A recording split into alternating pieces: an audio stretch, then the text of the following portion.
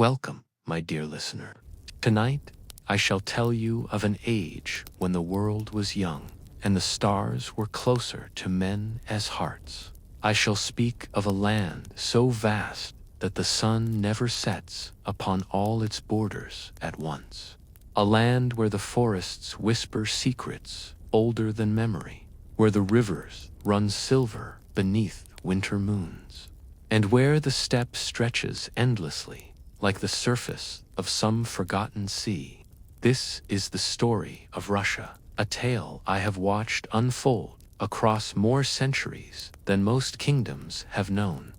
I have walked through her ancient forests when they were still unnamed, stood upon her frozen rivers when they bore the weight of empires, and witnessed the rise and fall of dynasties that believed themselves eternal. Tonight, I shall trace for you the long, winding path of this remarkable land, from the first whispers of settlement to the thunder of revolution. I shall tell you of princes and peasants, of golden domes and iron chains, of glory and suffering intertwined like the roots of an ancient oak. Come then, settle close. The fire burns low, the night is long, and there are many memories yet to share. In the beginning, there was only the land, and the land was patient. For thousands upon thousands of years, the territories we now call Russia and Ukraine lay open beneath endless skies. The great southern grasslands, the steppe rolled on without boundary, a sea of grass that moved like water in the wind. I remember the sound it made, that ancient grass rustling beneath the hooves of horses that had never known a master's hand. The peoples who dwelt here left little behind save their graves. They were nomads, following the herds, following the seasons, following the stars. In the Bronze Age, mysterious cultures flourished and faded like breath upon cold air. When their chieftains died, they raised great mounds of earth above them, kurgans. They would later be called monuments to lives lived freely upon the open plain. The ancient Greeks, those distant chroniclers who believed themselves the measure of all civilization, called these people Scythians. I knew them by other names, names that have been lost to the centuries. They were riders, warriors, artists who worked gold into shapes of terrible beauty. Their lands knew no borders, only horizons. Then came the great migrations, the churning of peoples that would reshape the world. The same nomadic warriors who would eventually bring down mighty Rome swept across these grasslands like a storm. The Huns, the Goths, the Sarmatians, wave after wave, each leaving their mark upon the land and upon the memories of those who survived their passing. And in the wake of this turmoil, gradually, slowly, like grass growing back after fire, came the Slavs. They were a people of the forests and rivers. These early Slavs, they shared language and custom, the old ways of worship and celebration, but they were divided into many tribes. The Polyanians dwelt along the Dnieper, the Krivichans in the north, the Severians to the east. Each tribe with its own elders, its own way of speaking to the gods, its own small corner of the vast wilderness. They built their homes of timber, these Slavs. They cleared the forest with axe and fire, planted their crops in the rich black earth, and learned the rhythms of the northern seasons. The winters here were longer and darker than anything their ancestors had known, but the people adapted, as people always do. They learned to store grain against the frozen months, to keep their livestock close, to spin tales around the fire when the world outside was nothing but snow and wind. The rivers became their roads, the great waterways, the Volga, the Don, the Dnieper. These were the highways of the eastern lands. Along these rivers, one could travel from the cold northern seas all the way to the warm waters of the south, to the Black Sea and beyond, to the golden splendor of Constantinople itself. And it was along these rivers that the Northmen came. I remember the first time I saw their ships, long and sleek. They moved like serpents through the water, their dragon-headed prows cutting through the morning mist. The Scandinavians, those fierce traders and warriors, had discovered the eastern rivers, and they saw opportunity glittering like silver fish beneath the surface. In the east, these Norsemen were called the Varangians. They came seeking furs and slaves, amber and honey, all the riches of the northern forests. They established trading posts, built fortifications, and slowly, gradually, they became more than mere visitors. They married into Slavic families, learned the local tongues, adopted the local gods. The line between trader and settler, between visitor and inhabitant, grew thinner with each passing season. According to the old tales, and I was there to hear them first told, the Slavic tribes grew weary of their endless feuding.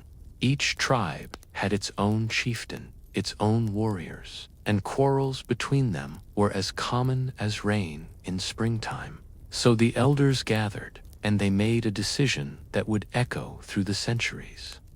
They invited a Varangian chieftain named Rurik to come and rule over them, to bring order to their fractious lands.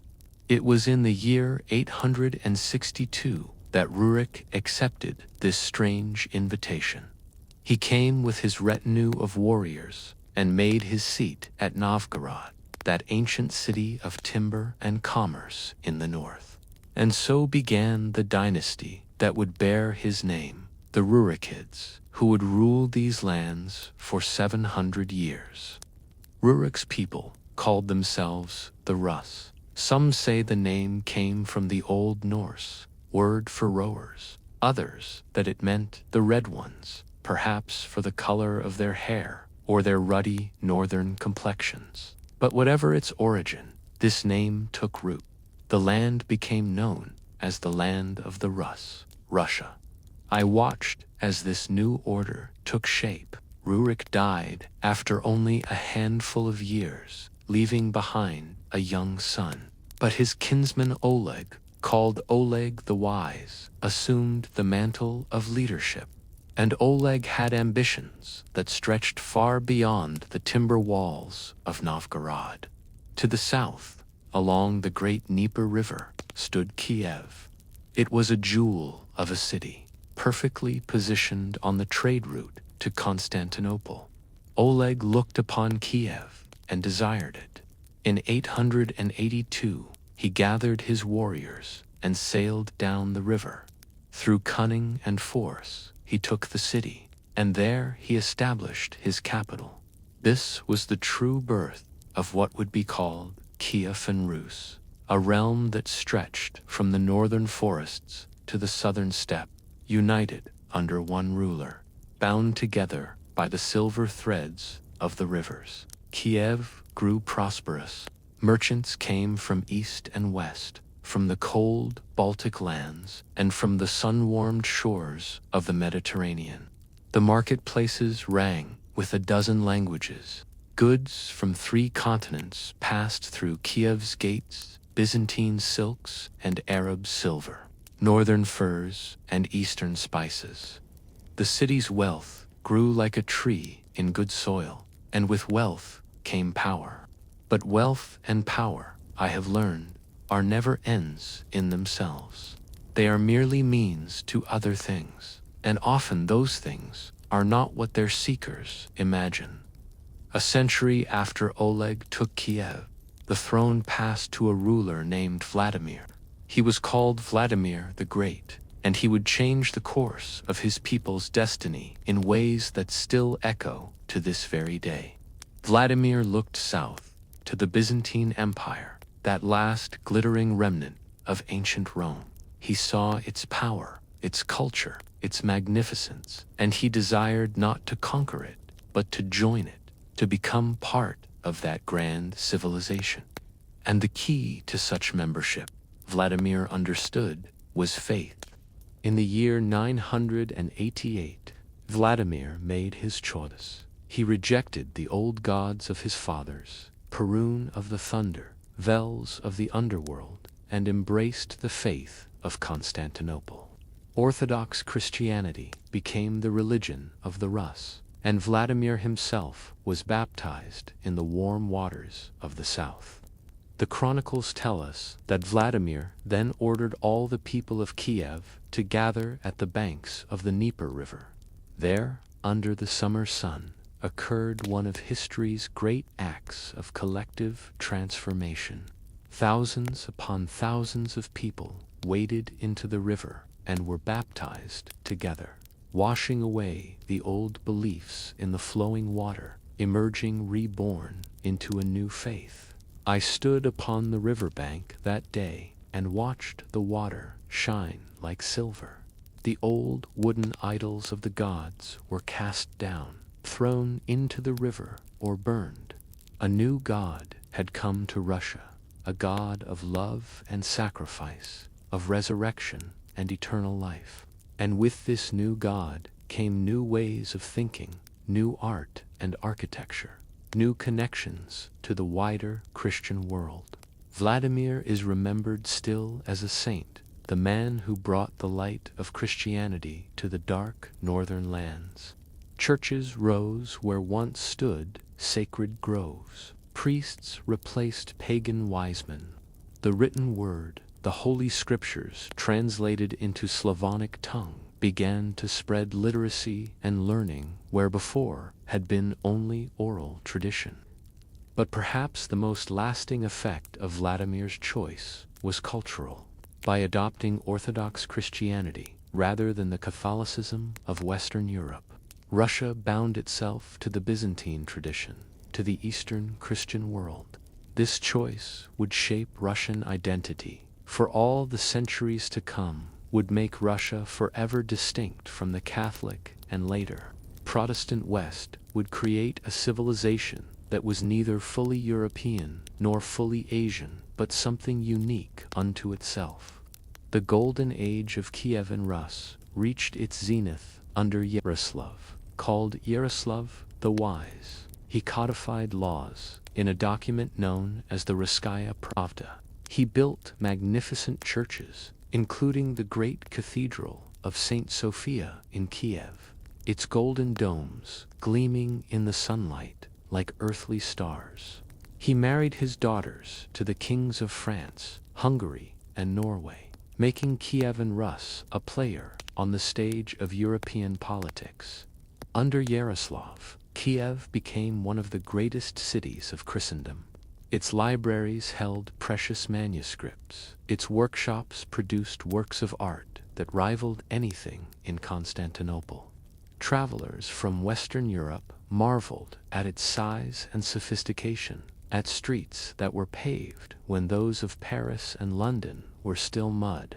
But all golden ages, I have learned, carry within them the seeds of their own ending.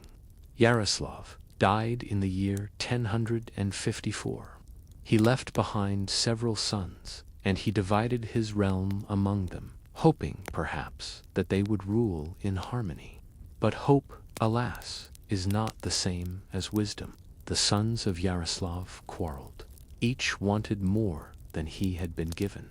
Alliances formed and broke like ice in spring thaw. Brother fought brother, cousin fought cousin.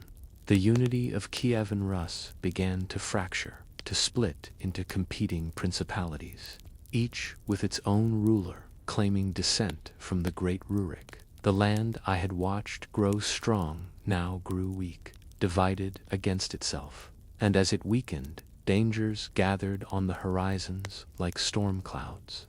From the southern steppe came the Cumans, those fierce nomadic warriors who the Russians called the Polovtsi. They raided the borderlands, carrying off slaves and livestock, burning villages and crops. The Russian princes, busy fighting among themselves, could mount only scattered resistance. And then, from the east, from distances so vast that few Russians had even heard rumors of those far lands, came news of a new power rising. A conqueror was abroad in the world, a man whose name would become synonymous with terror and destruction. His name was Temujin, but history would remember him as Genghis Khan. The Mongols, those horsemen of the endless eastern steppe, had been united under Genghis Khan's iron will into the most formidable military force the world had ever seen. City after city, kingdom after kingdom fell before them.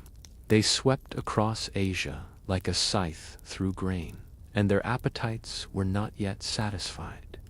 In 1223, a Mongol raiding force crossed the Caucasus Mountains and struck into the lands of the Rus. At the Battle of the Kalka River, the Russian princes rode out to meet them. It was a catastrophe.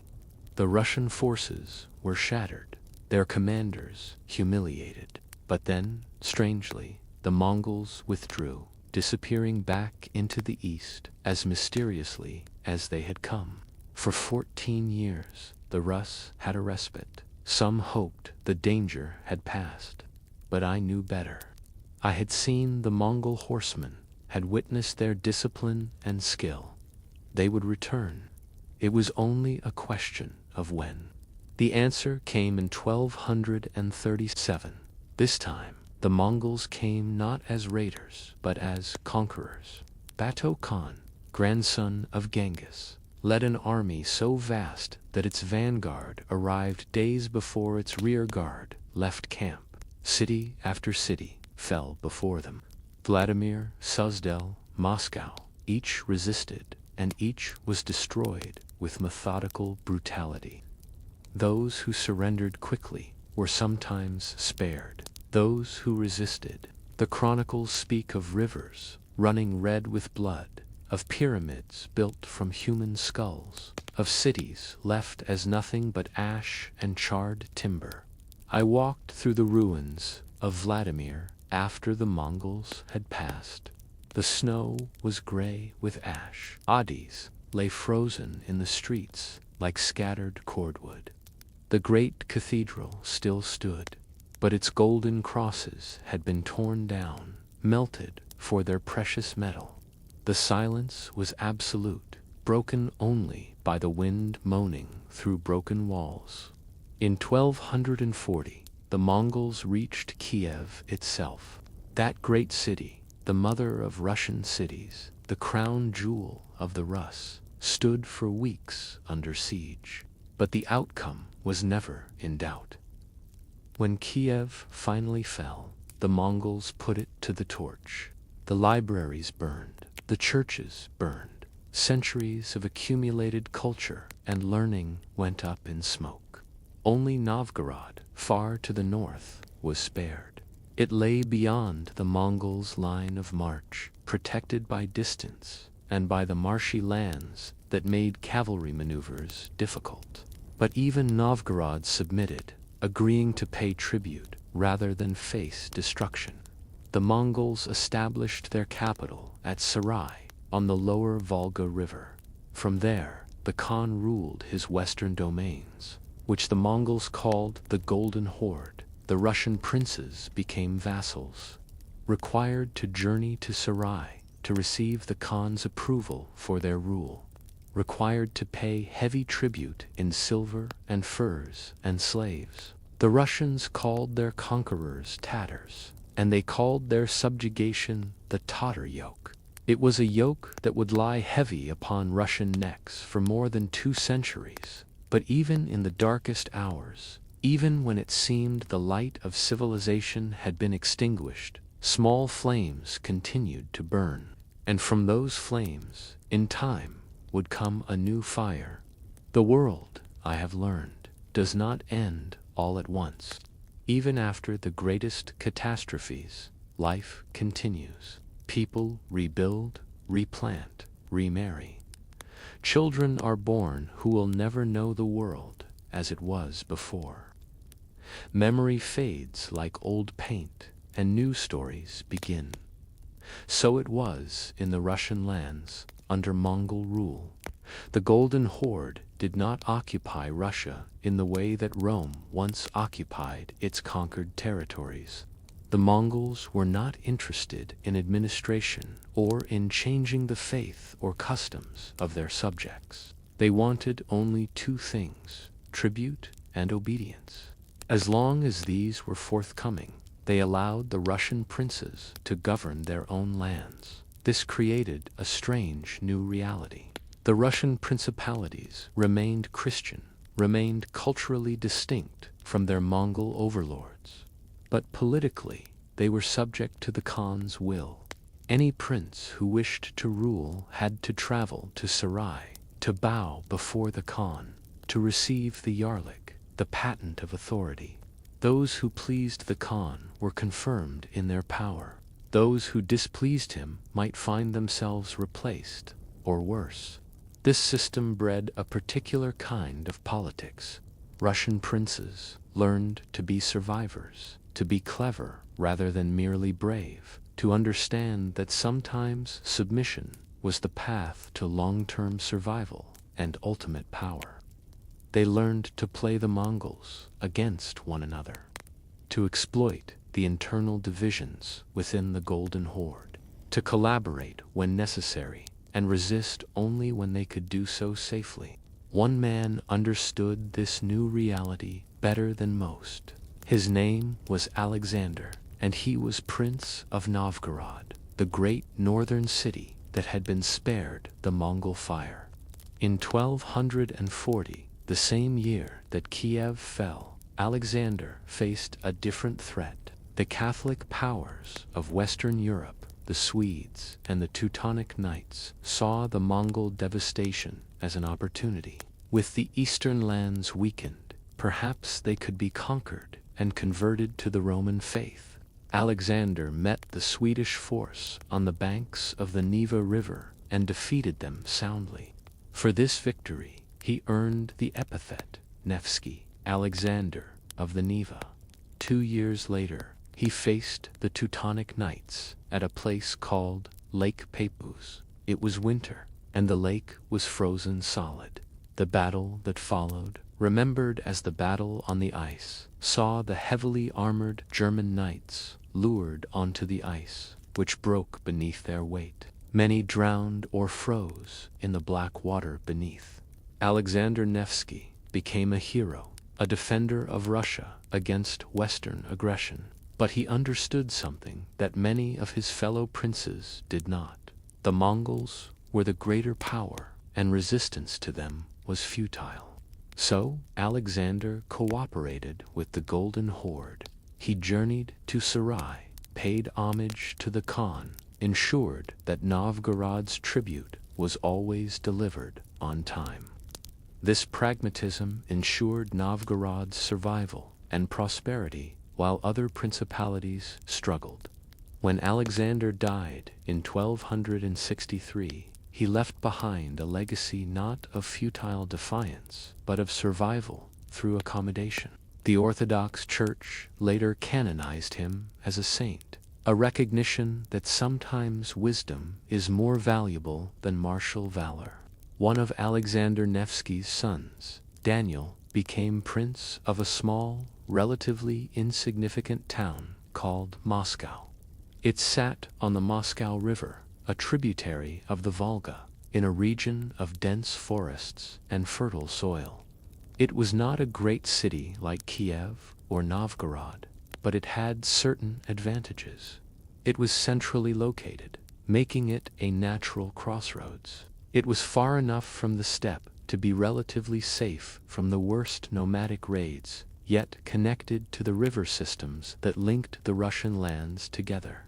Daniel and his successors pursued a patient policy of expansion. They acquired lands through purchase, through marriage alliances, through inheritance. They cultivated good relations with the Mongol Khans, faithfully collecting tribute from neighboring principalities on the Khan's behalf, and in the process, making themselves indispensable to the Golden Horde's administration. In 1322, the Metropolitan, the head of the Russian Orthodox Church, moved his seat from Vladimir to Moscow. This gave Moscow enormous prestige.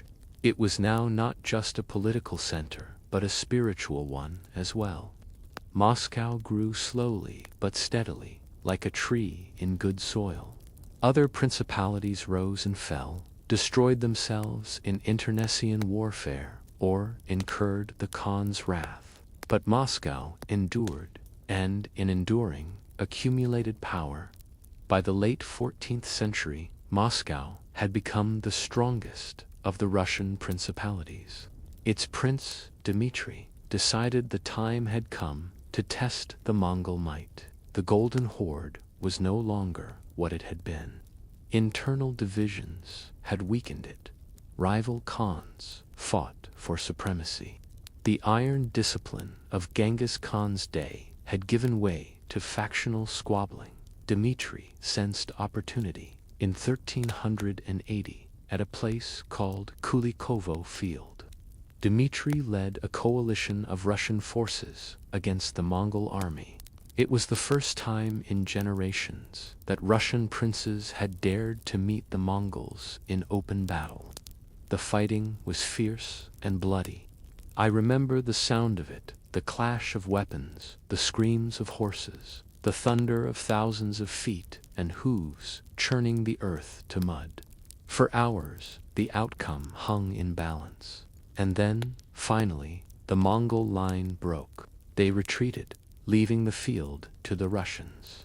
Dmitry earned the epithet Donskoy, of the dawn, for his victory. He returned to Moscow in triumph, and the people hailed him as a liberator. For the first time in nearly a century and a half, Russians had defeated the Mongols in pitched battle. But the victory was not yet complete. The Mongols returned 2 years later and burned Moscow in retaliation. The Tatar yoke was not so easily cast off. It would take another century of patient effort, of accumulating strength and waiting for the right moment before Russia would finally be free. Yet Kulikovo Field was important nonetheless. It proved that the Mongols could be beaten. It gave Russians hope, and hope, even more than weapons, is what sustains a people through long darkness.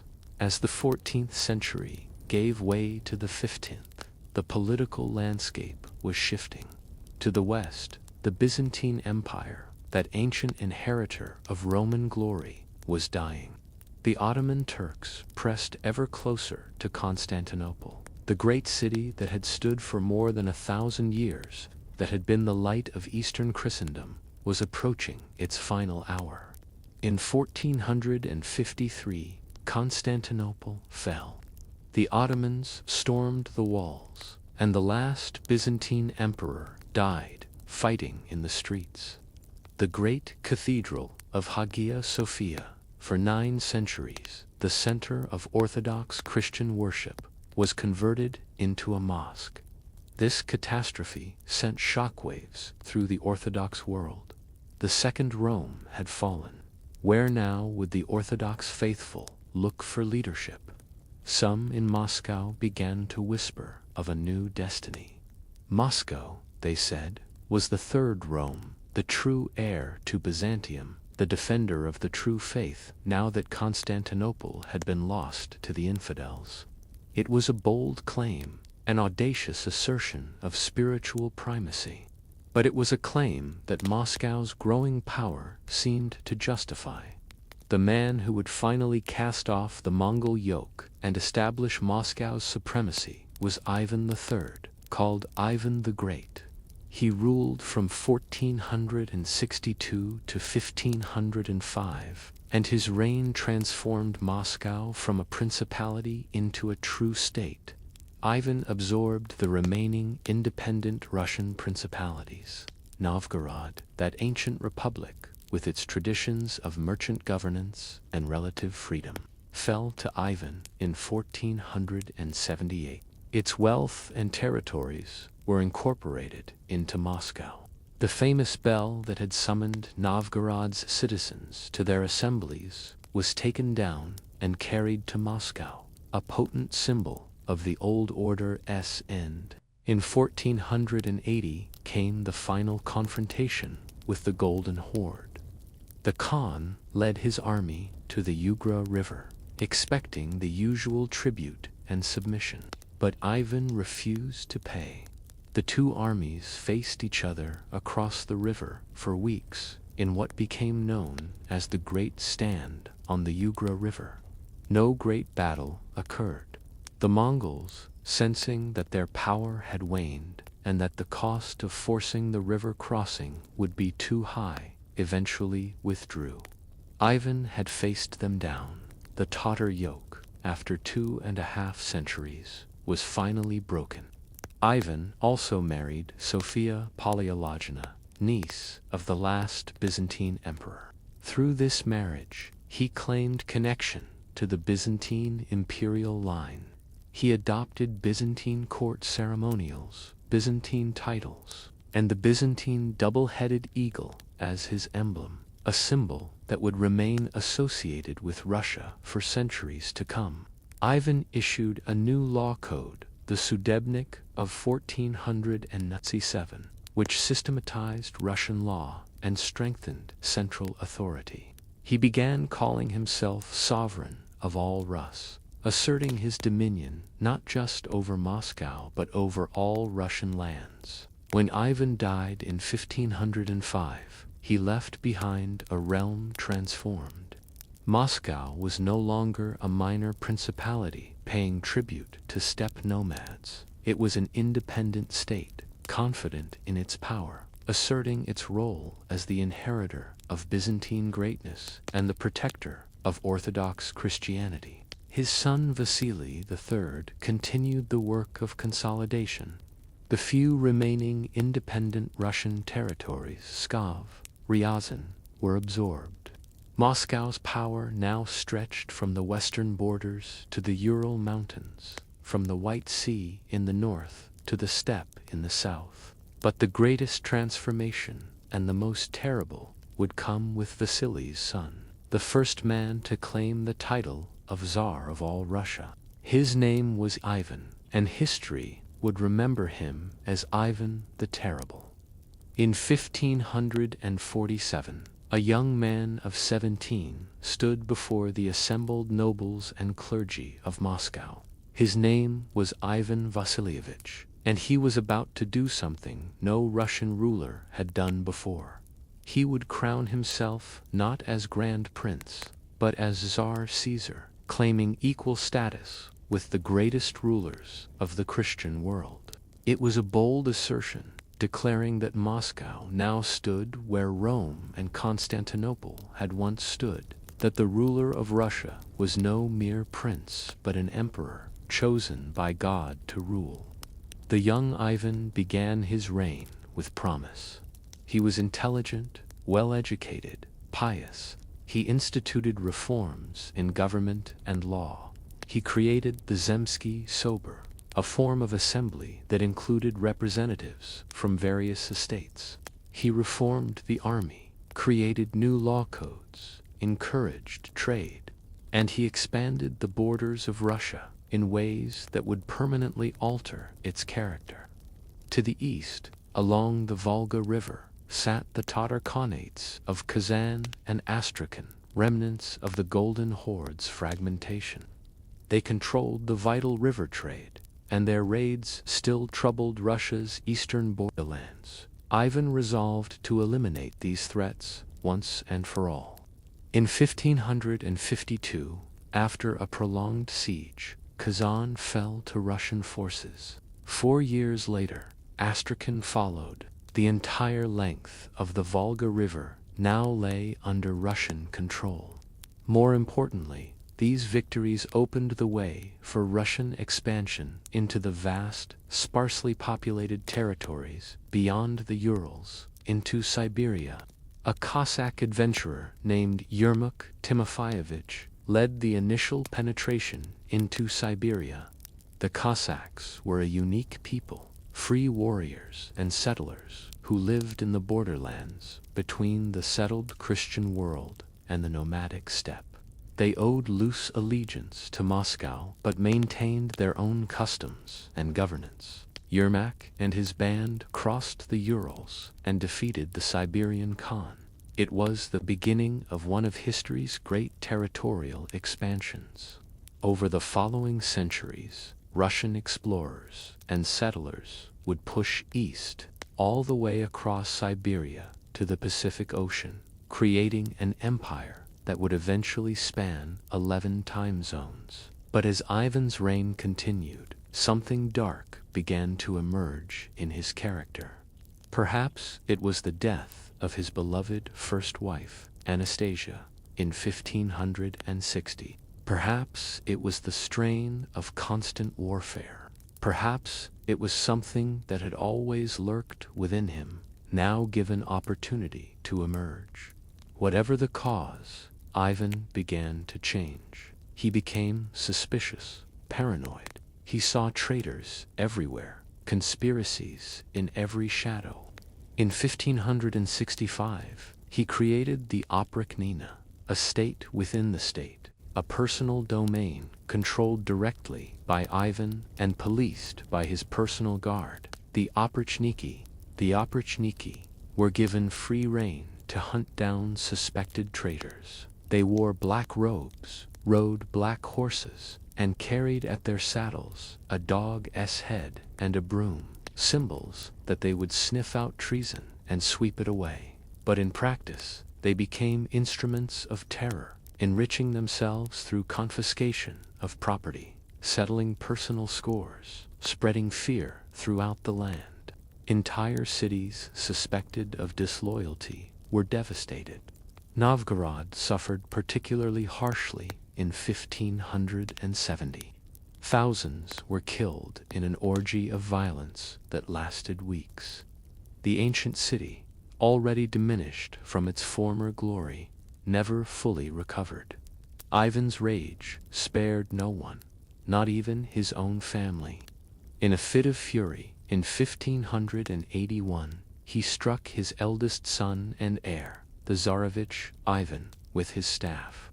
The blow proved mortal. The Tsarevich died days later from his injuries. I remember seeing Ivan afterward, the old Tsar, broken by what he had done.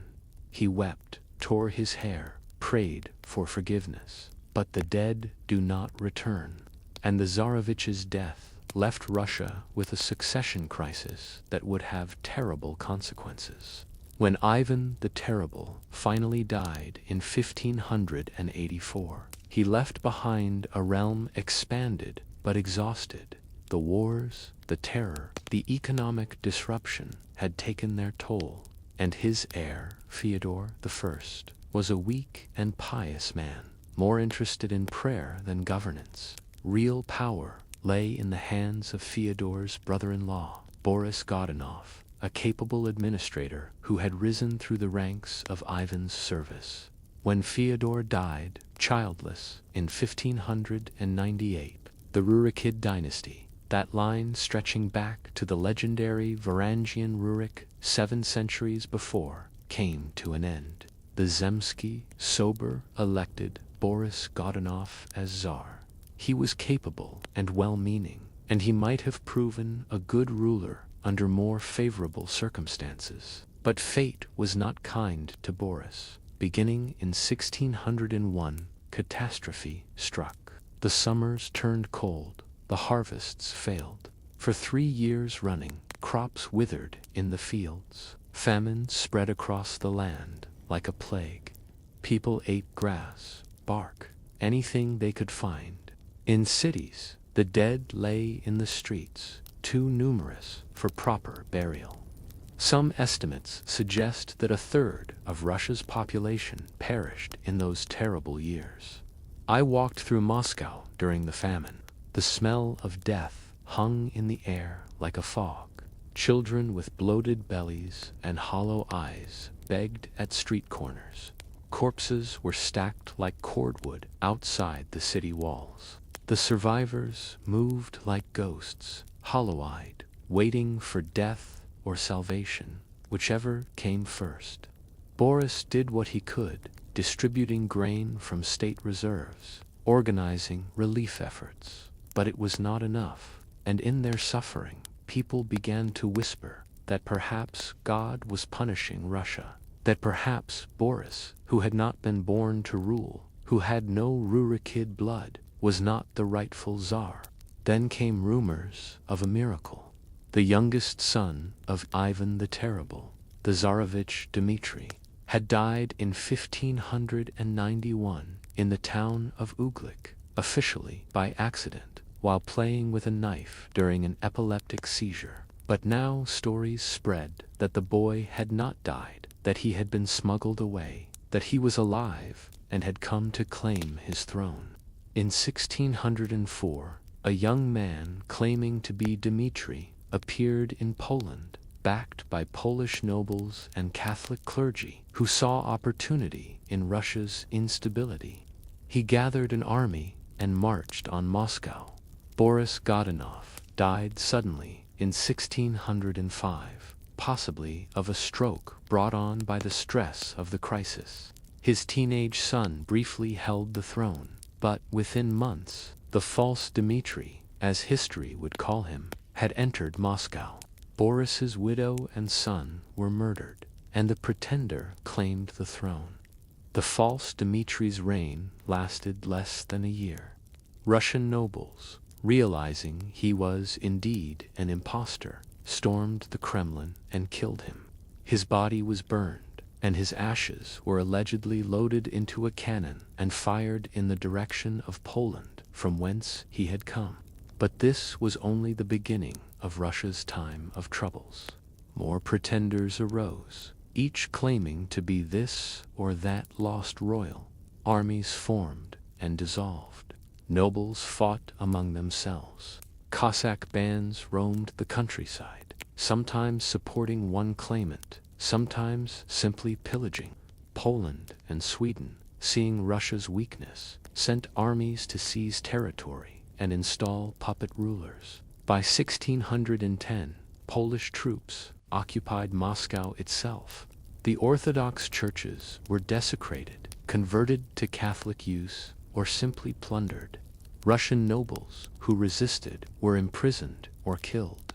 The ancient Kremlin, seat of Russian power, flew Polish banners. It seemed the Russian state might simply cease to exist, absorbed by its neighbors, erased from the map as Poland, Lithuania, and other states had absorbed or fragmented so many smaller realms. But Russia was saved not by its nobles or its armies, but by its common people. In the town of Nizhny Novgorod, a merchant named Kuzma Minin stood in the market square and called upon his fellow townsmen to raise money and troops to liberate Moscow. The response was overwhelming. People gave jewelry, savings, anything of value. A militia was raised, commanded by Prince Dmitry Pozarsky. In 1612, this people's army marched on Moscow. After fierce fighting, they expelled the Polish garrison. Moscow was free. The Zemsky sober assembled to elect a new Tsar, someone who could unite the shattered realm. They chose a 16-year-old boy named Mikhail Romanov, whose family had connections to the old dynasty, but who was young enough not to be tainted by the factionalism of recent years. On the 11th of July, 1613, Mikhail Romanov was crowned Tsar. A new dynasty had begun, one that would rule Russia for the next 300 years, until revolution would sweep it away like autumn leaves before winter wind. But that story lies far ahead. For now, Russia faced the task of recovery, of rebuilding what had been destroyed, of healing wounds that went soul deep. The early Romanovs were cautious men, and wisely so. They inherited a realm devastated by famine, war, and occupation. Their first task was not conquest or glory, but simple survival. Tsar Mikhail ruled with the guidance of his father, Patriarch Filaret, who had survived imprisonment by the Poles and returned to Moscow with wisdom, born of suffering. Together, they negotiated peace with Sweden and Poland, trading territory for time, accepting losses in order to gain the breathing space Russia so desperately needed. The land was exhausted. Entire regions lay depopulated, their villages abandoned, their fields returning to forest. The roads were dangerous, haunted by bands of former soldiers turned brigands. The treasury was empty. The army was a shadow of its former strength.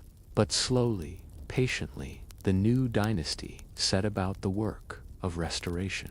Towns were rebuilt, trade routes reopened, order gradually reasserted. The wounds were deep, but they began, at last, to heal. When Mikhail died in 1645, his son Alexis inherited a realm that had regained its footing.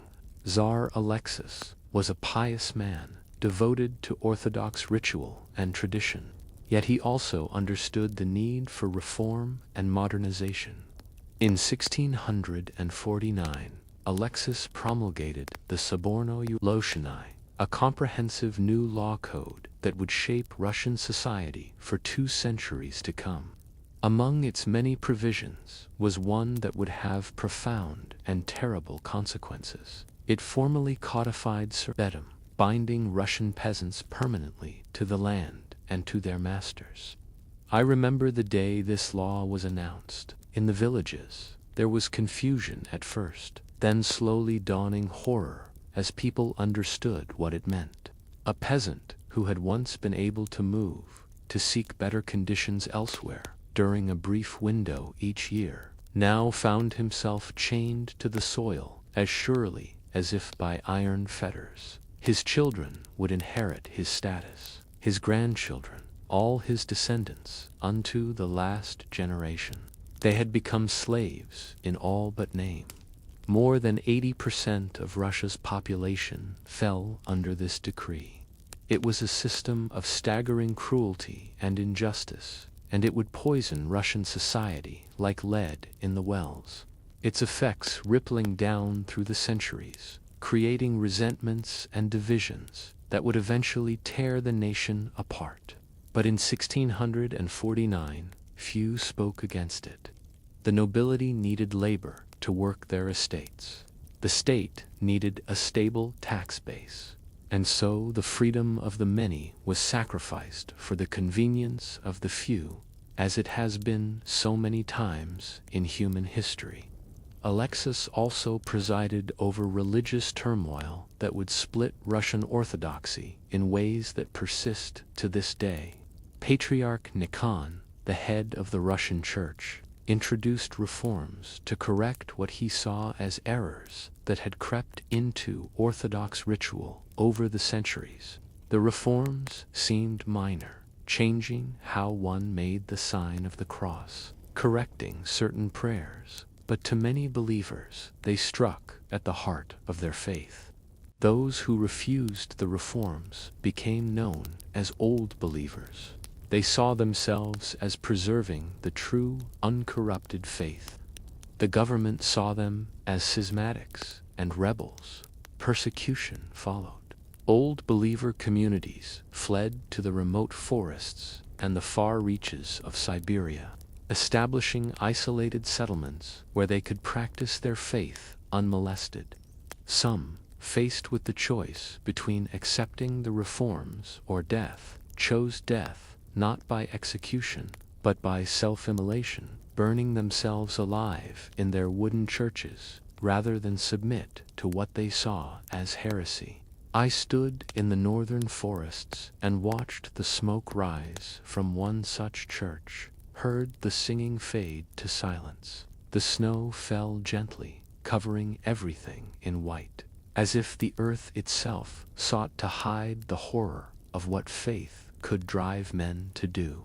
In 1654, Russia went to war with the Polish-Lithuanian Commonwealth. The war dragged on for 13 years, a brutal back and forth of sieges and raids. But when it finally ended, Russia emerged with significant gains. The city of Smolensk, lost during the time of troubles, was returned, and most importantly, Russia gained control of the left bank of the Dnieper River, bringing much of eastern Ukraine under Moscow's authority.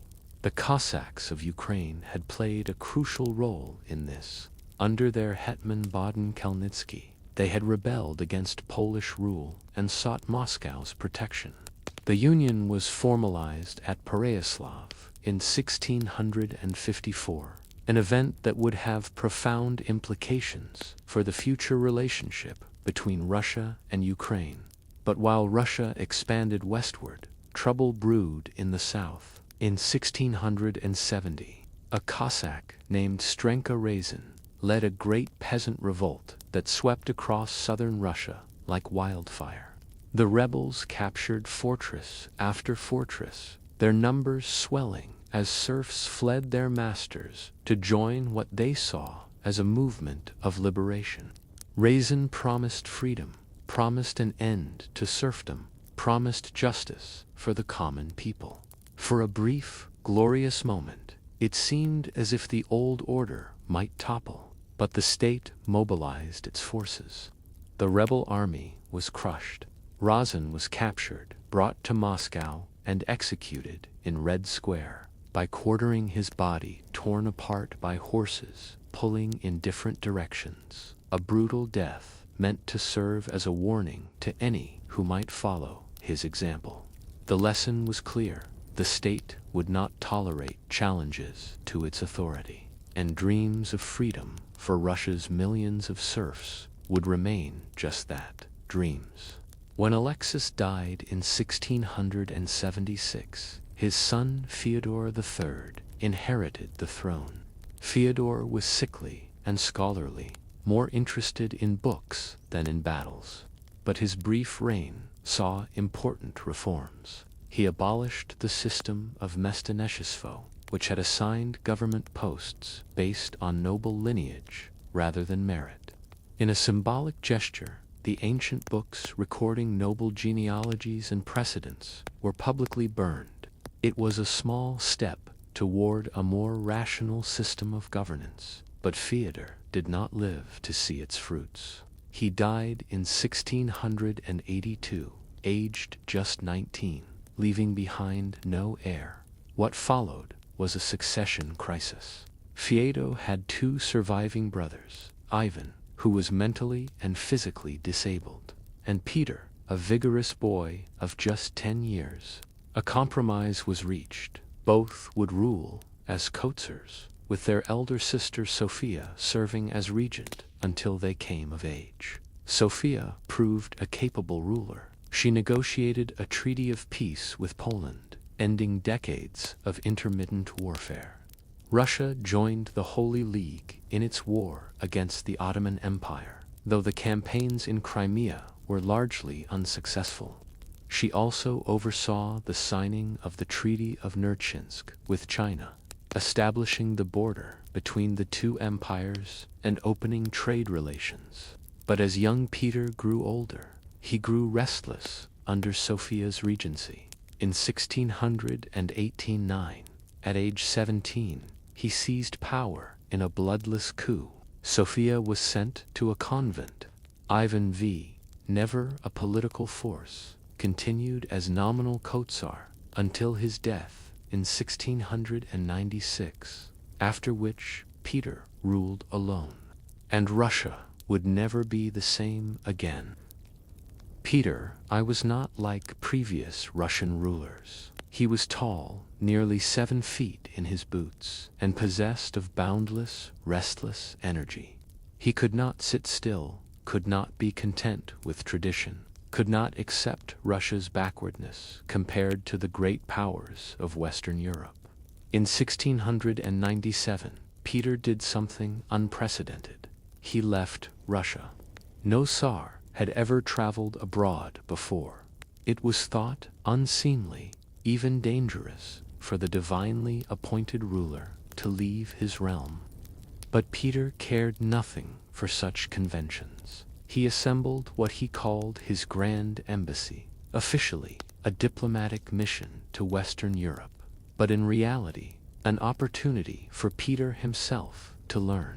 He traveled incognito, calling himself Peter Mikhailov, though at his height the disguise fooled no one. He worked as a common laborer in Dutch shipyards, learning the craft of shipbuilding. He visited factories, arsenals, scientific academies. He recruited hundreds of foreign specialists to come to Russia: engineers, ship captains, military officers, artisans of every description. I remember seeing him in Amsterdam, his clothes spattered with sawdust and tar, his hands calloused like a carpenter's, arguing passionately with Dutch engineers about hull designs and rigging systems. Here was a czar who would rather wield a hammer than a scepter, and Russia would be transformed by his vision, whether it wished to be or not. Peter returned to Russia in 1698 with his head full of plans and no patience for obstacles. He immediately set about remaking Russian society in the image of Western Europe. Russian nobles were ordered to shave their traditional long beards and to dress in European fashion. Those who refused to shave were forced to pay a special beard tax. Peter himself would sometimes take scissors to the beards of his courtiers, cutting them off personally with evident glee. These might seem like trivial changes, but they struck at the heart of Russian identity. The beard was not merely fashion, it was a symbol of orthodox piety, of Russian distinctiveness.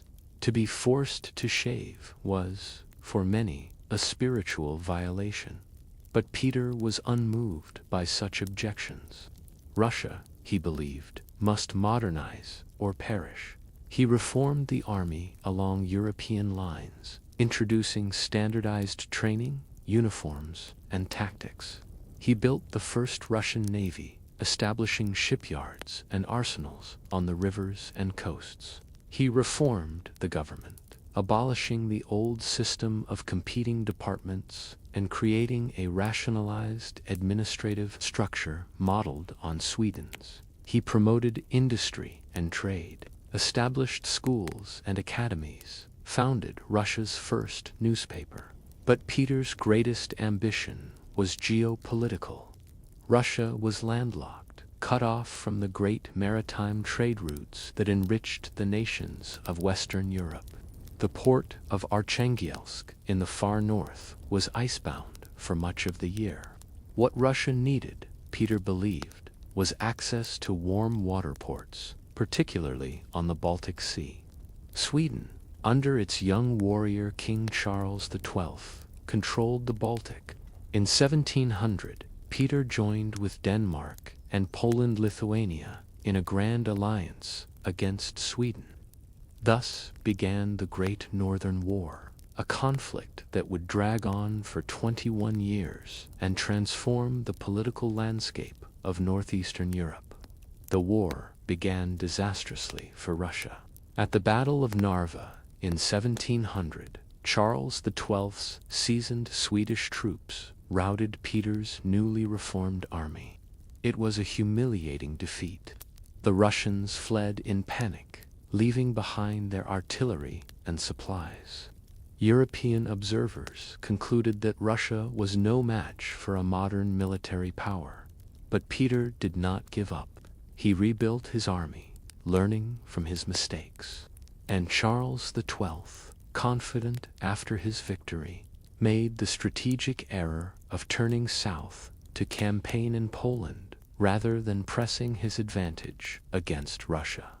Years passed, the war ground on less, and then, in 1709, Charles invaded Russia itself, marching deep into Ukraine with the largest army he had ever commanded. At the town of Poltava, Peter's army met him. The Battle of Poltava was one of the decisive engagements of the 18th century. Charles, wounded before the battle by a stray shot, had to direct his troops from a stretcher. His army, exhausted by the long campaign and short on supplies, could not break the Russian lines. By the end of the day, Swedish power in Eastern Europe lay in ruins. Charles fled to the Ottoman Empire. His army surrendered. Russia had proven itself a great military power. And Peter, once derided as the Tsar of a backward nation, now commanded respect from the courts of Europe.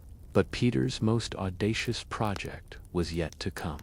In 1703, in the midst of the war with Sweden, Peter had captured a small Swedish fortress at the mouth of the Neva River, where it emptied into the Gulf of Finland. The location was unpromising, a marshy, fog-shrouded delta plagued by floods, mosquitoes, and scurvy. But Peter saw something others did not, a gateway to the Baltic, and through it to Europe. On that swampy ground, he began to build a city, St. Petersburg, Peter's city. His window on Europe, his defiant assertion that Russia belonged to the European world. Tens of thousands of serfs were conscripted to build it, draining the marshes, driving pilings into the soft earth, hauling stone and timber. The mortality rate was staggering. Some estimates suggest that 100,000 workers died building St. Petersburg in its first years from disease, exposure, exhaustion, accidents. Their bones lie buried beneath the streets and foundations. But the city rose nonetheless, an assertion of will over nature, of ambition over prudence. Peter decreed that nobles must build houses there, that government offices must relocate. In 1713, St. Petersburg officially became Russia's new capital, replacing Moscow. I walked along the Neva River on a summer night when the famous white nights bathed everything in pale, endless twilight. The Winter Palace gleamed like a jewel. The Admiralty's golden spire reached toward the luminous sky. It was beautiful, undeniably so. But I remembered the cost of that beauty. Could almost hear the whispers of those who had died to build it, rising like mist from the canals. The Great Northern War finally ended in 1721 with the Treaty of Nystad. Russia gained Sweden's Baltic territories, Estonia, Livonia, Ingria, and part of Karelia. Sweden's era as a great power was over. Russia's was beginning. 4 years later, in 1725, Peter died at age 52, his health broken by years of relentless activity.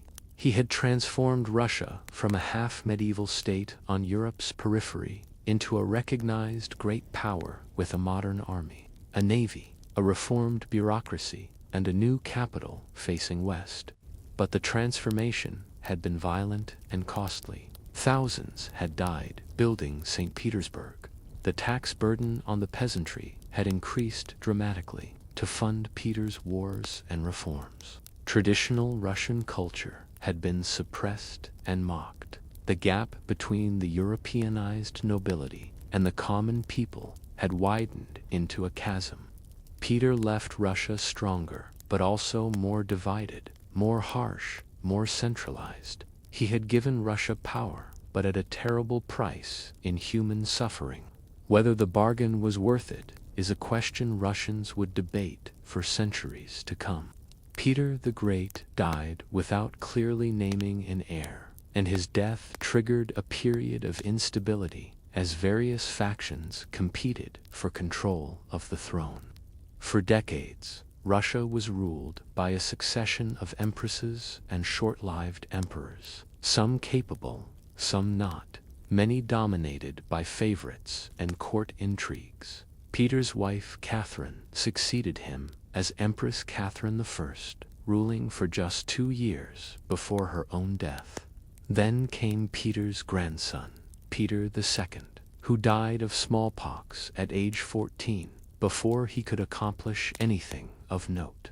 Anna Ionovna, daughter of Peter the Great's half-brother Ivan V, ruled for a decade, starting in 1730. She was remembered for her decadence and extravagance, for the elaborate court entertainments she organized, and for the enormous influence wielded by her German lover, Ernst Byron. But her reign also saw significant exploration of Russia's vast eastern territories.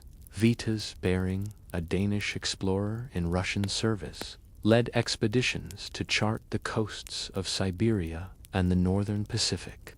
In 1741, Bering's expedition reached Alaska, becoming the first Europeans to set foot on that land from the west. The Bering Strait, that narrow passage separating Asia from America, still bears his name. I sailed with one of those expeditions, not with Bering himself, but with men who followed in his wake.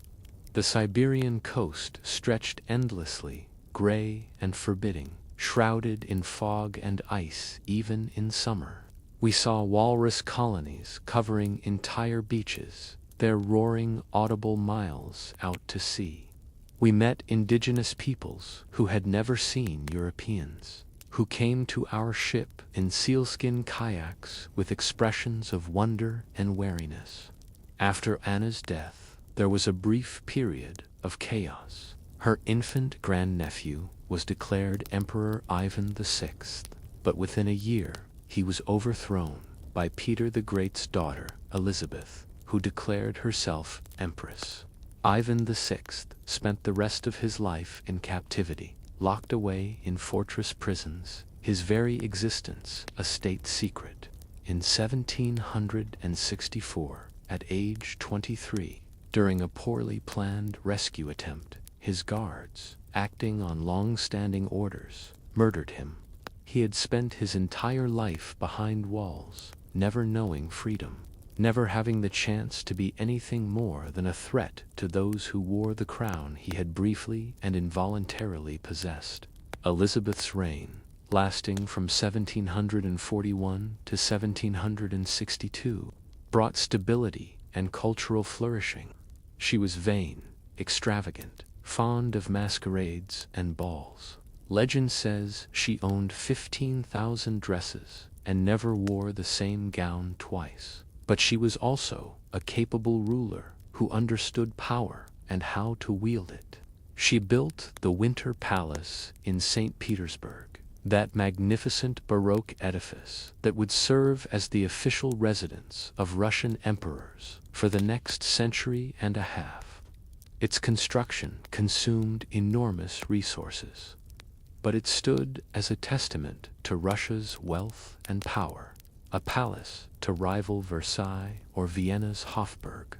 Under Elizabeth, Russia entered the 7 Years' War, that great global conflict that pitted Prussia and Britain against France, Austria, and Russia. In 1757, Russian armies invaded Prussia. At the Battle of Kunersdorf in 1759, they inflicted a crushing defeat on Frederick the Great of Prussia, nearly destroying his army. Berlin itself was briefly occupied by Russian troops, but Frederick was saved by an unexpected stroke of fortune. In 1762, Empress Elizabeth died and was succeeded by her nephew, Peter III. Peter III was an odd figure, the grandson of Peter the Great by his elder daughter, Anna, but raised in Germany and far more German than Russian in his sympathies. He spoke Russian poorly, preferred his German regiment to the Russian army, and worst of all, from the Russian perspective, he was an ardent admirer of Frederick the Great. Upon taking the throne, Peter III committed what many saw as an act of treason. He abruptly withdrew Russia from the 7 Years' War and returned all conquered territories to Prussia, saving Frederick from almost certain defeat. This extraordinary act of generosity to Russia's enemy enraged the army and the nobility. Peter III also managed to alienate the Orthodox Church and offend Russian sensibilities with various ill-considered reforms. His wife Catherine, a German princess by birth, but thoroughly Russian in her adopted loyalties, watched her husband's mistakes with calculating interest. 6 months into his reign, Catherine and her supporters in the Imperial Guard staged a coup. Peter III was arrested and forced to abdicate. A week later, he died in captivity under circumstances that remain officially mysterious, but were almost certainly murder. Catherine II, now Empress of Russia, had accomplished what many would have thought impossible. A foreign-born woman with no blood claim to the Russian throne had made herself absolute ruler of the world's largest empire, and her reign would be remembered as one of the most glorious in Russian history. Catherine the Great, for so history would remember her, was a remarkable woman living in an age that did not often allow women to display remarkable talents. Born Sophie of Anhalt-Zerbst in a small German principality, she had come to Russia at age 15 to marry the future Peter III. She had arrived speaking no Russian. She left this life having expanded Russia's borders more than any ruler since Ivan the Terrible. Catherine was a child of the Enlightenment, that great flowering of reason and humanistic thought that swept 18th century Europe. She corresponded with Voltaire, with Diderot, with the great minds of the age.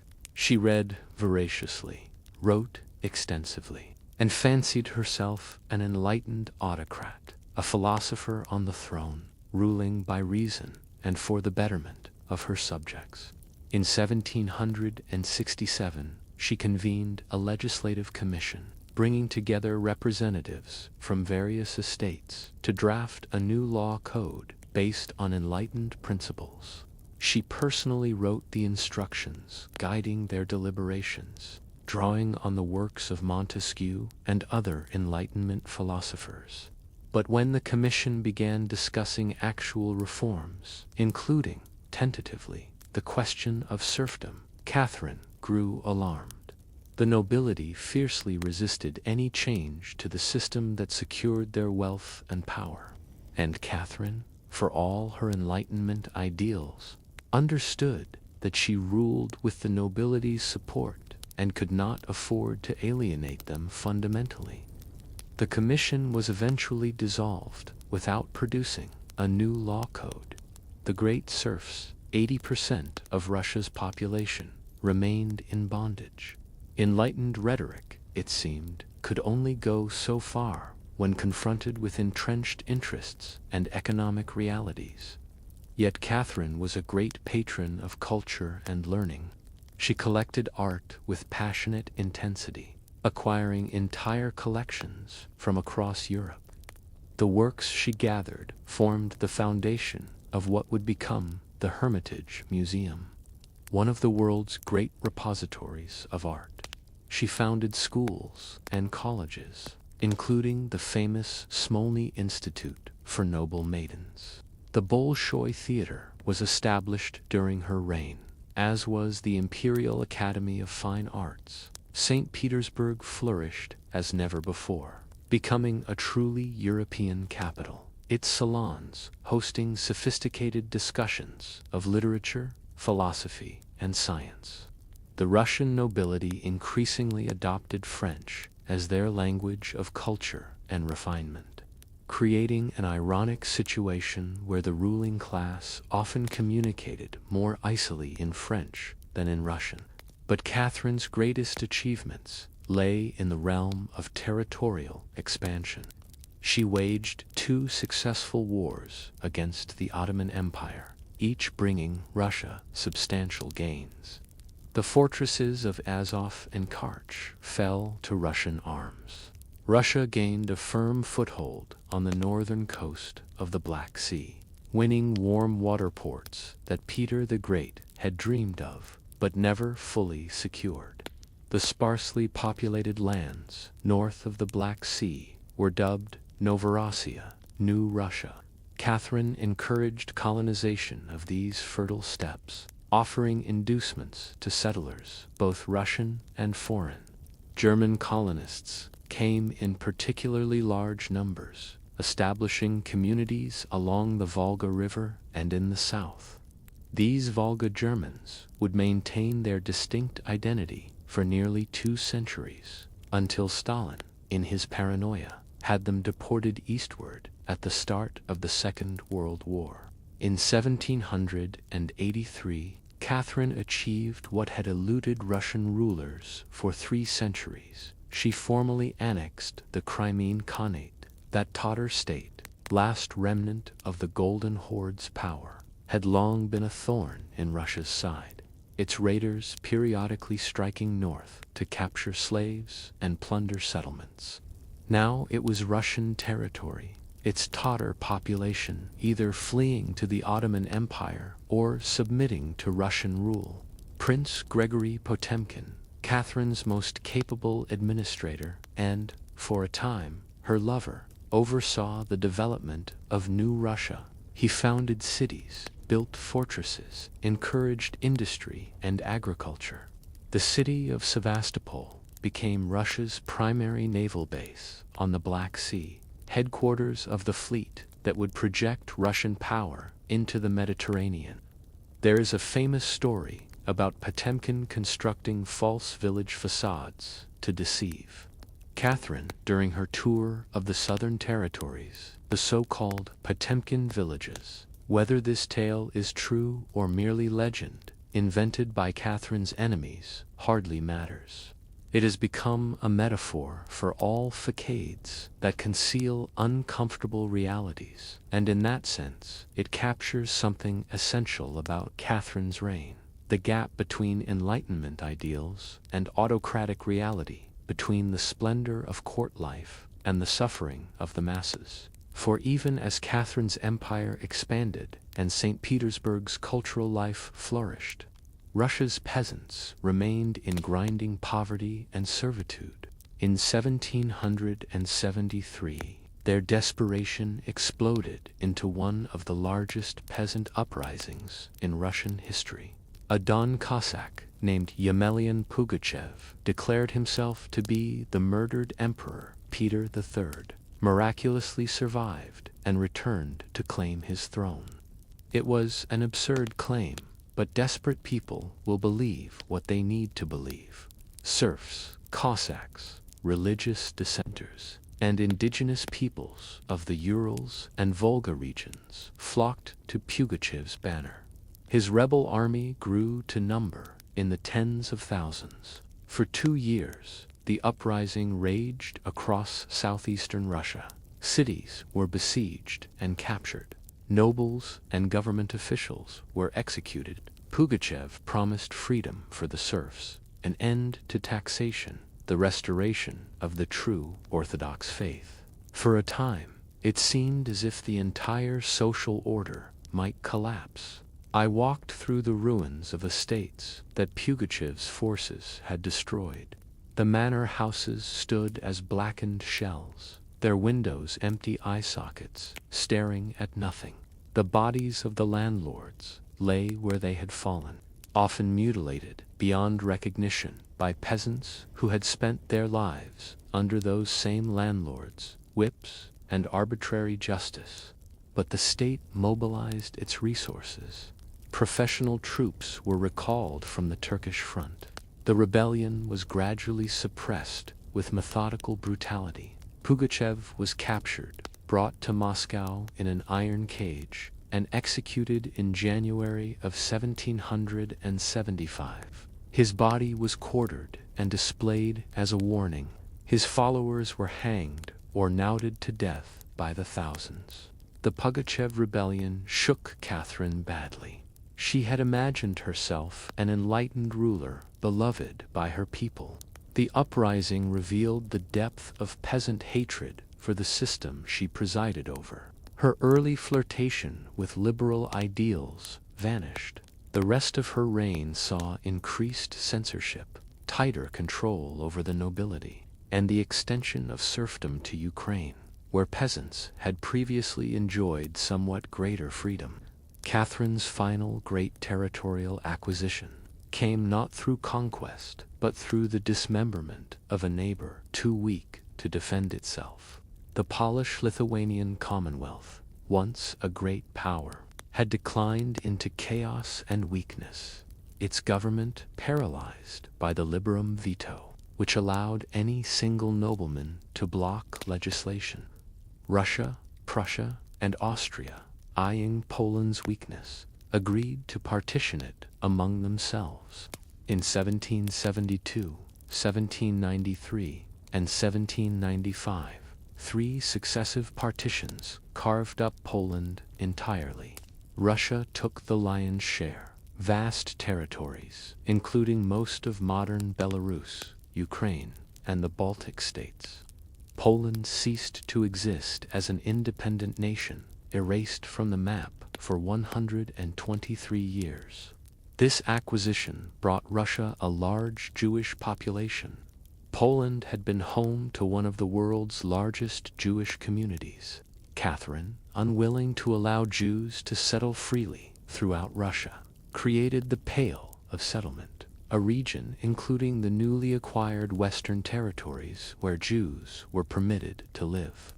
Beyond the Pale, Jews were generally forbidden, excluded from Russia's interior provinces and major cities. This policy of segregation and discrimination would persist, growing harsher over time, creating cycles of poverty, resentment, and violence that would culminate in terrible pogroms and eventually contribute to the mass emigration that would see millions of Russian Jews flee to America and elsewhere. In 1700 and 1809, revolution erupted in France.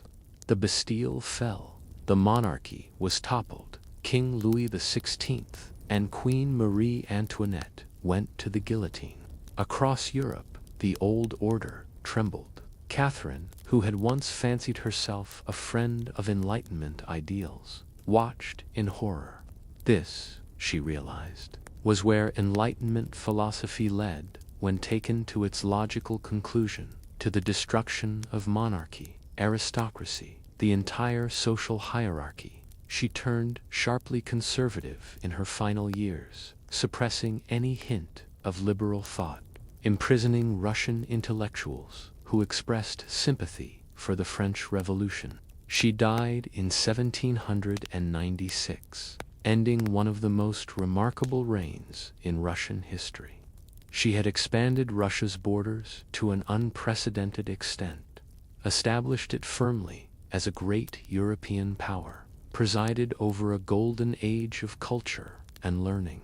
But she had also deepened the divide between the Europeanized elite and the enserfed masses, creating fault lines that would eventually shatter the empire she had done so much to build.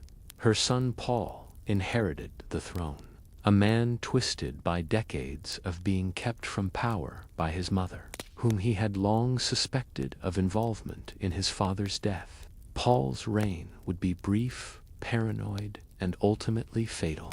Paul, I was an odd figure, obsessed with military discipline and Prussian-style precision, temperamental and suspicious, reversing many of his mother's policies, apparently out of spite. He lasted barely 5 years before his own guards, acting with the implicit approval of his son Alexander, murdered him in a palace coup in 1801. The guards burst into Paul's bedchamber at Mikhailovsky Castle, the fortress-like palace he had built to protect himself from assassination. The irony was bitter. He tried to hide behind a screen, but they dragged him out. Some accounts say he was strangled with a scarf, others that he was bludgeoned to death. However it happened, Russia had claimed another Tsar through violence. His son, Alexander I, just 23 years old, became emperor. Alexander was intelligent, idealistic, charming, the sort of man who impressed everyone he met with his apparent sincerity and good intentions. But he was also a mass of contradictions, torn between liberal impulses and autocratic instincts, between genuine desire for reform and fear of losing control. Alexander began his reign with reforms. He gathered around him a circle of young, liberal-minded advisors. His closest confidant, Mikhail Speransky, a brilliant administrator of humble origins, drafted plans for a constitution, for the gradual abolition of serfdom, for the creation of genuine representative institutions. But Alexander never followed through. Each time reform approached actual implementation, he pulled back, unwilling to limit his own autocratic power or to risk alienating the nobility. Speransky was eventually dismissed, sent into internal exile, his reformist projects filed away and forgotten. What would define Alexander's reign was not domestic reform, but war, the greatest war Europe had yet seen.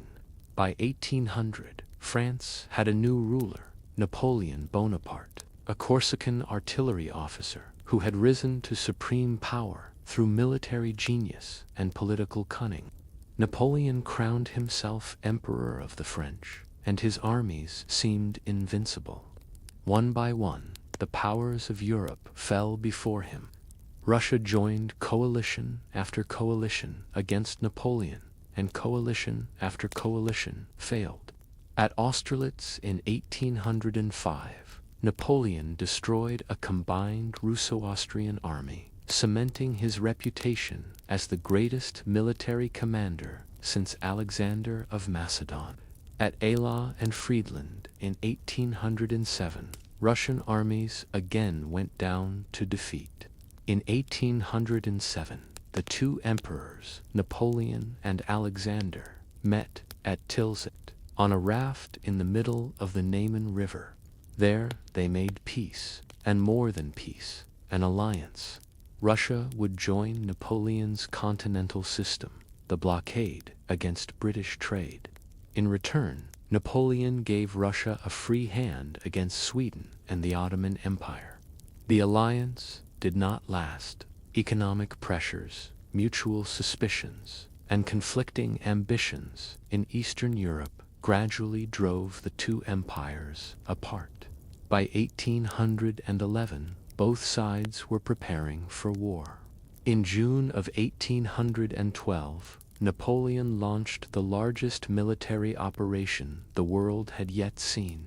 His Grand Army, 600,000 men drawn from France and all her subject states, crossed the Neman River and invaded Russia. The Russian army retreated, refusing to give Napoleon the decisive battle he sought. As they retreated, they burned the countryside, denying the French food and fodder. The invaders found themselves in a strange, hostile landscape of scorched earth and empty villages. At last, in September, the Russian commander, Kutuzov, made a stand before Moscow at the village of Borodino. It was one of the bloodiest single days of combat in history up to that time. 70,000 men fell, killed, wounded, or missing. The ground was carpeted with bodies. The artillery thundered from dawn to dusk, and when silence finally fell, neither side could claim a clear victory. I walked that battlefield the next morning. The smell was indescribable. Blood, gunpowder, excrement, death. The wounded lay everywhere, Russian and French intermingled, calling for water, for their mothers, for death. The surgeons moved among them with saws and knives, and the piles of amputated limbs grew like grisly haystacks. Kutuzov chose to retreat again, sacrificing Moscow to preserve his army. Napoleon entered Russia's ancient capital on September 14th, expecting to find Alexander ready to negotiate. Instead, he found an empty city. That night, fires broke out, whether set by Russians determined to deny Napoleon the city, or by careless French soldiers. None can say for certain. Within days, most of Moscow was ash. Napoleon waited in Moscow for 5 weeks, hoping Alexander would negotiate, but Alexander refused. Winter was approaching. The French army, deep in hostile territory, with its supply lines overstretched, faced catastrophe. On October 19th, Napoleon gave the order to retreat. The Grand Army turned west and began the long march back to Poland. What followed was one of history's great military disasters. The Russian winter set in early and hard. Snow fell, temperatures plummeted. The French soldiers, many still in summer uniforms, froze by the thousands. Russian cavalry harried the retreating columns constantly. Cossacks swooped down on stragglers, offering no quarter. Starvation and disease killed more than bullets. At the Berezina River crossing in November, what remained of the Grand Army was nearly trapped and destroyed. Somehow, Napoleon's engineers managed to throw pontoon bridges across the icy river, and the army escaped. But thousands drowned in the crossing, and thousands more froze to death on the banks.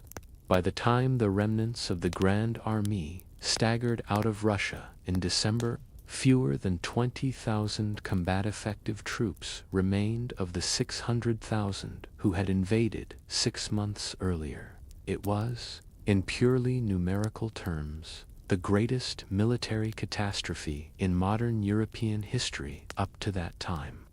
I followed the retreat westward, though I did not need to hurry. The trail was easy to follow. It was marked by frozen corpses, abandoned equipment, the carcasses of horses. In one place, I found a young French soldier who had sat down against a tree and frozen there, still clutching a miniature portrait of a young woman, his sweetheart, perhaps, or his sister. I wondered if she ever learned what happened to him, or if she simply waited year after year for a letter that would never come. Napoleon's mystique of invincibility was shattered. Russia, Prussia, Austria, and Britain formed a new coalition and pressed the attack. In October of 1813, at Leipzig, the Battle of Nations, Napoleon suffered another crushing defeat. By March of 1814, Allied troops marched into Paris. Napoleon abdicated and was exiled to Elba at the Congress of Vienna, which met to reorganize Europe. After Napoleon's defeat, Russia played a dominant role. Alexander was hailed as the liberator of Europe. As part of the peace settlement, he gained the title King of Poland, though the Kingdom of Poland he ruled was little more than a Russian province in all but name. Alexander formed the Holy Alliance with Austria and Prussia, pledging to base international relations on Christian principles and to prevent future revolutions. It was, in practice, an agreement among monarchs to help each other suppress any threats to the established order. But Europe had changed. The French Revolution and Napoleon's conquests had spread ideas of nationalism, constitutionalism, and individual rights across the continent. These ideas could not simply be stuffed back into the box by royal decree, no matter how many treaties were signed or alliances formed. Meanwhile, Russia continued its expansion in other directions. In the Caucasus Mountains, that wild region between the Black and Caspian Seas, Russia had been gradually pushing south for decades. Through wars with Persia and the Ottoman Empire, Russia acquired Georgia, much of Armenia and Azerbaijan, and the northern Caucasus regions of Dagestan, Chechnya, and Circassia. But the mountain peoples did not submit easily to Russian rule. The Chechens, Circassians, Avars, and other ethnic groups of the Caucasus were fierce warriors with ancient traditions of independence. They fought from their mountain strongholds with desperate courage, waging guerrilla warfare in terrain that favored defense. What followed was the Caucasian War, a brutal conflict that would drag on for nearly 50 years. Russian troops burned villages, destroyed crops, forcibly relocated entire populations. The mountaineers responded with raids and ambushes. It was a war without mercy on either side. fought in forests and gorges where conventional military advantages meant little. I climbed those mountain paths and saw the remains of villages that had been put to the torch. The forests were beautiful, ancient trees, clear streams, meadows carpeted with wildflowers, but they were forests of ghosts, haunted by the memories of peoples who had lived there for thousands of years before being scattered or destroyed. Alexander I died in 1825 under mysterious circumstances. Far from the capital, in the southern town of Taganrog, rumors circulated that he had not died at all, but had staged his death to escape the burdens of rule, living out his days as a religious hermit in Siberia. The story is almost certainly false, but it persists because it captures something true about Alexander: his divided nature, his weariness with power, his unrealized ideals. His death triggered a succession crisis. The expected heir was his brother Constantine, but Constantine had secretly renounced the throne. The next brother, Nicholas, was to inherit instead. But there was confusion about whether Constantine's renunciation was valid, and the transition was not smooth. A group of reform-minded army officers, many of them veterans of the Napoleonic Wars who had seen constitutional governments in Western Europe, decided to use the confusion to launch a coup. They wanted a constitution, an end to serfdom, representative government. On December 14th, 1825, they led their troops to Senate Square in St. Petersburg and refused to swear allegiance to Nicholas. The Decembrist revolt, as it came to be called, was poorly planned and quickly collapsed. Nicholas ordered loyal troops to open fire with artillery. The rebels broke and fled. The ringleaders were arrested. 5 of the revolt's leaders were hanged, the first executions of Russian nobles for political crimes in decades. Over 100 others were stripped of their titles and sent to Siberia, condemned to lives of hard labor in the mines or exile in remote settlements. Nicholas I, shaken by this attempted coup on the very first day of his reign, drew clear lessons. Reform was dangerous. Liberal ideas were poison. Russia must be held together by force, by orthodoxy, by unwavering autocracy. He adopted an official doctrine summarized in 3 words: orthodoxy, autocracy, nationality. The Orthodox Church, the power of the Tsar, and Russian national identity. These were the pillars upon which the empire would rest. No questioning of these principles would be tolerated. Nicholas created the 3rd section, a secret police force tasked with rooting out political dissent.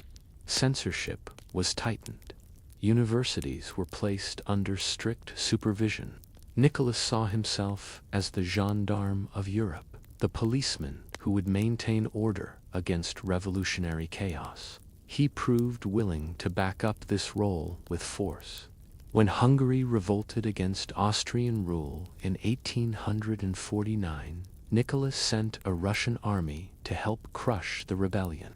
When Poland rose in revolt in 1830, demanding restoration of its constitution and greater autonomy, Nicholas responded with overwhelming military force. The Polish uprising was drowned in blood, and Poland's limited autonomy was abolished. Yet even Nicholas could not entirely halt progress. Russia's first major railway was completed in 1851, connecting St. Petersburg and Moscow. The journey that had once taken days by coach could now be completed in less than a day.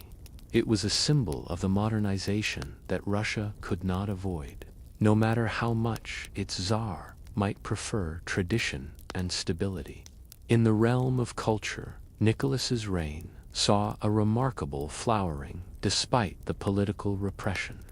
Alexander Pushkin, Russia's greatest poet, wrote his masterpieces during this period, though he died tragically young in 1837, killed in a duel at age 37. Nikolai Gogol crafted his dark, surreal tales of Russian life. Mikhail Glinka composed operas that laid the foundation for a distinctly Russian musical tradition. But political thought was also developing, driven underground by censorship. Alexander Herzen, a leading intellectual and critic of autocracy, emigrated to London in 1847, from where he published journals calling for reform in Russia. He would later be called the father of Russian socialism, his writings inspiring generations of revolutionaries. The final crisis of Nicholas's reign came in 1853, when Russia went to war with the Ottoman Empire once more. Russian ambitions in the Balkans and desires to control Constantinople alarmed Britain and France, who feared Russian domination of the Mediterranean. When the Russian Black Sea Fleet destroyed an Ottoman fleet at the Battle of Sinope in November of 1853, Britain and France declared war on Russia. The Allies landed troops in Crimea and laid siege to the naval base of Sevastopol. What followed was a grueling, year-long siege that exposed Russia's fundamental weakness. Russian troops fought bravely, enduring terrible casualties, but they lacked the modern rifles, the efficient supply systems, the industrial base that sustained the British and French forces. I stood in the trenches outside Sevastopol and watched men die for inches of muddy ground. The British had rifles that could kill at 300 yards. The Russians had smooth-bore muskets that were accurate to perhaps 80 yards. The mathematics of that difference was written in blood and bodies. Sevastopol finally fell in September of 1855.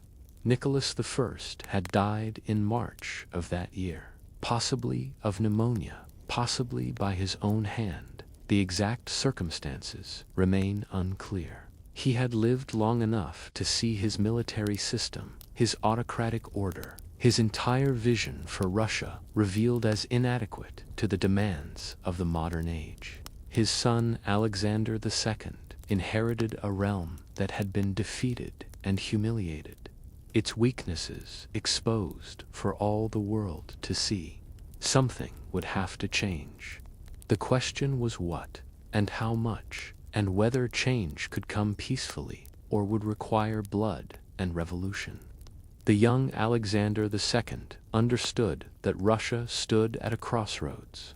The Crimean War had been a disaster, revealing that Russia lagged far behind the Western powers in industry, infrastructure, technology, and military effectiveness. The great empire that had defeated Napoleon 40 years earlier could not even defend its own territory against a relatively small expeditionary force.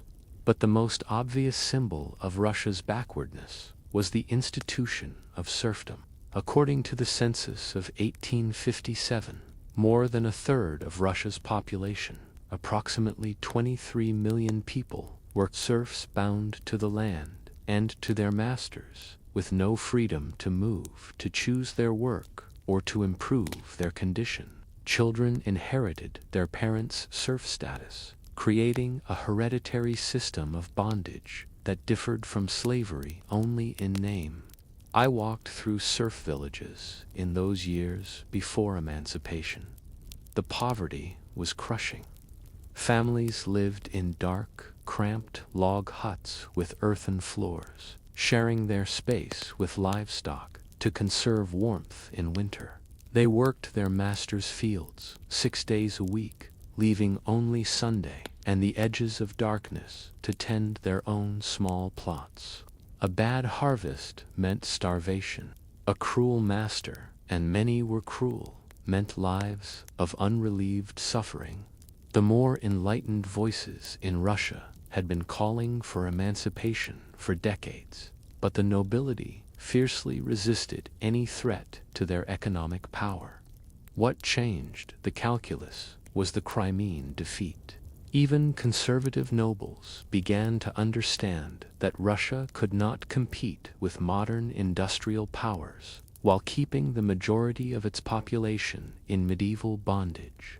Alexander moved cautiously but deliberately. He spent years preparing the emancipation, consulting with nobles, clergy, bureaucrats. Finally, on February 19th, 1861, he signed the Emancipation Manifesto, freeing Russia's serfs.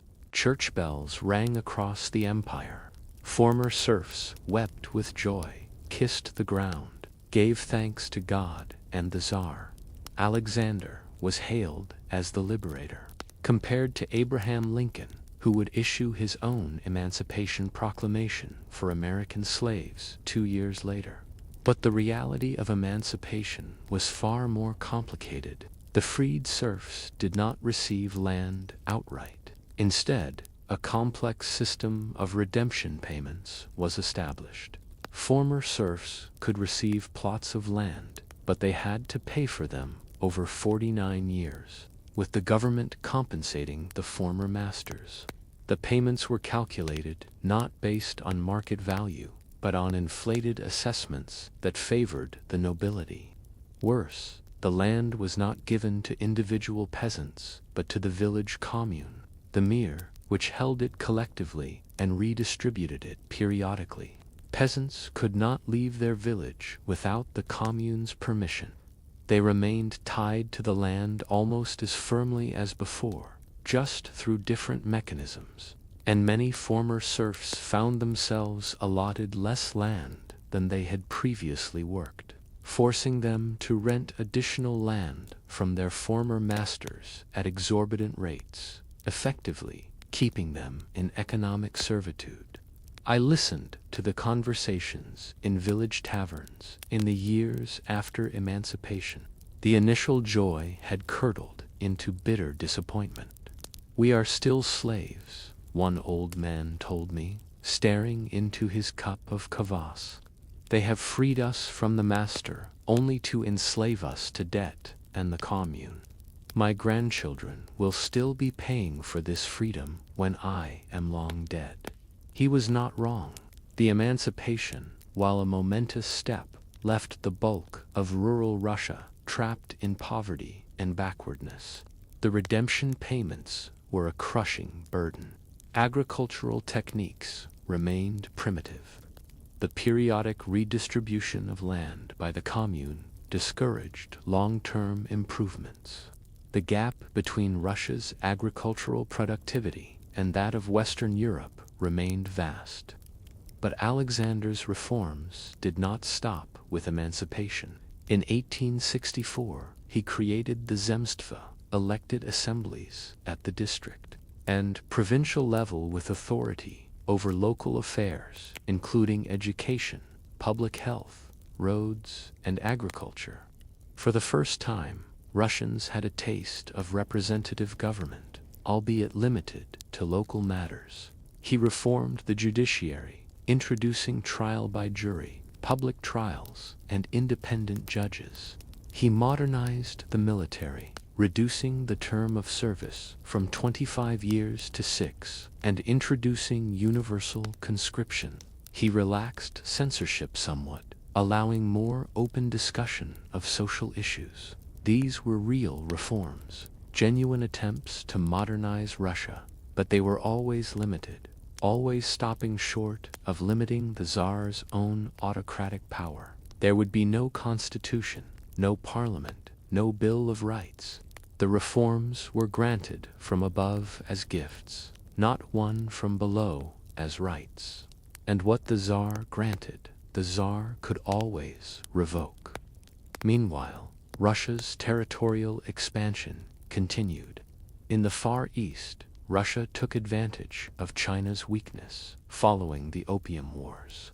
The Treaty of Aachen in 1858 and the Treaty of Peking in 1860 ceded to Russia all the territory north of the Amur River and east of the U.S. Caesarea River on this newly acquired Pacific coast. Russia founded Vladivostok in 1860, establishing a warm water port and naval base on the Pacific. In Central Asia, Russian armies pushed south into the vast steppe and desert regions controlled by the Emirate of Bukhara and the Khanates of Khiva and Kokand. Russian officers saw Central Asia as their version of the American Wild West, a frontier to be conquered and civilized. By the 1880s, Russia had conquered most of what was then called Turkestan, the territories that would eventually become the Soviet republics of Kazakhstan, Uzbekistan, Kyrgyzstan, Tajikistan, and Turkmenistan. This expansion brought Russia into competition with the British Empire, which saw Russian advances as a threat to India, the crown jewel of Britain's overseas possessions.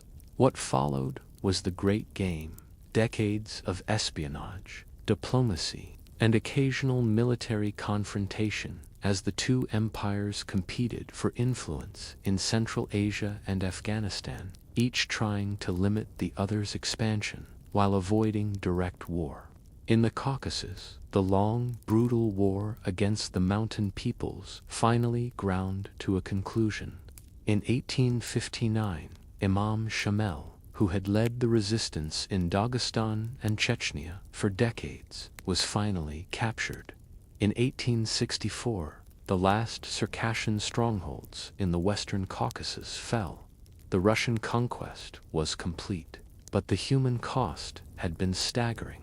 Hundreds of thousands of Circassians chose exile over Russian rule, fleeing to the Ottoman Empire in one of the 19th century's great forced migrations. Those who remained faced deportation from their ancestral lands to less fertile regions. An entire people's culture and way of life had been shattered.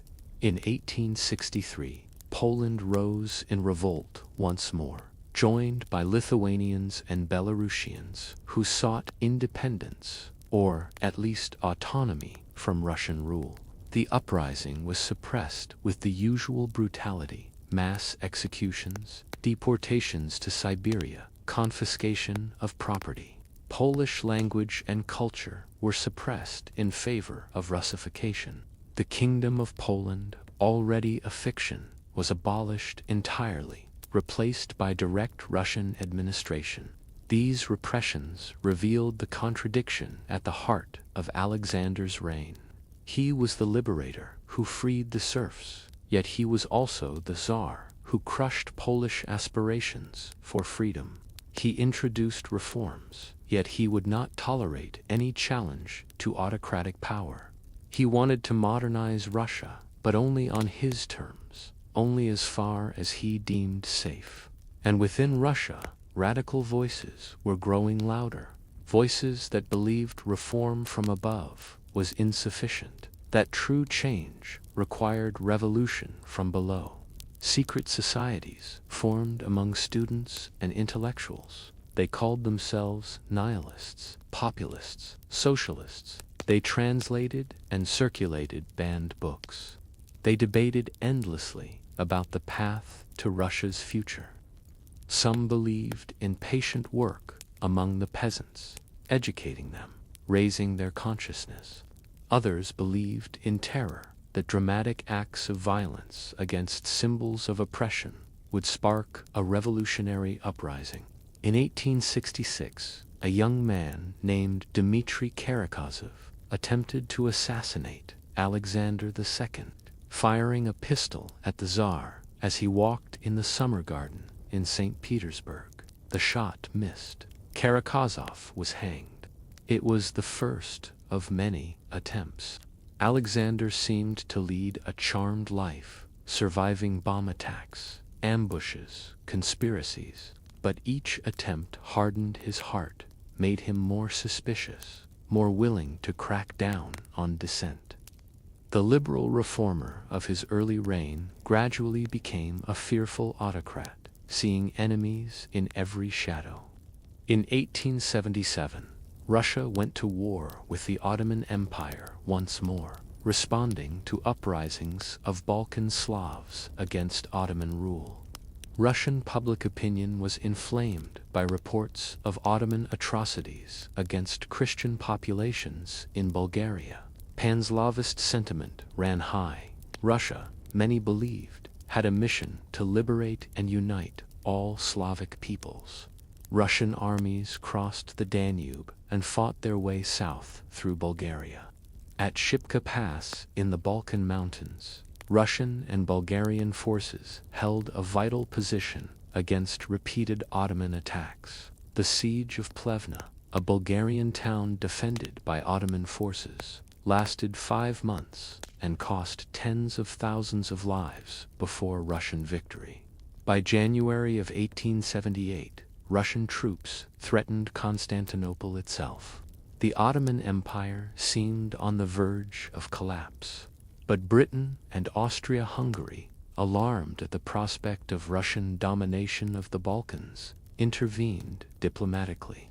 At the Congress of Berlin, the great powers forced Russia to accept limited gains. Bulgaria, Romania, Serbia, and Montenegro gained independence or autonomy. But Russia's direct territorial acquisitions were minimal. It was a diplomatic humiliation that left many Russians feeling betrayed. Their soldiers had bled and died, yet Russia had little to show for it. The resentment festered, contributing to the sense that Russia was hemmed in by hostile powers, denied its rightful place as a great power. Inside Russia, the radical movement was growing more desperate and more violent. A terrorist organization called Narodnaya Volia, the People's Will, made the assassination of Alexander II their primary objective. They believed that killing the Tsar would trigger a revolutionary uprising. They were wrong, but they were determined. They tried bombs planted along the Tsar's route. They tried mining the railway tracks. They tried explosives placed in the Winter Palace itself, which killed 11 soldiers but missed Alexander. The Tsar lived in constant fear, a prisoner in his own palaces, never knowing which outing might be his last.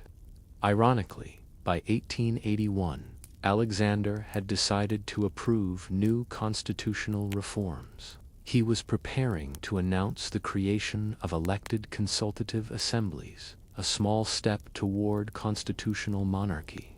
It was not the parliament that liberals wanted, but it was movement in that direction.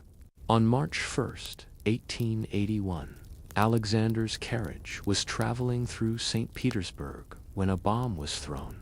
The explosion damaged the carriage, but left Alexander unhurt. He stepped out to check on his Cossack guards who had been wounded. As he did so, a second bomber approached and threw another explosive directly at the Tsar's feet.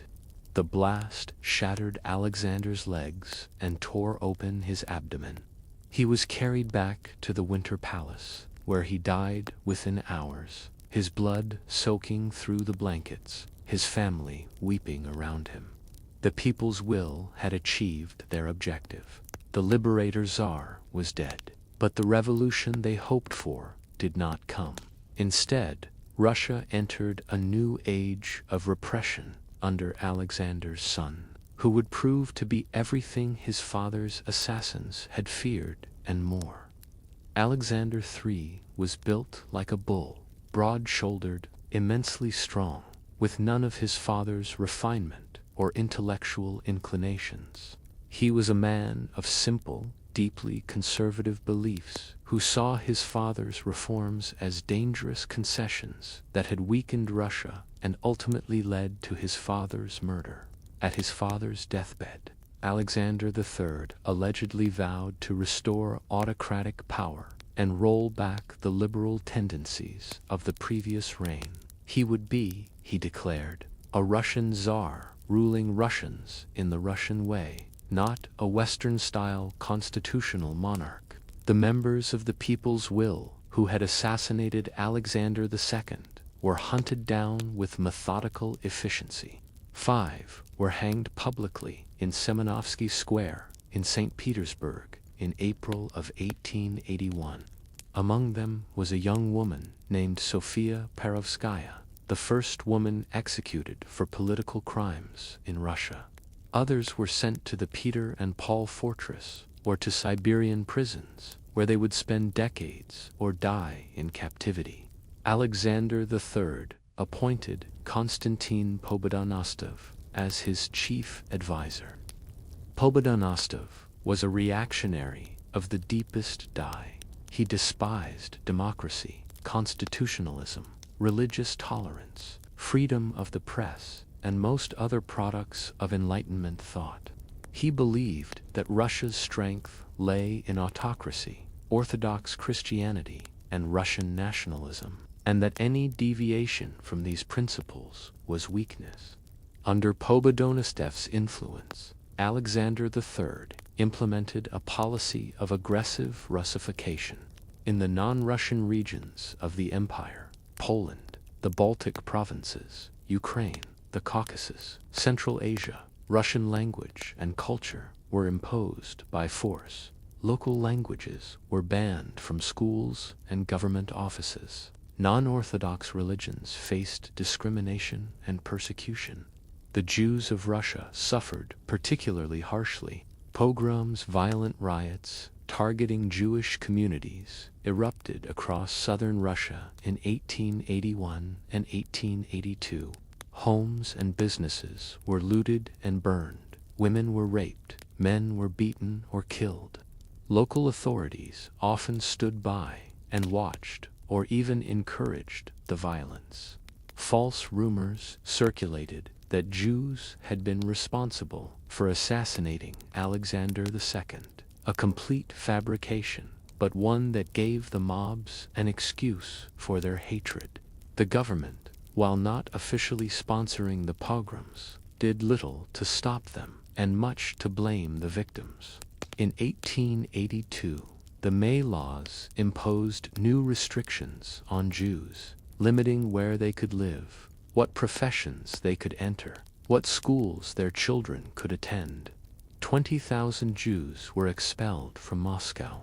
The Pale of Settlement became an even harsher prison.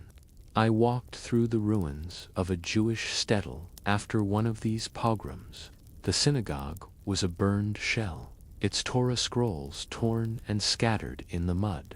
Feathers from ripped pillows drifted in the air like snow. An old man sat on the steps of his destroyed home, rocking back and forth, reciting prayers in a voice hollow with grief.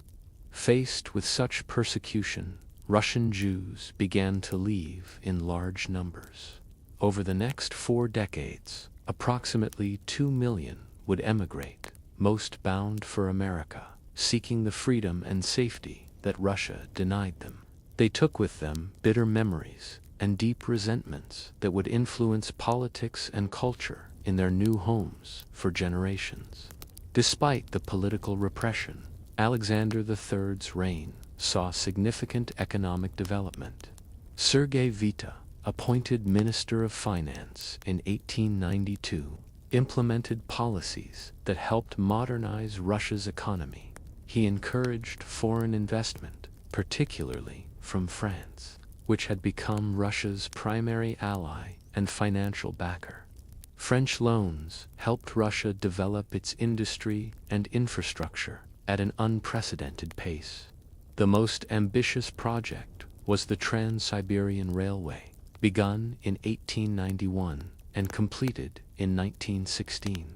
It stretched 5,772 miles from Moscow to Vladivostok, crossing 7 time zones and making it the longest railway line in the world. It was an engineering marvel and a strategic necessity, binding Russia's far eastern territories to the center, facilitating trade and military movement.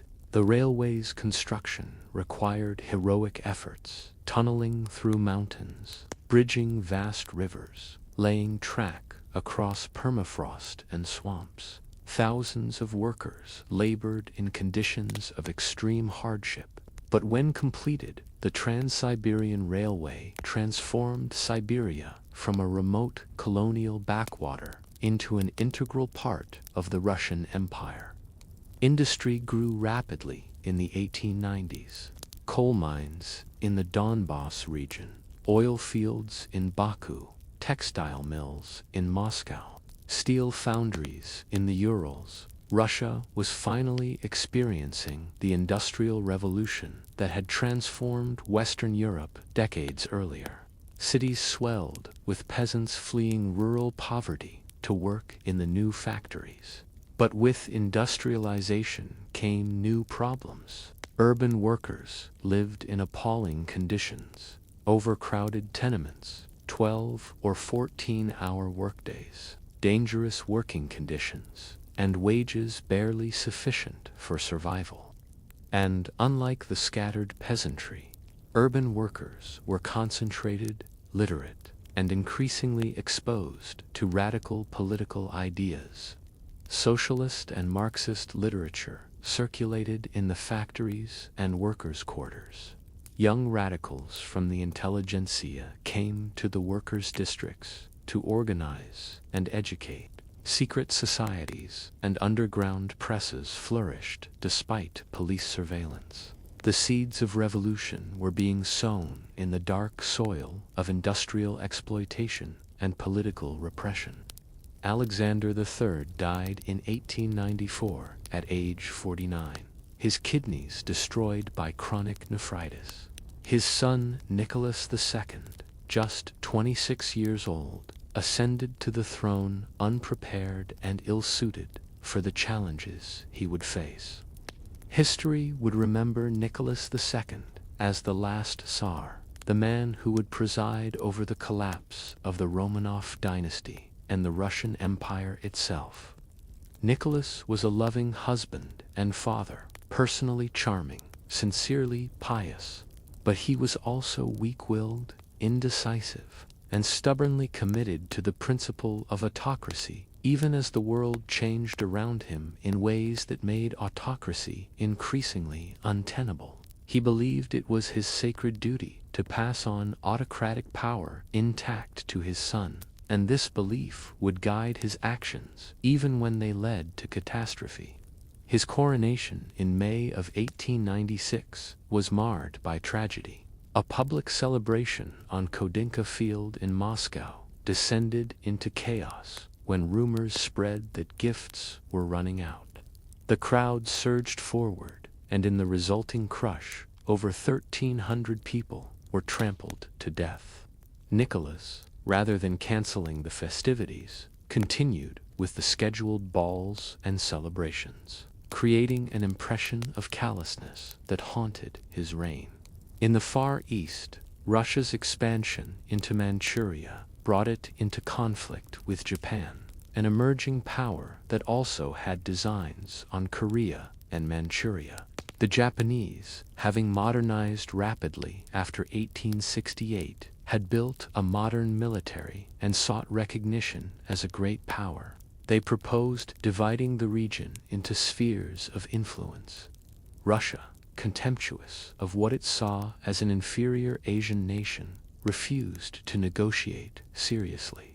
In February of 1904, the Japanese launched a surprise attack on the Russian naval base at Port Arthur. The Russo-Japanese War had begun, and it would prove disastrous for Russia. Russian generals expected an easy victory against an Asian opponent. Instead, the Japanese demonstrated that they had learned the lessons of modern warfare far better than Russia had. At the Battle of Mukden in February and March of 1905, over 600,000 troops clashed in the largest land battle fought up to that time. The Japanese won decisively, forcing the Russian army to retreat. Meanwhile, Russia's Baltic fleet had sailed halfway around the world, taking 8 months to reach the Pacific. In May of 1905, at the Strait of Tsushima, between Japan and Korea, the Japanese Navy, under Admiral T.G., annihilated the Russian fleet. Of Russia's 45 warships, 34 were sunk or captured. It was one of the most decisive naval victories in history. Russia had no choice but to accept a humiliating peace mediated by U.S. President Theodore Roosevelt. Russia ceded southern Sakhalin Island to Japan and acknowledged Japanese predominance in Korea. It was the first time in modern history that an Asian power had defeated a European power in a major war, and the defeat sent shockwaves through Russia and the world. But even more dangerous than military defeat was the internal crisis that erupted in 1905.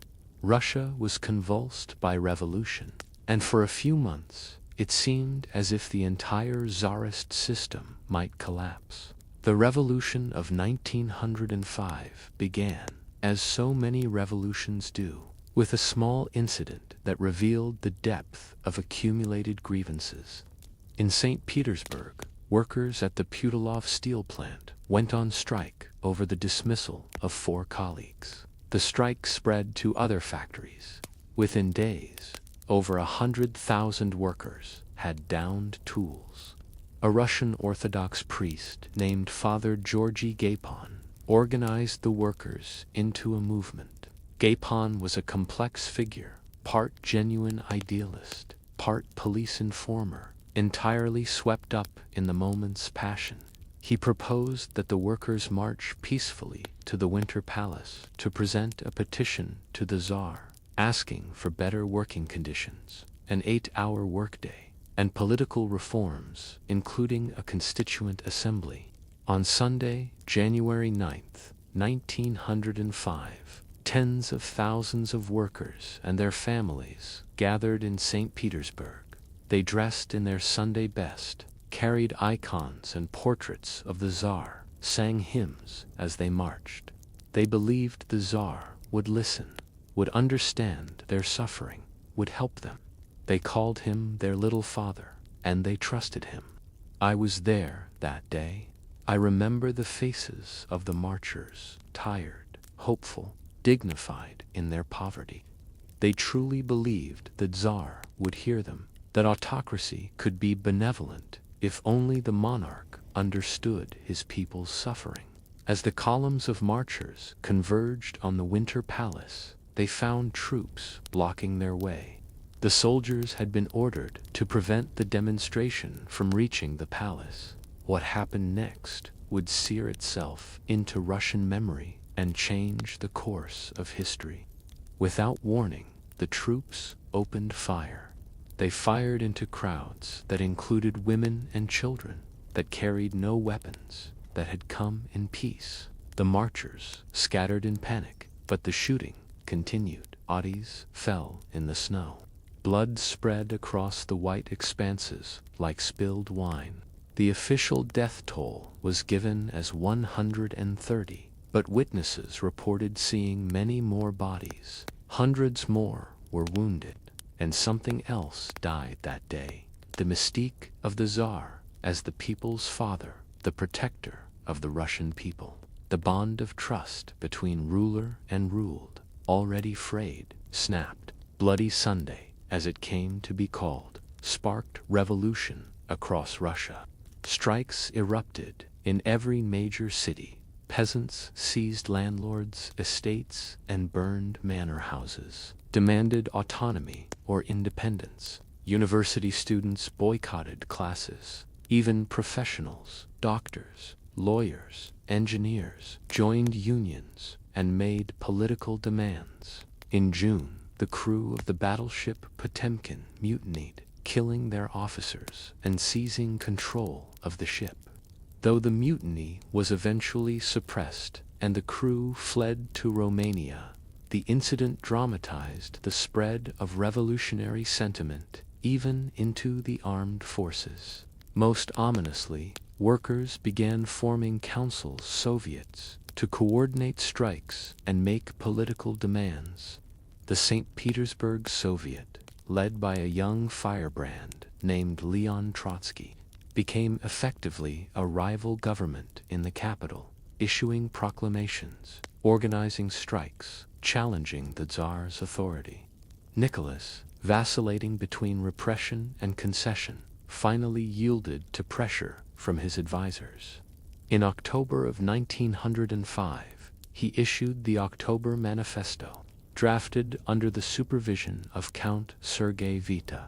The manifesto promised civil liberties, freedom of speech, assembly, and conscience, and pledged to create an elected legislative assembly, the State Duma, with genuine authority over legislation.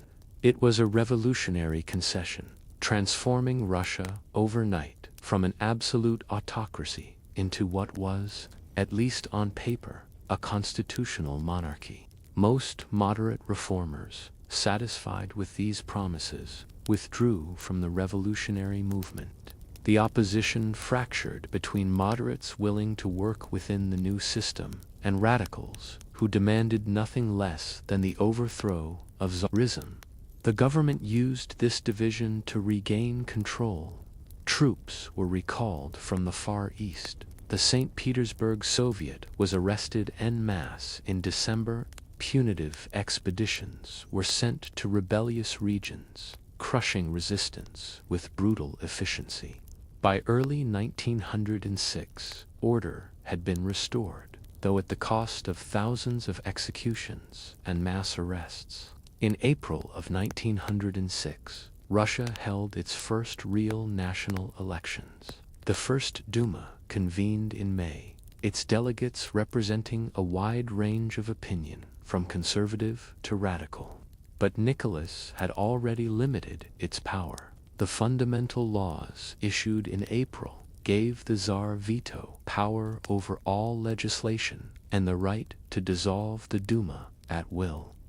The Duma could debate, but real power remained with the Tsar. The First Duma, dominated by liberals and radicals demanding real reform, clashed immediately with the government. After 2.5 months, Nicholas dissolved it. Elections were held for a second Duma, which proved even more oppositional. It too was dissolved after 3 months. Pyotr Stolypin, the new prime minister, then changed the electoral law to give disproportionate weight to the wealthy and to limit representation from non-Russian nationalities. The Third Duma, elected under these rules, was far more conservative and cooperative.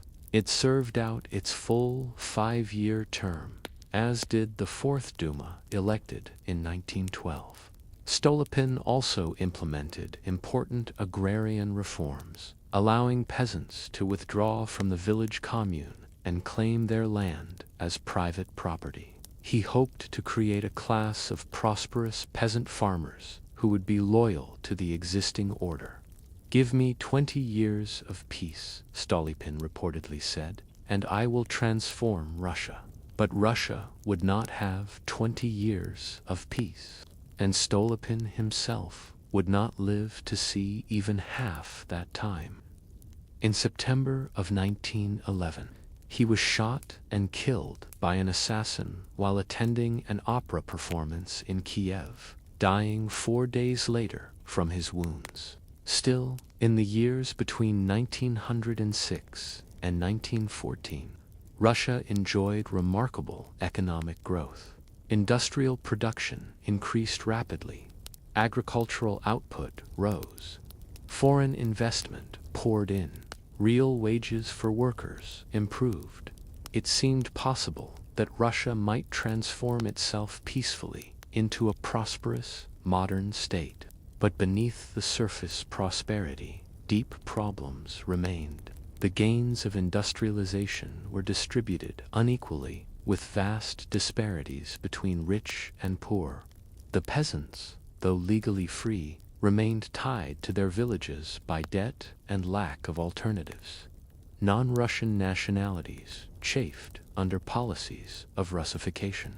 Political parties remained illegal, forcing opposition underground, where it became more radical. The secret police, the Okhrana, infiltrated revolutionary groups, but also provided them with martyrs through its repressions. and hanging over the royal family like a dark cloud was the influence of Grigory Rasputin.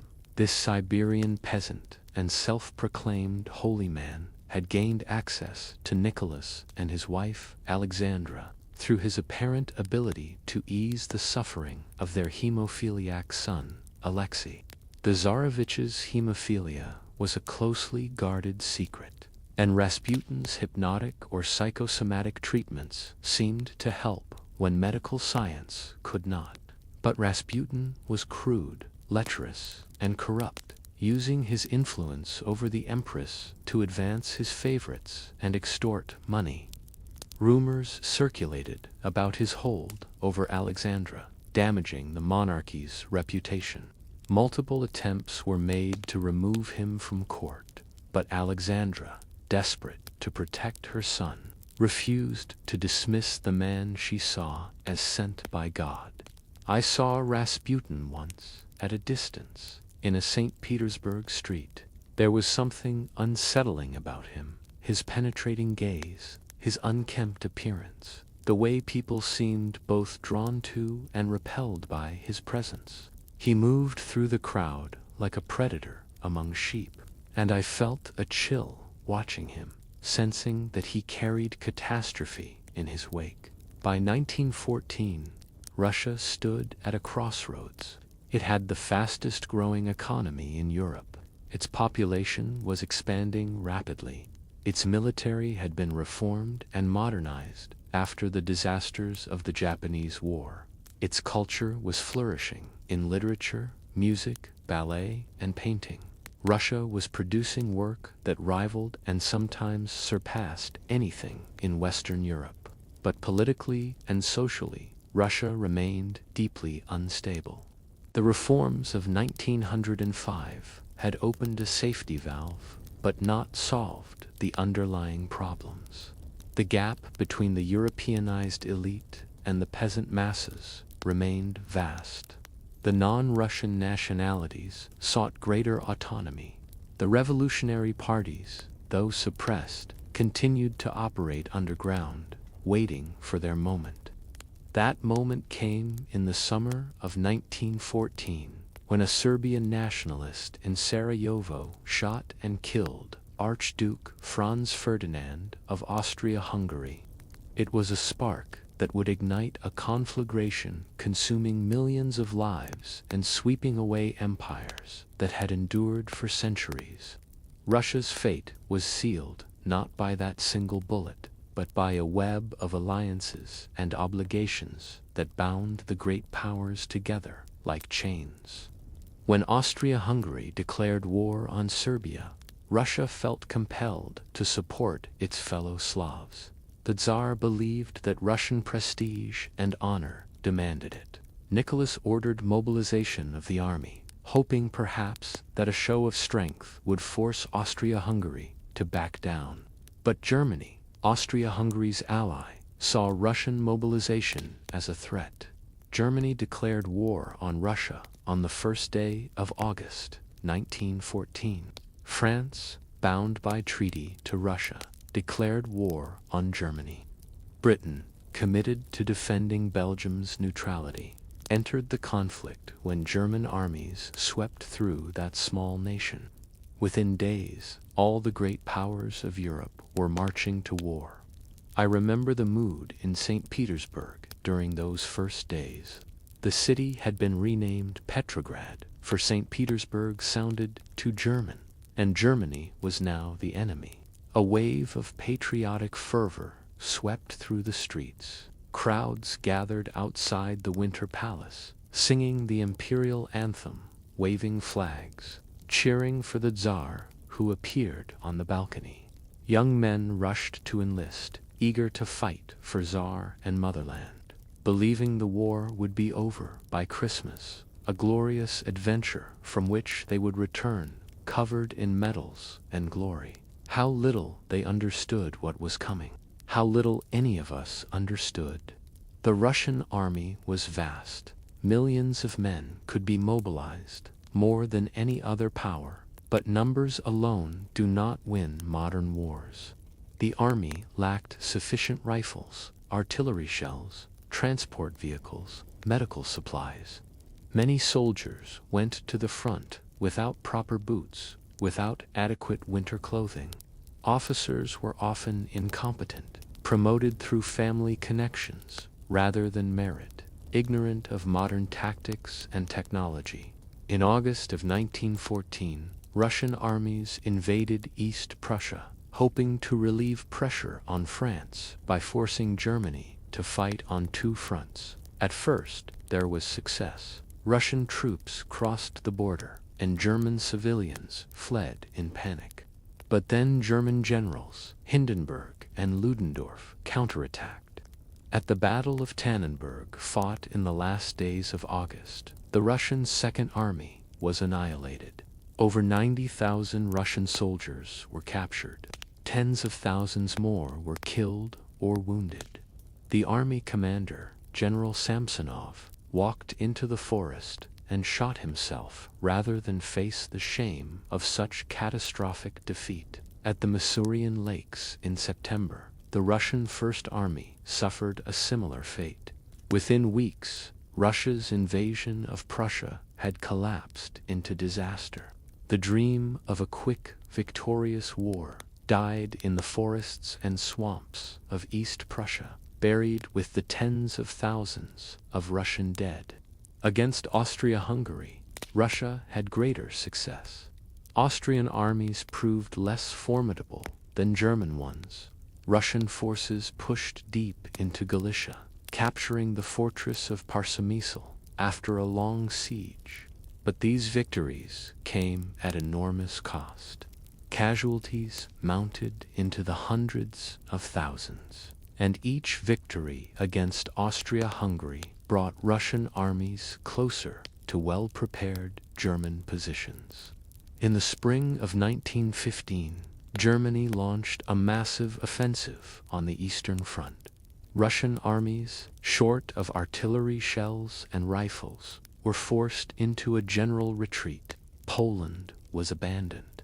Russian forces fell back hundreds of miles, yielding territory that Russia had held for a century or more. Cities were evacuated, their populations fleeing eastward as refugees. The roads were choked with homeless civilians, carrying what few possessions they could save. I walked among those refugee columns. Old men pushed handcarts loaded with bundled clothes and precious icons. Women carried children on their backs, their faces gray with exhaustion and fear. The lucky ones had horses or cows. The rest walked, their feet wrapped in rags, leaving bloody footprints in the dust. They did not know where they were going, only that they must flee before the German armies arrived. Nicholas made a fateful decision in September of 1915.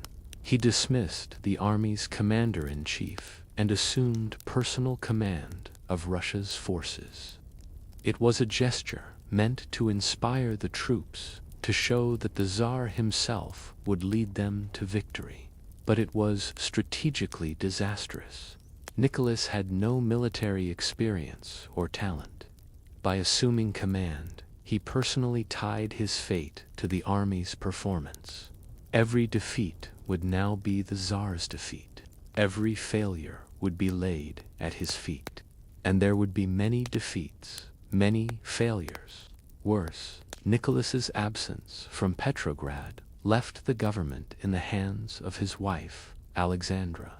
She was devoted to her family, but politically naive, deeply influenced by Rasputin, and German by birth, a fact that made her suspect to many Russians who whispered of treason and betrayal.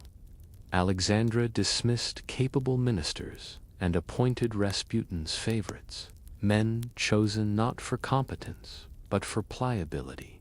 The government descended into chaos. Ministers came and went with dizzying rapidity. Corruption flourished. Vital supplies failed to reach the front. The railway system, overwhelmed by military traffic, began to break down. Food shipments to the cities were disrupted. By 1916, Russia was bleeding from 1,000 wounds. At the front, in a desperate attempt to aid the Allies and relieve pressure on the Western Front, General Brusilov launched a massive offensive against Austria-Hungary in June. The Brusilov offensive achieved stunning initial success, smashing through Austrian lines and capturing hundreds of thousands of prisoners. But the cost was catastrophic. Russian casualties exceeded 1 million men killed, wounded, or captured. The army was exhausted, its best troops dead, its survivors increasingly demoralized. And when German reinforcements arrived, the offensive ground to a halt. The gains, though significant, had been purchased at a price Russia could not afford. I saw a field hospital behind the lines during the Brusilov offensive. The wounded lay in rows that stretched farther than the eye could see. There were not enough doctors, not enough bandages, not enough morphine. Men with shattered limbs waited hours for surgery, their screams joining into a chorus of agony. The surgeons worked until they collapsed from exhaustion, then rose and worked again, their aprons stiff with dried blood. The smell was beyond description, blood and gangrene and excrement and death. In Petrograd, as 1916 turned to 1917, conditions deteriorated rapidly. Bread prices soared, coal ran short, leaving buildings unheated in the bitter winter. Long queues formed outside bakeries, women standing for hours in the cold, hoping to buy bread for their children. Strikes erupted in the factories. Workers demanded higher wages to match rising prices, shorter hours, better conditions. The gap between rich and poor had never seemed wider. While workers' families went hungry, aristocrats still attended glittering balls at their palaces, still dined on delicacies imported from abroad, still seemed utterly oblivious to the suffering of the masses. And Rasputin continued his malign influence. He was hated by almost everyone except Alexandra. Nobles despised him as a corrupting influence. Ordinary people saw him as a symbol of the regime's decay. Even some members of the imperial family believed he must be removed. In December of 1916, a group of nobles, led by Prince Felix Yusupov, decided to act. They invited Rasputin to Yusupov's palace, fed him cakes and wine laced with cyanide. But Rasputin did not die. The poison seemed to have no effect. Desperate, Yusupov shot him in the chest. Rasputin fell, apparently dead. But when Yusupov returned to examine the body, Rasputin's eyes opened. He lunged at his attacker, then staggered outside into the courtyard. The conspirators shot him again, beat him with clubs, then wrapped his body in a carpet and threw it through a hole in the ice of the Neva River. When Rasputin's body was recovered days later, water was found in his lungs. Despite the poison, despite multiple gunshot wounds, despite the beating, he had still been alive when he went into the freezing river. He had finally drowned beneath the ice. Rasputin's death changed nothing. The mystique of the imperial family, already damaged, was further tarnished by the sordid assassination. Alexandra went into deep mourning, losing what little political judgment she had possessed. The government continued its chaotic descent into dysfunction. At the front, soldiers were losing faith. Many units were at half strength or less, the gaps filled with untrained conscripts who had no desire to be there. Desertion rates climbed.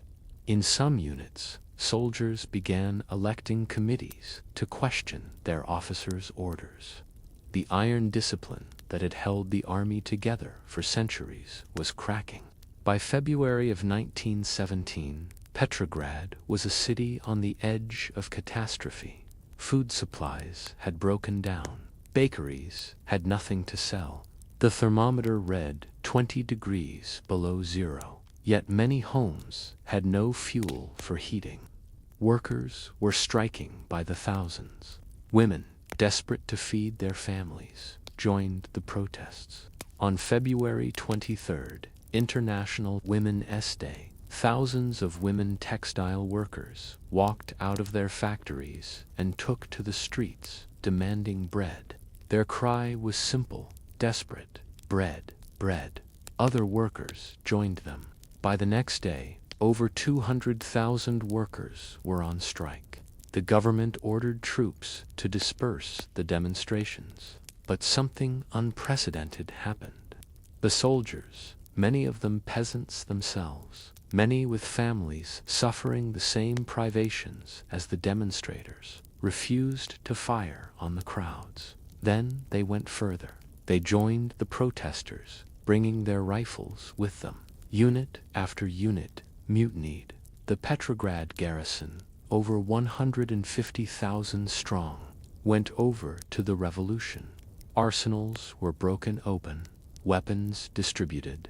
Red flags appeared on buildings throughout the city. Prisons were stormed. Political prisoners liberated. Police stations were attacked. The hated political police hunted down. The government simply collapsed. Ministers fled or were arrested. The Duma, though officially dissolved by the Tsar, continued to meet, attempting to assert some authority over the chaos. But real power lay in the streets, and increasingly in the Petrograd Soviet of Workers and Soldiers Deputies, which claimed to speak for the masses. Nicholas, at military headquarters, far from the capital, seemed unable to grasp what was happening. He ordered troops to march on Petrograd and suppress the uprising, but the troops refused to move. Railway workers refused to transport loyalist forces. The capital was beyond the Tsar's control, and increasingly, so was the rest of the country. On March 1st, at Pskov, Nicholas's train was stopped. A delegation of Duma politicians and military commanders met with him in his private railway car. They told him the truth. The situation was hopeless. The army would not fight for him. The people had turned against the monarchy. If he did not abdicate, Russia would descend into anarchy and lose the war. Germany would conquer a divided, leaderless nation. Nicholas sat in silence for a long time. Then he picked up a pen and signed the abdication document. He renounced the throne for himself and for his son, the hemophiliac, Tsarevich Alexei. The crown passed to his brother, Grand Duke Michael. But Michael, meeting with Duma representatives the next day, read the situation clearly. He understood that accepting the crown would likely mean his death. He declined, saying he would accept the throne only if a constituent assembly, elected by the people, asked him to do so. He knew that such an assembly would never restore the monarchy. On March 3rd, 1917, the Romanov dynasty ended. 304 years of rule stretching back to the election of Mikhail Romanov in the aftermath of the time of troubles concluded not with a battle or a dramatic last stand, but with the stroke of a pen in a railway car in a provincial town. I stood in Petrograd's streets the day the news was announced. People wept with joy, embraced strangers, sang revolutionary songs. Soldiers tore the imperial eagles from their caps and replaced them with red ribbons. Statues of Tsars were toppled. The great golden double-headed eagle above the Winter Palace, symbol of imperial power, was taken down and smashed. Russia was now a republic, the freest nation on earth, some said. The provisional government promised civil liberties, political rights, elections for a constituent assembly that would determine Russia's future government. There would be freedom of speech, freedom of assembly, freedom of the press. Political prisoners were released. Exiles returned from Siberia and abroad. But freedom, it turned out, was easier to proclaim than to secure. The provisional government faced problems that would have challenged even the most capable administration, and the provisional government was not particularly capable. It decided to continue the war, believing that Russia had obligations to its allies and that abandoning the fight would be dishonorable. But the soldiers wanted peace. They had fought for 3 years, suffered millions of casualties, and seen no purpose in further sacrifice. The slogan "peace, land, and bread" resonated far more than talk of honor and obligations. The provisional government postponed land reform, believing it should be decided by the Constituent Assembly. But the peasants wanted land immediately. They had waited centuries. They would not wait longer. Across rural Russia, peasants began simply seizing estates, dividing the land among themselves, burning manor houses. The provisional government struggled to maintain order and provide basic services. Food supplies to the cities continued to deteriorate. Inflation spiraled out of control. Industrial production declined as workers and managers argued over control of factories. The railway system grew more chaotic. Soldiers deserted by the thousands, walking home to claim their share of the land being redistributed. And into this chaos stepped a man who would change the course of history more profoundly than perhaps anyone else in the 20th century. His name was Vladimir Ilyich Ulyanov, but history knows him as Lenin. Lenin had spent most of the previous 17 years in exile, living in Switzerland, plotting revolution, writing theoretical works on Marxism and the nature of the Revolutionary Party. When the February Revolution occurred, he was far from Russia, desperate to return but trapped by the war. All the usual routes home were blocked.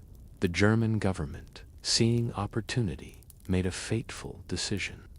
They would help Lenin return to Russia, calculating that his presence would further destabilize the provisional government and perhaps knock Russia out of the war. They transported Lenin and a group of fellow revolutionaries across Germany in a sealed railway car, as if transporting a particularly dangerous disease. Lenin arrived at Petrograd's Finland station in April of 1917. Thousands gathered to greet him. He climbed atop an armored car and delivered a speech that stunned many of his listeners. He declared that the February Revolution was only the first stage. The provisional government must be overthrown. All power must pass to the Soviets. Russia must withdraw from the war immediately. Land must be given to the peasants. The revolution must spread internationally. It was a radical program, far more extreme than most socialists advocated. Many thought Lenin had lost touch with reality during his years abroad, that he did not understand conditions in Russia.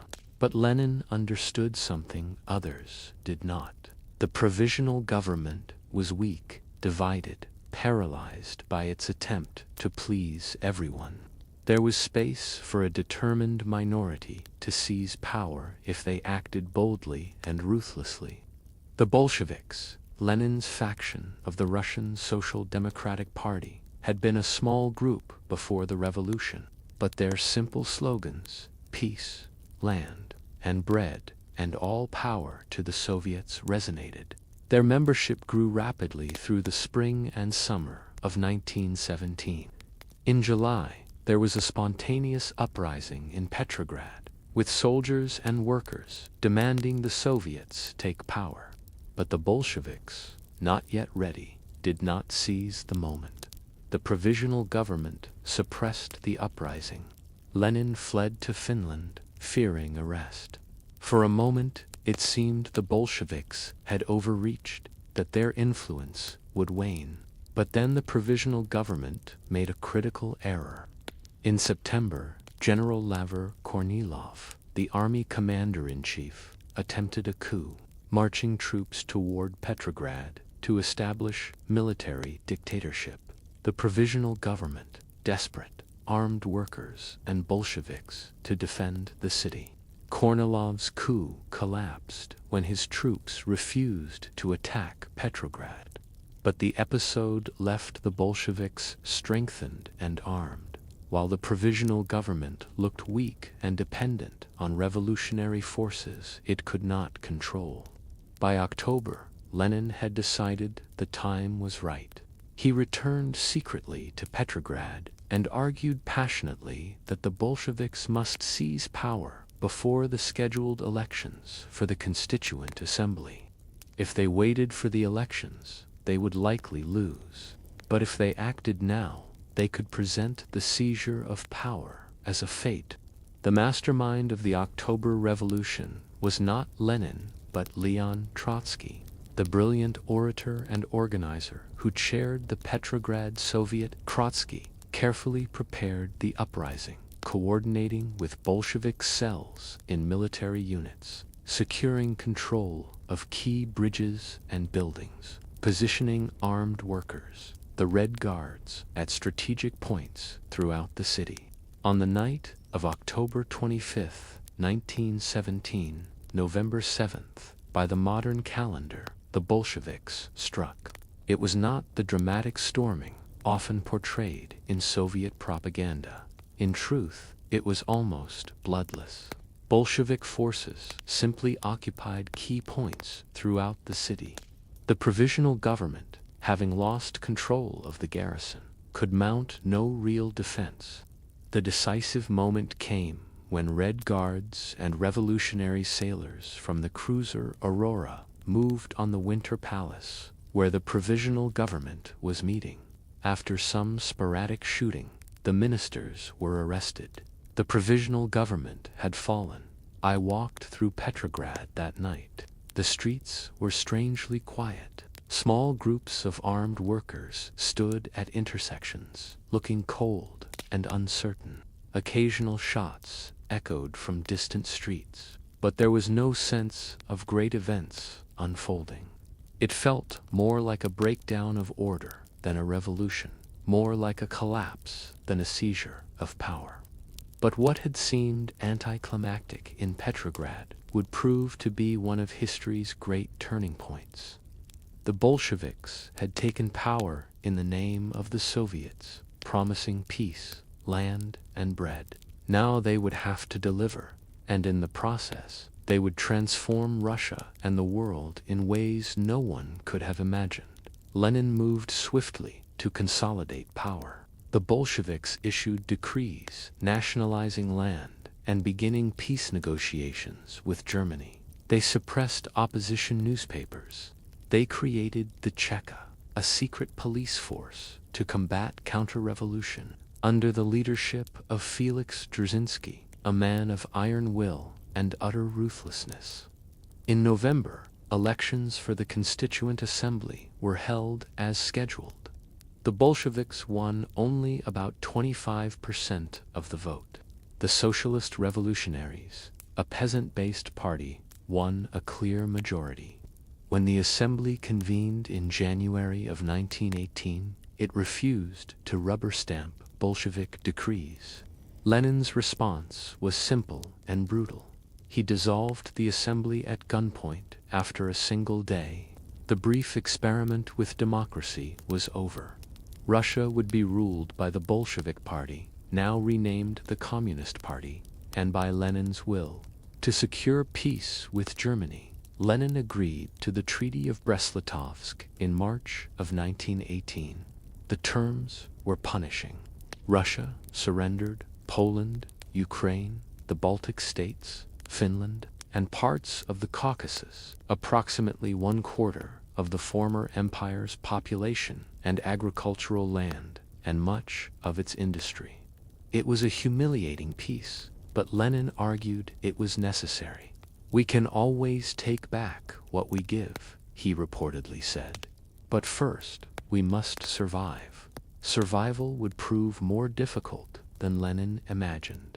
Russia was about to descend into a civil war of unprecedented savagery, a conflict that would claim millions of lives and leave scars that would never fully heal. In July of 1918, the former Tsar Nicholas and his family were being held prisoner in the Ural city of Ekaterinburg. As anti-Bolshevik white armies approached the city, local Bolsheviks received orders from Moscow. On the night of July 16th, Nicholas, Alexandra, their 5 children, and several servants were taken to the basement of the house where they were imprisoned. There they were shot and bayoneted to death. The bodies were stripped, disfigured with acid, and buried in a secret location in the forest. The murder of the imperial family was brutal and unnecessary, but it symbolized the totality of the break with the past. The Bolsheviks were not merely replacing one government with another. They were attempting to destroy an entire social order and build something entirely new on its ruins. The Russian Civil War, which raged from 1918 to 1922, was one of the most complex and brutal conflicts in history. The Reds, the Bolsheviks, and their supporters fought against the Whites, a loose coalition of monarchists, liberals, moderate socialists, and military officers united only by their opposition to Bolshevik rule. Added to this were nationalist movements in Ukraine, the Caucasus, and Central Asia fighting for independence, peasant armies fighting against all outside authority, and foreign interventionist forces from Britain, France, Japan, and America. The front lines shifted constantly. Entire regions changed hands multiple times. Armies marched and countermarched across vast distances. Trains became mobile fortresses and headquarters. The Reds initially controlled only the heartland of European Russia, surrounded by enemies. But they held the center, controlled the railways, and possessed unity of command.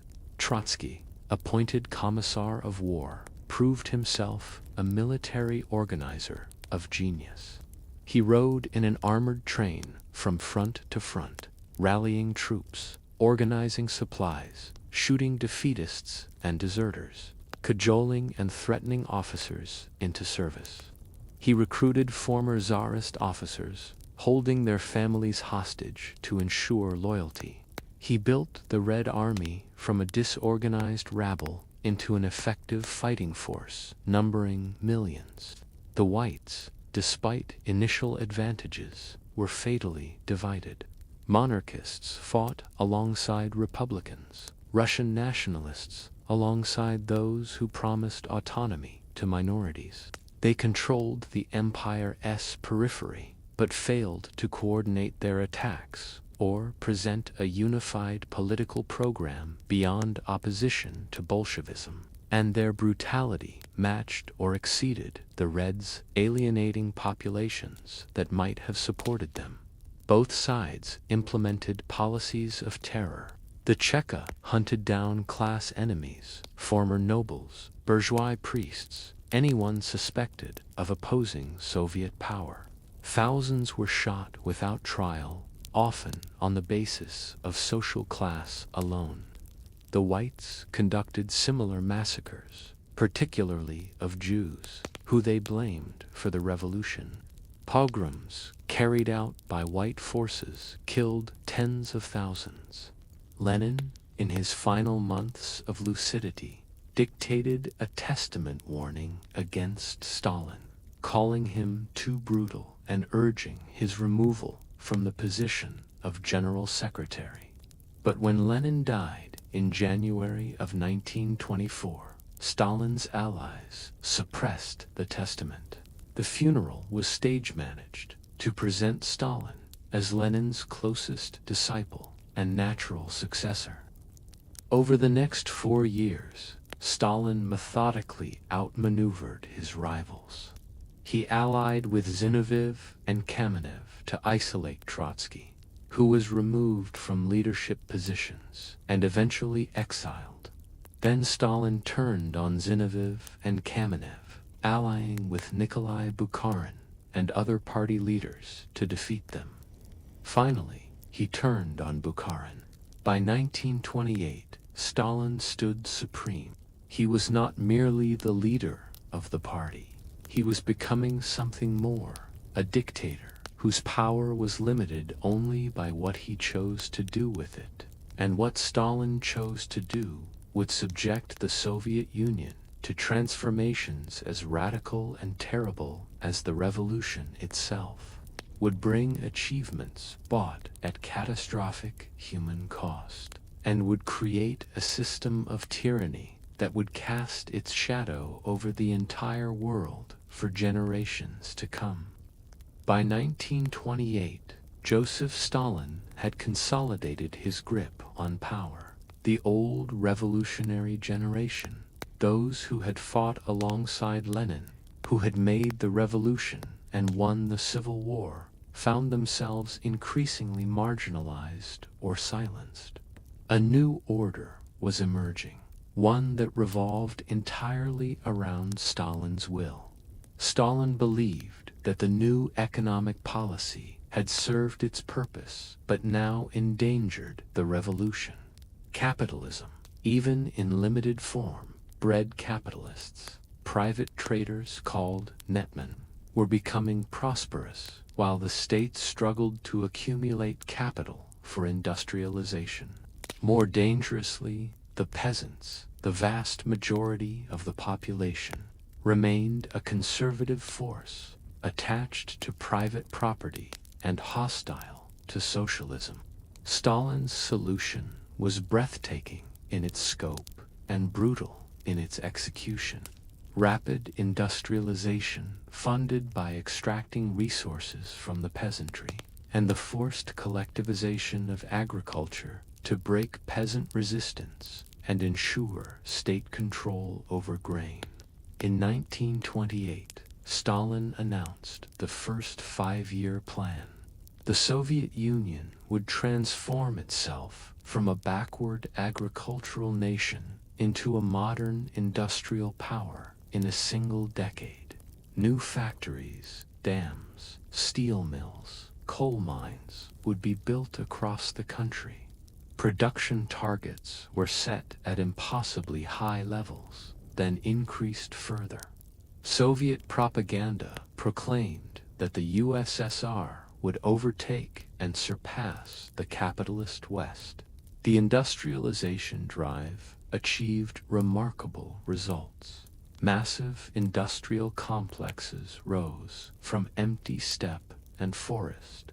The Magnitogorsk steel complex in the Urals, the Dnieper hydroelectric dam in Ukraine, tractor factories, aircraft plants, chemical works, projects on a scale that staggered the imagination. Entire cities were built to house the workers. Millions of peasants flowed from villages to construction sites and factories, becoming industrial workers.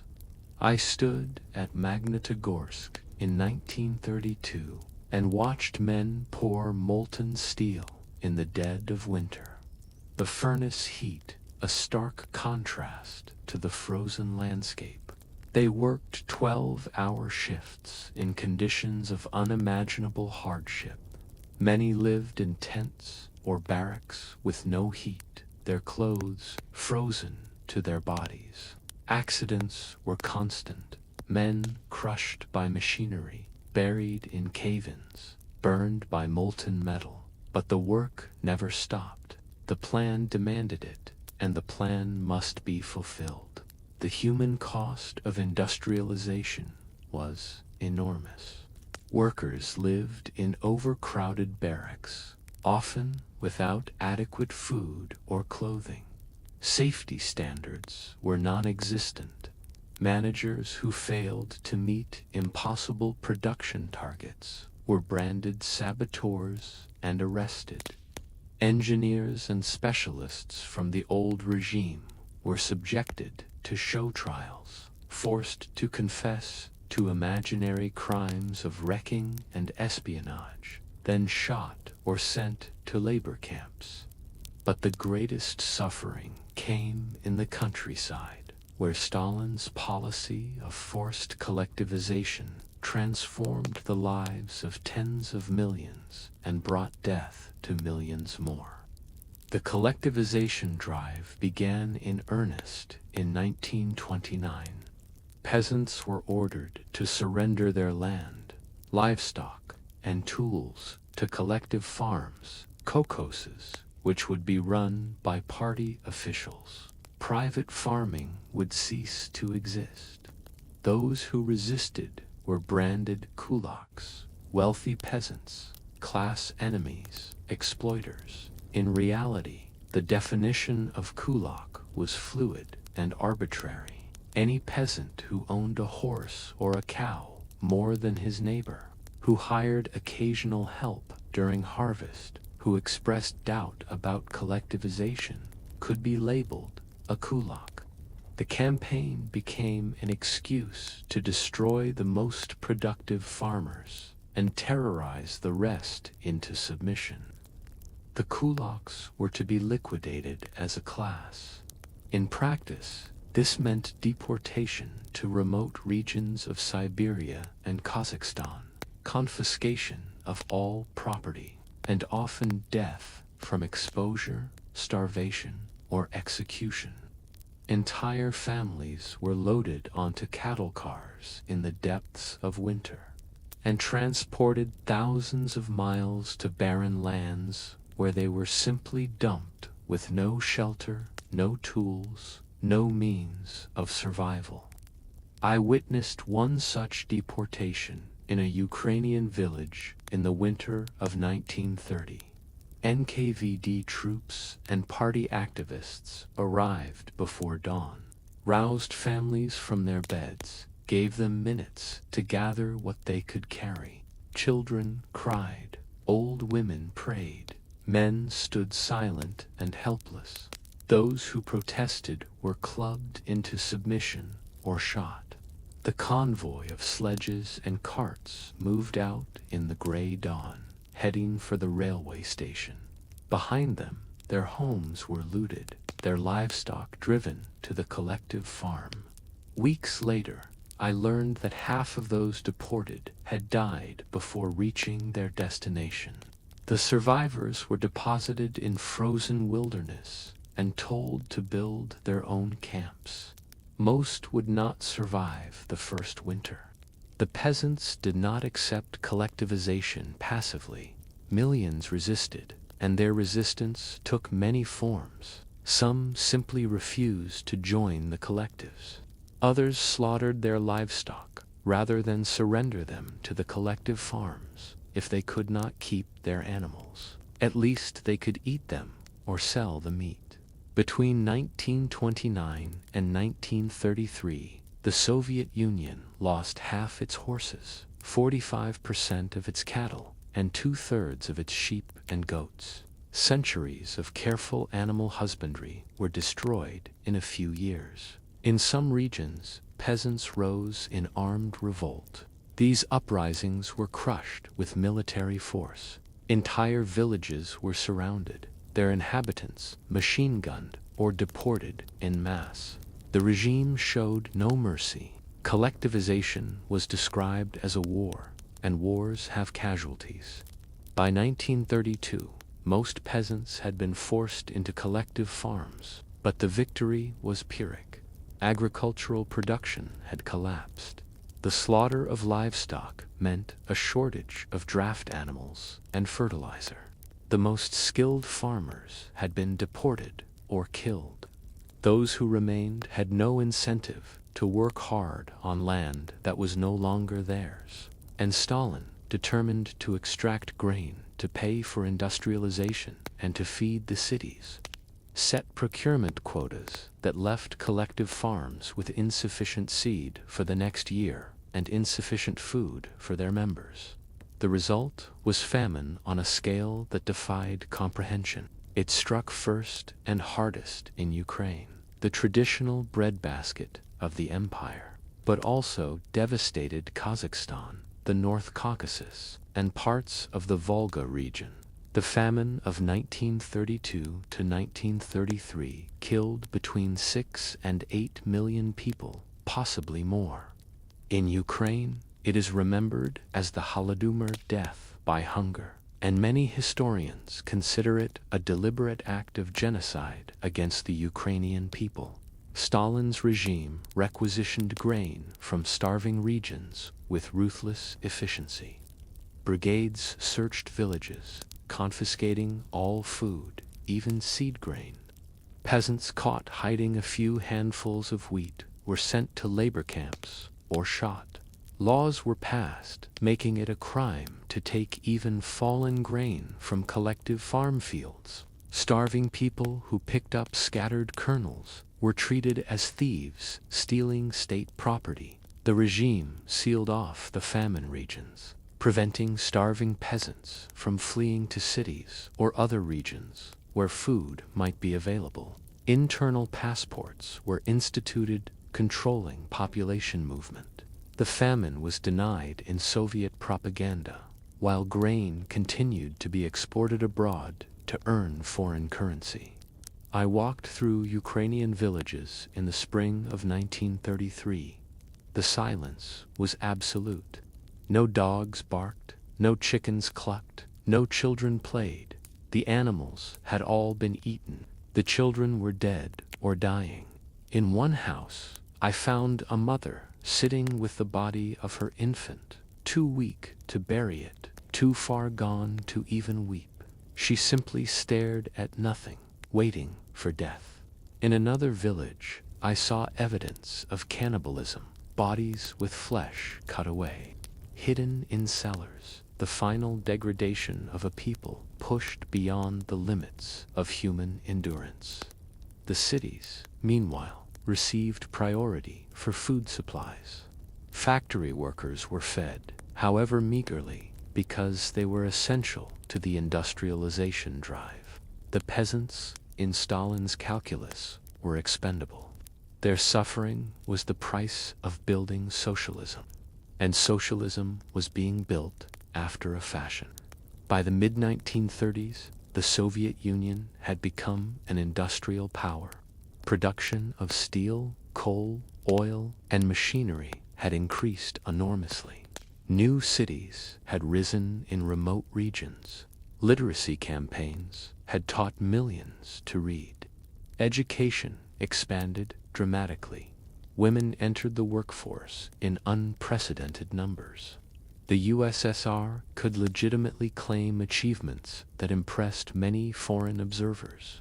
But these achievements rested on foundations of terror, coercion, and mass death, and the terror was only beginning. In 1934, Sergei Kirov, the Popular Party leader in Leningrad, as Petrograd had been renamed after Lenin's death, was assassinated. The killer was a disgruntled party member, possibly acting alone, possibly encouraged by the NKVD. Stalin used the assassination as justification for a massive expansion of repression. What followed were the Great Purges, a campaign of terror that consumed the party, the military, the intelligentsia, and ultimately extended to every level of Soviet society. Stalin, paranoid and power-hungry, determined to eliminate any potential rivals or critics, launched a systematic destruction of the old Bolshevik Guard and anyone else who might pose even a theoretical threat. The purges took many forms. Show trials were staged, in which prominent old Bolsheviks confessed to fantastic crimes: espionage, sabotage, plotting to assassinate Stalin, conspiracy with foreign powers. The confessions were extracted through torture, threats to family members, and psychological manipulation. The defendants abased themselves before the court, admitted to crimes they had not committed, praised Stalin even as he destroyed them. Then they were taken out and shot. Zinoviev and Kamenev, who had helped Stalin defeat Trotsky, were tried and executed in 1936. Bukharin, Lenin's favorite, the theorist who had supported Stalin against the left opposition, was tried and executed in 1938. Virtually all of Lenin's original Politburo were killed, except for Stalin himself.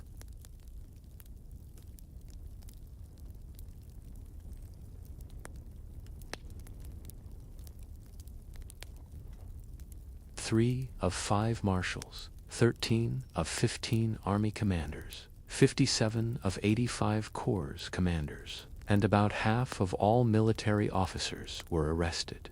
Most were shot. The Red Army, on the eve of the greatest war in history, was decapitated.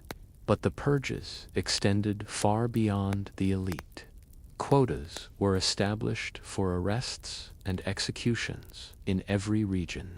Local NKVD chiefs competed to. The German invasion achieved complete surprise.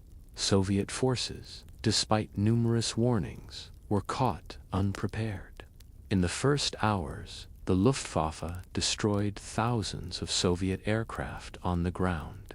German armored columns punched through Soviet defenses and raced deep into Soviet territory. Entire Soviet armies were encircled and destroyed.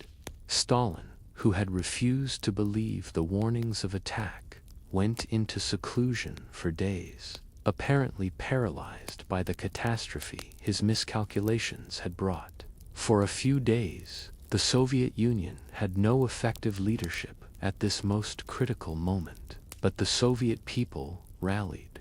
This was not a war for communism or for Stalin. It was a war for survival, for the very existence of Russia itself. The Soviet government called it the Great Patriotic War, deliberately invoking memories of the struggle against Napoleon.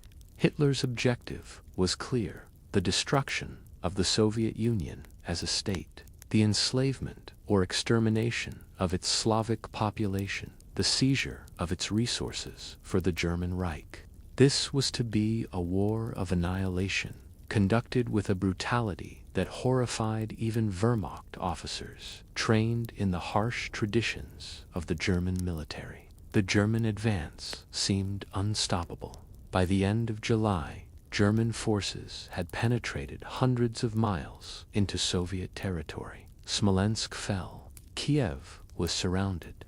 Leningrad was besieged. Army Group Center drove toward Moscow. Soviet losses in men and materiel were staggering: millions of soldiers killed or captured in the first months. I walked through a forest in Belarusia in July of 1941, following the path of the German advance. The evidence of catastrophe was everywhere: burned-out tanks, abandoned equipment, bodies hastily buried or left to rot. At a crossroads, I found a column of Soviet prisoners being marched westward toward the German rear. They were ragged, exhausted, their faces blank with shock and hunger. German guards beat stragglers who fell behind.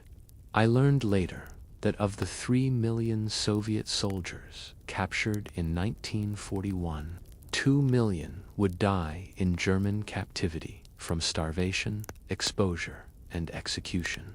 But despite the disasters, the Soviet Union did not collapse. Stalin recovered from his initial paralysis and returned to leadership, rallying the country in radio addresses. The Soviet government organized a desperate defense. Factories were dismantled and evacuated eastward, beyond the Urals, where they would be reassembled and resume production. Millions of civilians were mobilized to dig trenches and tank traps around threatened cities. New armies were formed from reservists and untrained volunteers. In September, the siege of Leningrad began. The Germans surrounded the city, cutting it off from supply. Rather than waste men in urban combat, Hitler decided to starve Leningrad into submission. The siege would last 872 days, more than 2 years, and would claim over 1 million civilian lives. One entered Leningrad in the winter of 1941. 1942. The cold was merciless. Temperatures of 30 below zero. The city's power stations had been destroyed. There was no heat, no electricity, no running water.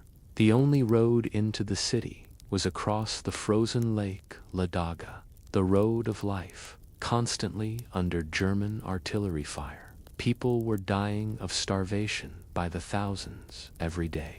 The bread ration had been reduced to 125 grams per day. A few mouthfuls of bread that was more sawdust and cellulose than grain. People ate anything: leather belts, wallpaper paste, pets. Some turned to cannibalism. Bodies lay in the streets, covered with snow, waiting for spring when they could be buried. Yet the city did not surrender. Factories continued to produce weapons. The Leningrad Symphony Orchestra performed Shostakovich's Seventh Symphony in the besieged city, an act of defiance against death itself. In October, the Germans launched Operation Typhoon, the final drive on Moscow. 3 German army groups converged on the capital. Soviet defenses collapsed. Panic gripped Moscow. Government offices were evacuated to Kubyshev on the Volga. Stalin remained in the Kremlin, determined that Moscow must hold. The battle for Moscow raged through October and November. Fresh Soviet divisions arrived from Siberia, troops trained for winter warfare, equipped for the cold. German forces, just miles from the Kremlin, could see its spires through their binoculars, but they could advance no farther. The Russian winter, the exhaustion of their troops, the fierce Soviet resistance finally stopped them. On December 5, 1941, Soviet forces counterattacked. It was not a massive victory, but it was significant. The Germans were driven back from Moscow's immediate outskirts. For the first time, the Wehrmacht had been stopped and forced to retreat. Hitler's blitzkrieg had failed, but the war was far from over. In 1942, the Germans regrouped and launched a new offensive in the south, driving toward the Caucasus oil fields and the city of Stalingrad on the Volga. If they could take Stalingrad, they would cut the Soviet Union in two, seize its oil, and perhaps force the Soviet government to surrender. The Battle of Stalingrad became the turning point of the war. From August of 1942 through February of 1943, German and Soviet forces fought for control of the ruined city. The battle was conducted at point-blank range, street by street, building by building, room by room. Soldiers fought for control of individual staircases. The average life expectancy of a Soviet soldier in Stalingrad was 24 hours. I was in Stalingrad in the autumn of 1942. The city had been reduced to rubble by German bombing and artillery. Not a single building stood intact. Soviet soldiers held positions in the bombed ruins, sometimes just meters from German positions. At night, both sides sent out patrols to fight in the darkness with knives and grenades. By day, snipers hunted for targets, and artillery pounded the ruins into smaller fragments. The suffering was beyond description.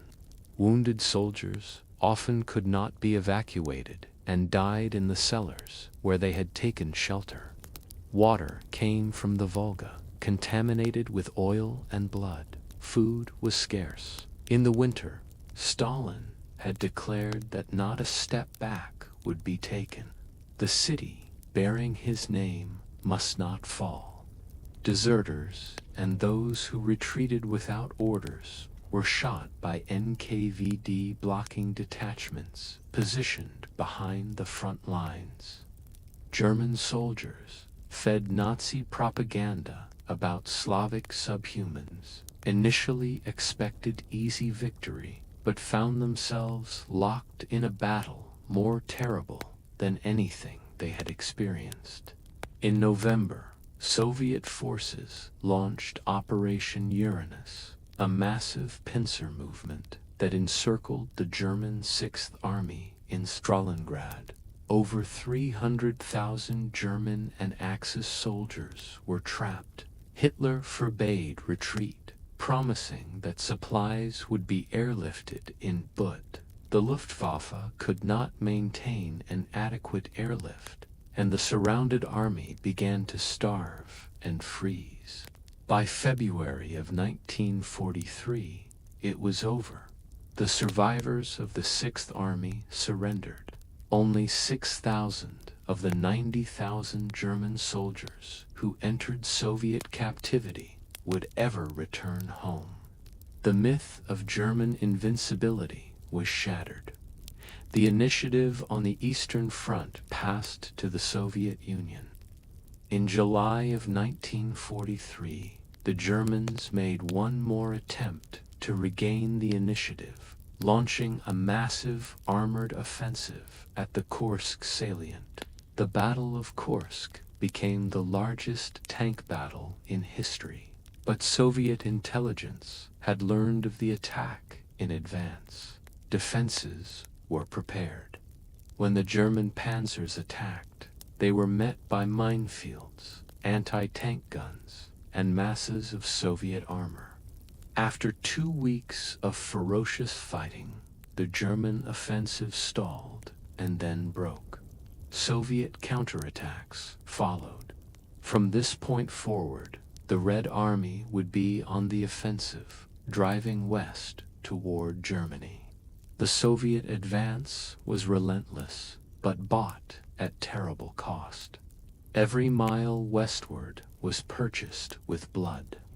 German forces fought skillfully and desperately, knowing that defeat meant the Red Army entering Germany itself. Cities were reduced to rubble. The civilian population of the Western Soviet Union had already suffered 3 years of German occupation, enduring mass executions, forced labor, starvation. Now they watched as the front line moved back over them, bringing new destruction. The treatment of Soviet civilians and prisoners by German forces had been horrific. Hitler's Commissar order mandated the immediate execution of all captured political officers. The hunger plan deliberately starved Soviet cities and prisoners. Einsatzgruppen mobile killing squads followed the German army, executing Jews, communists, and anyone deemed undesirable. In Ukraine and Belarusia, entire villages were destroyed, their populations massacred in reprisal for partisan activity. I walked through the remains of the Belarusian village of Katyn in 1944. German forces had herded the entire population, 149 people, including 75 children, into a barn, locked the doors, and set it ablaze. Those who tried to escape were machine. Only 1 adult and 3 children survived. The charred bodies lay where they had fallen. Katyn was one of hundreds of such villages destroyed during the German occupation. As Soviet forces advanced westward in 1944 and 1945, they carried with them a burning desire for vengeance. When they crossed into Germany, many Soviet soldiers visited upon German civilians the atrocities that had been inflicted upon Soviet territory. Mass rapes, looting, arbitrary killings marked the Soviet advance. Millions of German civilians fled westward, desperate to escape the Red Army. Stalin and his generals orchestrated the final campaigns with ruthless efficiency. Warsaw fell, though not before the Germans crushed the Warsaw Uprising, while Soviet forces waited on the other side of the Vistula. River, Budapest fell after a brutal siege. Vienna was captured. And finally, in April of 1945, the Red Army reached Berlin. The Battle of Berlin was the final act of the European War. Soviet forces surrounded the city and fought their way in against fanatical resistance from German troops and Hitler Youth. Artillery bombardments turned the city into a wasteland. Hitler, in his bunker beneath the Reich Chancellery, finally accepted that the war was lost. On April 30th, he committed suicide. On May 2nd, the German garrison in Berlin surrendered. On May 8th, Germany signed unconditional surrender. The war in Europe was over. The Soviet Union had won, but at a cost that beggared comprehension. 27 million Soviet citizens died during the war, perhaps more. The exact number will never be known. Of these, 8 to 9 million were soldiers. The rest were civilians, killed by starvation, disease, cold, bombing, and deliberate murder. 1 in 7 Soviet citizens perished. Some regions lost half their population. Entire cities had been reduced to rubble. Leningrad, Stalingrad, Minsk, Kiev, Smolensk, all were destroyed. 70,000 villages had been wiped out. 30,000 factories lay in ruins. The material destruction was estimated at 30% of the nation's wealth. Yet the Soviet Union emerged from the war as one of the world's 2 superpowers. The Red Army stood in the heart of Europe, occupying Poland, Czechoslovakia, Hungary, Romania, Bulgaria, the eastern portion of Germany. Stalin would not relinquish control over these territories. They would become satellite states, communist regimes imposed by Soviet force. At conferences in Tehran, Yalta, and Potsdam, Stalin met with Churchill and Roosevelt, later Truman, to determine the post-war order. Stalin proved a masterful negotiator, securing Soviet dominance over Eastern Europe, while making vague promises about free elections that he had no intention of honoring. The wartime alliance between the Soviet Union and the Western powers frayed almost immediately. What Churchill called an Iron Curtain descended across Europe, dividing it between the capitalist West and the communist East. The Cold War had begun, a confrontation that would dominate global politics for the next 4 decades. For the Soviet people, victory brought not freedom, but a return to Stalinist repression. Soldiers who had seen the West, who had witnessed that life under capitalism was not the misery depicted by Soviet propaganda, were viewed as potentially contaminated. Many returning prisoners of war were sent directly to the Gulag, suspected of having collaborated with the Germans or of having absorbed dangerous foreign ideas. The Baltic states, annexed in 1940, faced harsh repressions. Ukrainian and Baltic partisans who had fought against Soviet rule were hunted down and killed. Entire peoples were accused of collaboration and deported. The Crimean Tatars, the Chechens, the Ingish, the Kalmyks. Hundreds of thousands were loaded onto cattle cars and dumped in Central Asia and Siberia. Up to half died in transit or in the first years of exile. Stalin's paranoia, if anything, deepened in his final years. He saw enemies everywhere, conspiracies behind every setback. In 1949, the Leningrad affair saw the purge of party leaders who had distinguished themselves during the siege. In the early 1950s, The doctors' plot alleged that Jewish doctors were conspiring to murder Soviet leaders. Another wave of arrests began, but in March of 1953, Stalin suffered a stroke. For days, he lay dying, surrounded by his terrified subordinates who feared to call doctors lest they be accused of hastening his death. On the 5th of March, 1953, Joseph Stalin died. His body was placed in Lenin's mausoleum. Millions filed past to view it. Many wept genuinely, for, despite everything, Stalin had led the country to victory over Nazi Germany, had transformed the Soviet Union into a superpower. The propaganda, the cult of personality, had done their work. People mourned the man who had killed millions of them, but others felt quiet relief. Perhaps now, with Stalin gone, things might change. Perhaps the terror might ease. Perhaps there could be a thaw, that hope, fragile and tentative, would prove not entirely misplaced.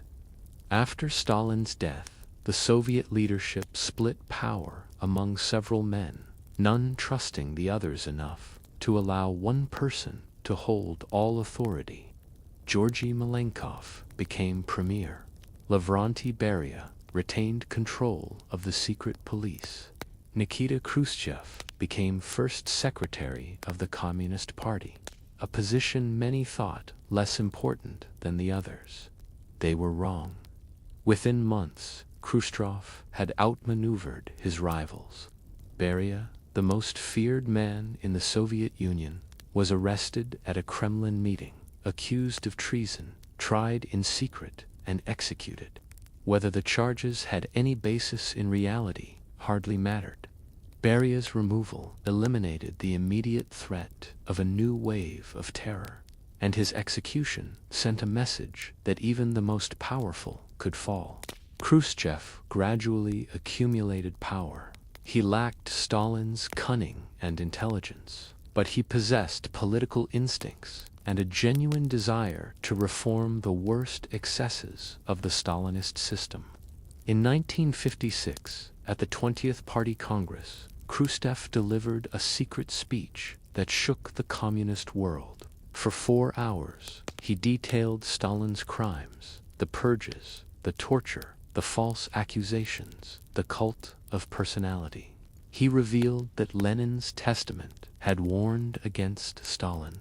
He documented how Stalin had ignored warnings of the German invasion and how his incompetence had made early war losses worse. The speech was supposed to remain secret, but word leaked out, spreading through the Soviet Union and the world. The impact was shattering.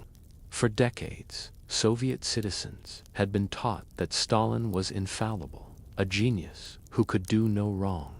Now the party itself was admitting he had been a tyrant and murderer. The cognitive dissonance was profound.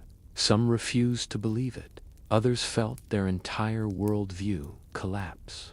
The Khrushchev era brought genuine improvements. Political prisoners were released from the Gulag in large numbers. The worst repressions ceased. Censorship was relaxed somewhat. Soviet citizens gained more freedom to travel and more access to foreign ideas and culture. The era became known as the Thaw, after a novel by Ilya Ehrenberg. In literature and the arts, a renaissance bloomed. Alexander Solzhenitsyn published One Day in the Life of Ivan Denisovich, a novella about life in a labor camp with Khrushchev's personal approval. Poets like Yevgeny Yevtushenko and Andrei Vosnesensky drew massive crowds to their readings. Filmmakers produced works that gently pushed against ideological boundaries. But the thaw had limits. Khrushchev was a reformer, not a revolutionary. The party's monopoly on power was not to be questioned.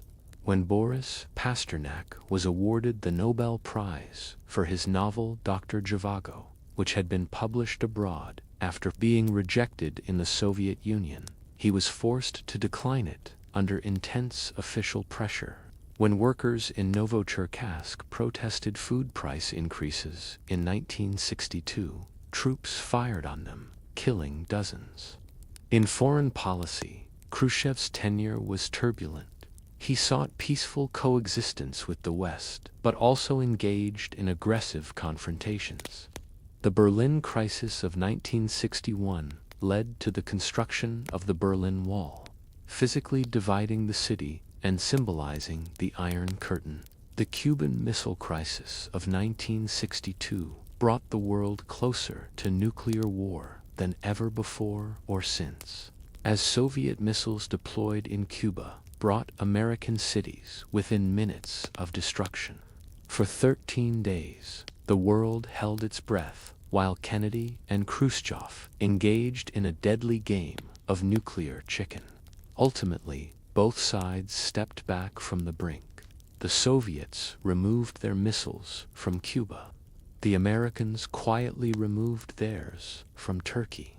Nuclear war had been narrowly averted, but the crisis revealed how fragile peace had become in the atomic age. Khrushchev also presided over remarkable achievements. In 1957, the Soviet Union launched Sputnik, the first artificial satellite, shocking the West, and winning the initial victory in the space race. In 1961, Yuri Gagarin became the first human in space, orbiting the Earth in the Vostok spacecraft. These triumphs seemed to validate Soviet claims of the superiority of socialism. But beneath the surface, problems accumulated. Agricultural reforms failed to significantly increase productivity.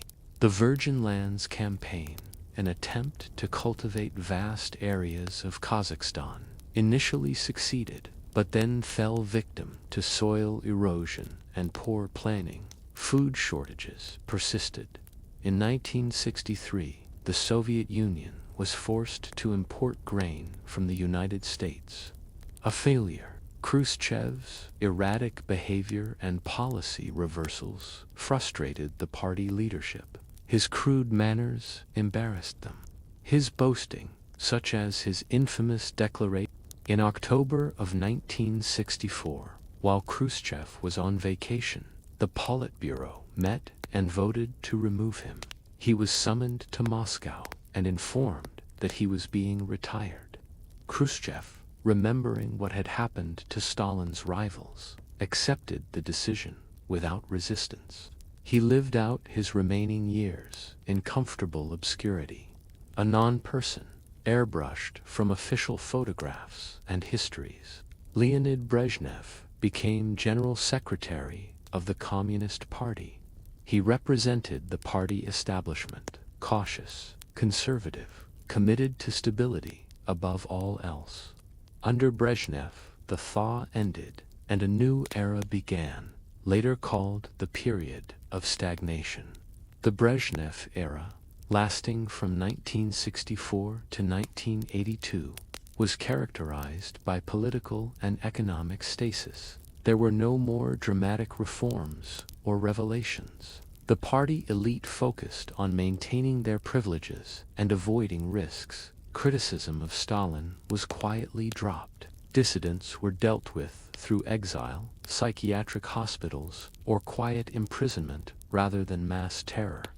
This was the age of what Russians would later call zastoy stagnation.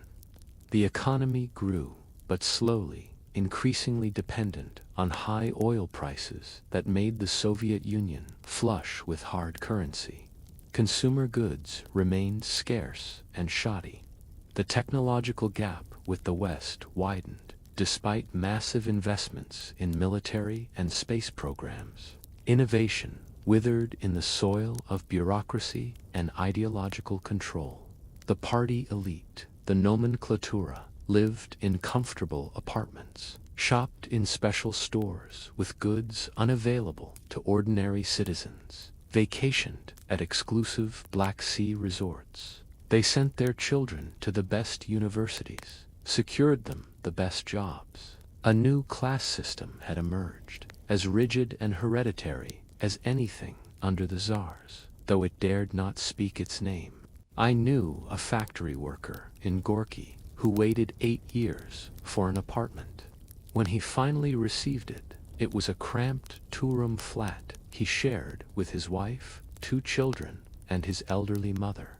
The walls were thin as paper, the plumbing leaked, the heating was inadequate.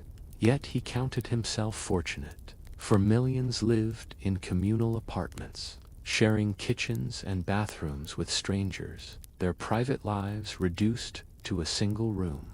Meanwhile, the son of a local party secretary received a spacious apartment immediately upon graduating university, along with a car, something most Soviet citizens could only dream of obtaining after decades on a waiting list. The official ideology proclaimed the construction of communism, the building of a society of plenty and equality. Reality spoke otherwise, but to acknowledge this gap required courage that few possessed. People learned to live double lives, speaking the required platitudes in public, while expressing their true thoughts only in whispers among trusted friends. Dissidents who dared speak publicly faced harsh consequences. Andrei Sakharov, the brilliant physicist who had helped develop the Soviet hydrogen bomb, became an advocate for human rights and reform. For this, he was stripped of his honors and sent into internal exile in Gorky, cut off from Moscow and the international community. Alexander Solzhenitsyn, whose writings exposed the Gulag system, was arrested in 1974 and forcibly exiled from the Soviet Union.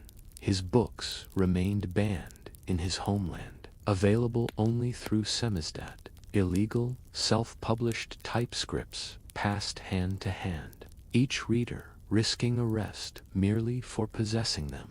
I once held a samizdat copy of the Gulag Archipelago, its pages worn soft from countless readings passed through dozens of hands. The paper was smudged, the typing uneven, but the words burned with truth. The woman who lent it to me made me promise to read it in one night and return it by morning. "They search apartments," she whispered. "If they find this, it means prison." The psychiatric hospital became a favored tool for dealing with dissidents. The logic was perverse but effective. Anyone who criticized the Soviet system must be insane, for the Soviet system was perfect. Therefore, critics could be diagnosed with invented mental illnesses like sluggish schizophrenia and locked away in psychiatric wards, where they were forcibly medicated, their minds deliberately dulled with powerful drugs. Yet beneath the surface of conformity, Soviet society was slowly changing. Western culture seeped in through cracks in the Iron Curtain. Young people listened to Western rock music on bootleg recordings pressed onto discarded X-ray films. They wore jeans obtained through the black market. They adopted styles and attitudes that alarmed party ideologists who saw Western influence as a virus infecting Soviet youth. In 1968, Soviet tanks rolled into Czechoslovakia to crush the Prague Spring, an attempt by Czech communists to create socialism with a human face, featuring greater freedom and democracy. The message was clear. The Soviet Union would tolerate no deviation from its model, even in satellite states. The crushing of Czech reforms sent shockwaves through the dissident community and destroyed whatever remained of international communist solidarity. I walked through Prague in the weeks after the invasion. Soviet soldiers stood on street corners, young men who looked confused and unhappy, far from home, uncertain why they were there. Czech citizens passed by without looking at them, their faces blank masks. The Russians had come as liberators in 1945. Now they were occupiers, and everyone knew it, though no one dared say it aloud. The Soviet Union continued its arms race with the United States, pouring resources into nuclear weapons and conventional forces. By the 1970s, the USSR had achieved rough strategic parity with America. Both superpowers possessed arsenals capable of destroying the world many times over. The doctrine of mutual assured destruction, appropriately acronymed MAD, kept an uneasy peace, though the world lived under the constant shadow of potential nuclear annihilation. In 1979, Soviet forces invaded Afghanistan, beginning a war that would drag on for nearly a decade and ultimately contribute significantly to the Soviet Union's collapse. The official explanation was that Soviet troops had been invited to support the Afghan communist government against Islamic insurgents. The reality was an imperial adventure that would become the Soviet Union's Vietnam. Soviet soldiers, many of them barely trained conscripts, found themselves fighting in mountainous terrain against Mujahideen guerrillas, supplied with weapons by the United States, Pakistan, and Saudi Arabia. The war was brutal and futile. Villages were destroyed, civilians massacred. Soviet troops used scorched earth tactics, depopulating regions to deny the insurgents support. Chemical weapons and mines killed indiscriminately. I spoke with a soldier who returned from Afghanistan in 1983. His eyes held a hollowness I recognized from other wars. "We burned villages," he told me, speaking slowly, carefully, as if each word cost him something. "We were told they were enemy strongholds. But I saw children, old women. They called us devils, and they were right." Soviet casualties mounted 14,000 dead, officially, though the true number may have been higher. Tens of thousands more returned wounded or psychologically broken. The war was deeply unpopular, though public criticism remained dangerous. Mothers of soldiers wrote private letters to officials, begging for their sons to be brought home. The letters were filed away, unanswered. The war drained resources and morale at a time when the Soviet economy could least afford it. Oil prices fell in the 1980s, reducing the hard currency that had sustained Soviet consumption. Agricultural production remained inadequate, requiring continued grain imports from the West. Industrial output stagnated. The technological gap with the West became a chasm. Brezhnev himself aged visibly through the 1970s, his once commanding presence diminishing into elderly frailty. He could barely speak coherently by the end, yet he clung to power, surrounded by equally aged Politburo members who had grown comfortable in their positions and feared change. When Brezhnev finally died in November of 1982, his successor was Yuri Andropov, former head of the KGB. Andropov understood the depth of the Soviet Union's problems and attempted modest reforms, cracking down on corruption, improving labor discipline. But Andropov was already dying of kidney disease. He lasted barely 15 months before his own death in February of 1984. His successor, Konstantin Chernenko, was a Brezhnev loyalist in his 70s, already ill when selected. He lasted 13 months, dying in March of 1985. 3 Soviet leaders had died in less than 3 years. The gerontocracy of the Brezhnev era had reached its terminal stage. The Politburo, desperate to avoid another funeral, finally selected a younger man, relatively young, at 54. His name was Mikhail Gorbachev, and he would prove to be the Soviet Union's last leader. Gorbachev came to power believing that the Soviet system could be saved through reform. He understood that the economy was failing, that technology was stagnating, that the arms race was bankrupting the country. He believed that limited political and economic reforms, glasnost openness, and perestroika restructuring would reinvigorate the system and secure its future. He was catastrophically wrong. The reforms he initiated would instead unleash forces that would tear the Soviet Union apart. Gorbachev began carefully, speaking of the need for acceleration of economic development and modest transparency in government. But modest reforms proved insufficient.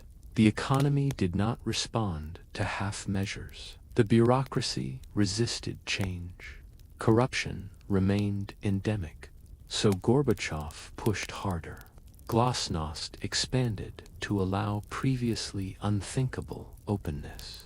Newspapers began publishing articles critical of Soviet history and contemporary problems. Television programs discussed issues that had been taboo for decades. Political prisoners were released. Andrei Sakharov was allowed to return from exile. The floodgates, once opened, could not be closed. Publications began revealing the truth about Stalin's terror, about the Gulag, about the massacres and deportations. History textbooks were rewritten. Archives were opened. The Soviet people, fed lies for decades, learned the extent of the horrors their government had inflicted upon them. I remember watching a television program in 1987 where a historian discussed the Nazi-Soviet pact and the secret protocols dividing Eastern Europe. For 70 years, the Soviet government had denied these protocols existed, had called them Western fabrications. Now, on state television, the truth was being told. The woman sitting next to me in the communal apartment wept silently. Her father had been deported from the Baltic states in 1941 and had never returned.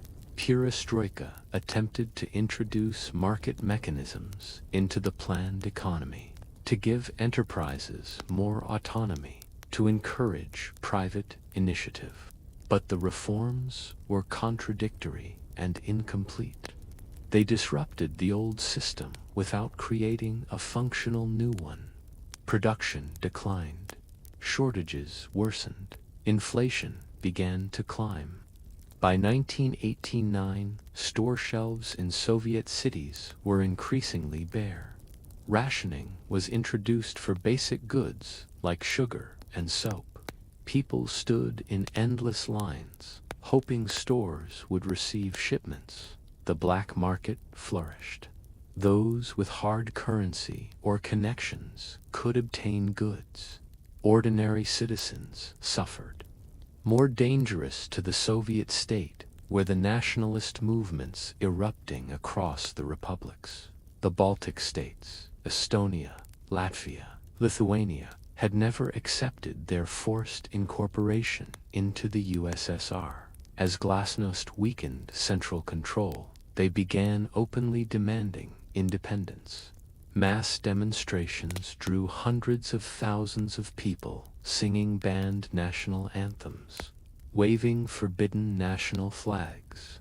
In August of 1989, 2 million people joined hands to form a human chain stretching across the 3 Baltic states. The Baltic Way, commemorating the 50th anniversary of the Molotov-Ribbentrop Pact and demanding independence. It was a stunning display of peaceful resistance. But the most dramatic symbol of the Soviet Empire's collapse came not in the Soviet Union itself, but in Eastern Europe.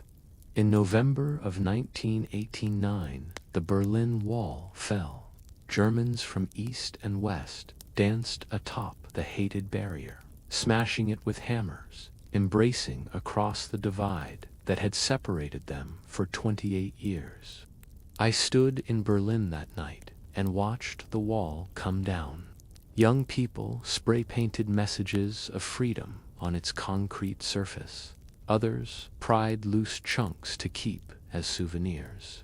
The guards who had shot people for trying to cross now stood by helplessly, their weapons useless against this tide of joy. The Cold War's most potent symbol was being demolished by ordinary people with hand tools, and there was nothing the authorities could do to stop it. Within months, communist regimes collapsed across Eastern Europe. Poland, Hungary, Czechoslovakia, Bulgaria, Romania. One by one, they threw off Soviet domination. The satellite states that had formed the Soviet Empire's defensive buffer were gone. The Iron Curtain had rusted through. Gorbachev, to his credit, did not send in tanks. He accepted the loss of the Soviet Empire in Eastern Europe, understanding that military force could not sustain regimes that had lost all legitimacy. But this restraint, admirable as it was, emboldened nationalist movements within the Soviet Union itself. In the Caucasus, ancient ethnic hatreds erupted into violence. Armenia and Azerbaijan went to war over Nagorno-Karabakh. Georgia demanded independence. In Central Asia, ethnic riots left hundreds dead. The Soviet Union, it became clear, was not a harmonious brotherhood of socialist republics, but a prison of nations held together by force. And that force was weakening. In March of 1990, Lithuania declared independence, the first Soviet republic to do so. Gorbachev responded with economic pressure and military intimidation, but stopped short of full-scale invasion. The precedent had been set. If Lithuania could leave, why not the others? Meanwhile, Russia itself was undergoing transformation. In June of 1990, Boris Yeltsin was elected president of the Russian Soviet Federative Socialist Republic in the first free elections in Russian history. Yeltsin was a paradoxical figure, a former Communist Party boss who had reinvented himself as a Democrat and Russian nationalist. He was coarse, often drunk, but possessed political instincts and genuine popular support. Yeltsin began asserting Russian sovereignty against the Soviet government, creating a bizarre situation where the Russian Republic challenged the Soviet Union, of which it was nominally a part. Russian laws, Yeltsin declared, would take precedence over Soviet laws within Russia. Russia would control its own resources, set its own policies. Gorbachev found himself trapped between hardliners who wanted to restore Soviet authority through force, and reformers who wanted to move faster toward democracy and a market economy. He tried to chart a middle course, satisfying no one. In January of 1991, Soviet troops stormed a television tower in Vilnius, Lithuania, killing 14 civilians. It was a disastrous tactical error. The crackdown generated international condemnation and hardened Lithuanian resolve. Other republics accelerated their independence movements, fearing similar violence. In August of 1991, hardline communists attempted to save the Soviet Union through a coup. While Gorbachev vacationed in Crimea, the plotters placed him under house arrest and announced that a state committee for the state of emergency had assumed power. They claimed Gorbachev was ill and unable to perform his duties. The coup was incompetently planned and executed. The plotters issued contradictory statements, failed to arrest key opposition figures, and crucially, did not control communications. Boris Yeltsin, informed of the coup, rushed to the Russian White House, the Parliament building, and rallied opposition. I was in Moscow during those 3 days in August. Tanks surrounded the White House, but their crews seemed uncertain. Muscovites gathered to defend the building, erecting makeshift barricades. Yeltsin climbed atop a tank and delivered an impromptu speech denouncing the coup, an image that would define him forever. a burly man in a suit standing defiant against the forces of reaction. The soldiers did not fire. When ordered to storm the White House, many units refused. The coup collapsed within 3 days. The plotters were arrested. Gorbachev returned to Moscow, but his power was broken. The real victor was Yeltsin, who had stood firm when Gorbachev was helpless. The failed coup accelerated the Soviet Union's disintegration. Republic after republic declared independence. The Baltic states gained immediate international recognition. Ukraine held a referendum in December of 1991 in which 90% voted for independence. Without Ukraine, the second most populous republic, the Soviet Union was unsustainable. On the 8th of December, 1991, the leaders of Russia, Ukraine, and Belarus met in a hunting lodge in the Belovezha forest and signed an agreement declaring the Soviet Union dissolved. In its place, they created the Commonwealth of Independent States, a loose association with little real authority. Gorbachev, who had not been consulted, was furious but powerless. On the 25th of December, 1991, he appeared on television and resigned as president of the Soviet Union. The red flag with its hammer and sickle was lowered from the Kremlin for the last time. In its place rose the white, blue, and red tricolor of Russia. The Soviet Union, that vast empire, that bold experiment in creating a new type of human society, that prison of nations, that superpower which had terrified the West and inspired revolutionaries worldwide, had ceased to exist. It did not fall to foreign invasion or internal rebellion. It simply collapsed, exhausted by its own contradictions, brought down by the weight of its lies, dissolved because no one believed in it anymore. I stood in Red Square on that December night and watched the Soviet flag come down. The square was nearly empty. Most Muscovites were home, uncertain what would come next, worried about the future. The snow fell softly, covering everything in white, as if the earth itself sought to draw a curtain over what had ended. 74 years earlier, the Bolsheviks had seized power, promising peace, bread. They had built, instead, a totalitarian state that had killed millions of its own people, that had enslaved nations, that had created not abundance but scarcity, not freedom but fear. And now it was over. The experiment had failed. Russia was free, but free to... I traveled with a Red Army unit in 1919, moving through villages that had been fought over multiple times.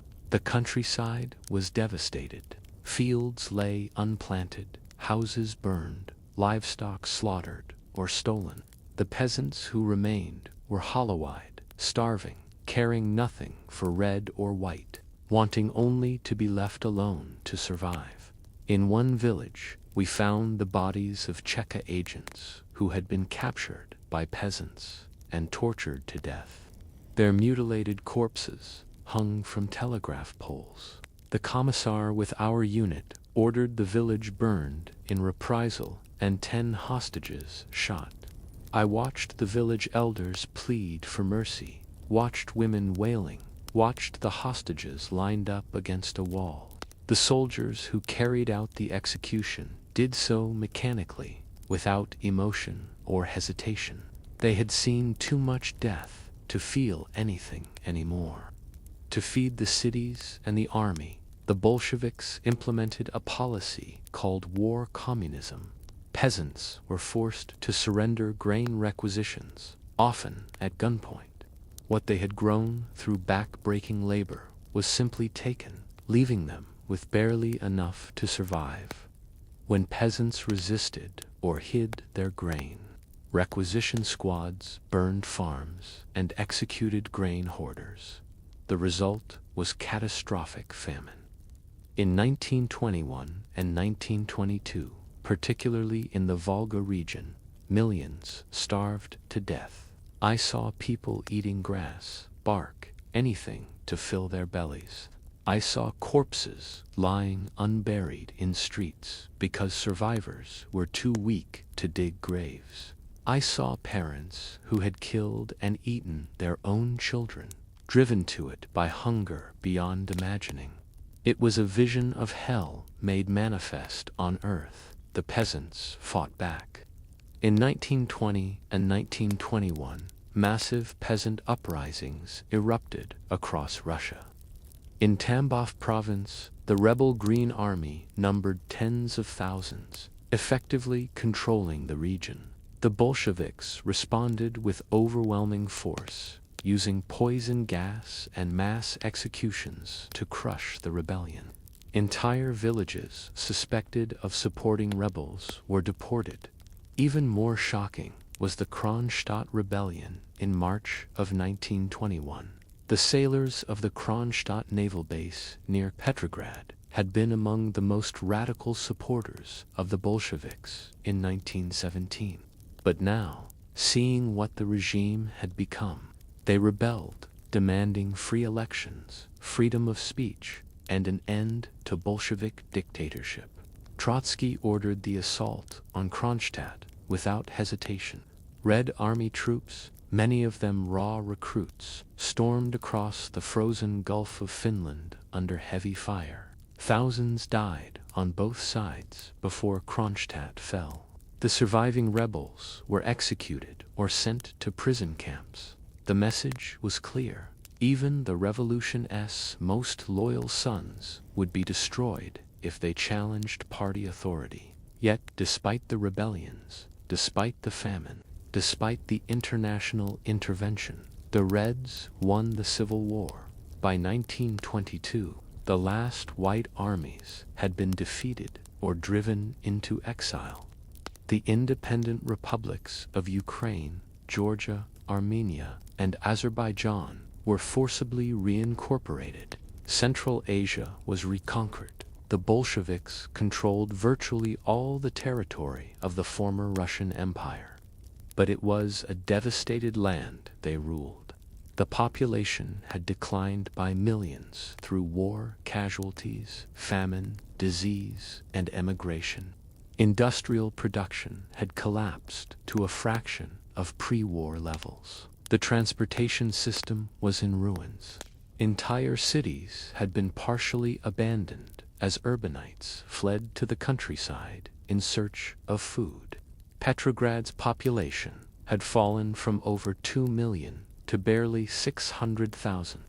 Lenin, recognizing that war communism had brought the country to the brink of total collapse, instituted a dramatic policy reversal in 1921. The new economic policy, NEP, permitted limited capitalism. Peasants could sell surplus grain for profit. Small businesses could operate privately. Only the commanding heights of the economy, heavy industry, banking, foreign trade, remained under state control. The NEP worked. Economic recovery began almost immediately. Peasants, assured they could keep or sell their surplus, increased production. Food returned to the markets. Small shops and cafes reopened. By the mid-1920s, industrial and agricultural production had nearly recovered to pre-war levels. But politically, there was no relaxation. The Bolshevik Party maintained its monopoly on power. Opposition parties were banned. Independent trade unions were crushed. The press was censored. The Cheka, reorganized and renamed the GPU, continued its work of surveillance and repression.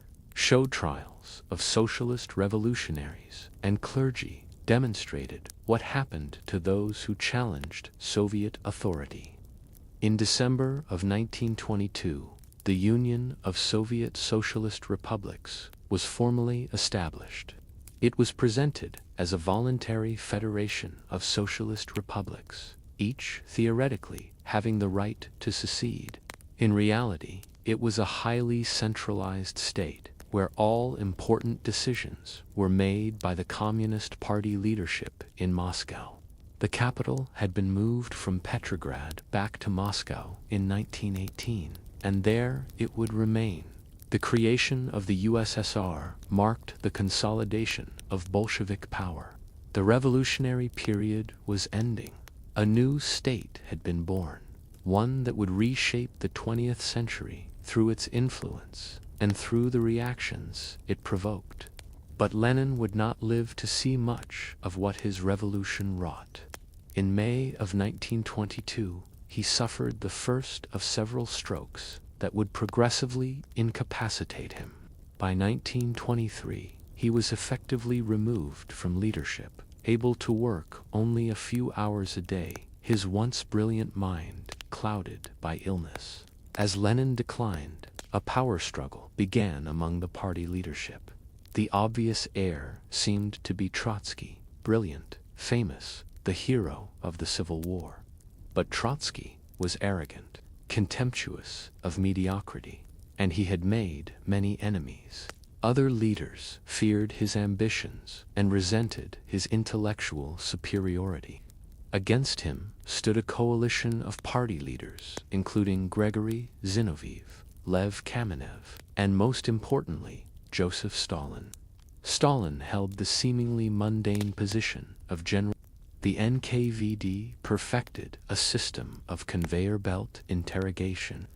Prisoners were kept awake for days, questioned in shifts by interrogators who threatened, beat, and tortured them until they signed prepared confessions. Many confessed to anything just to make the torture stop. Others held out and were shot anyway. The lucky ones received sentences of 10 or 25 years in labor camps. The unlucky ones faced execution by a bullet to the back of the head in the basement of NKVD headquarters.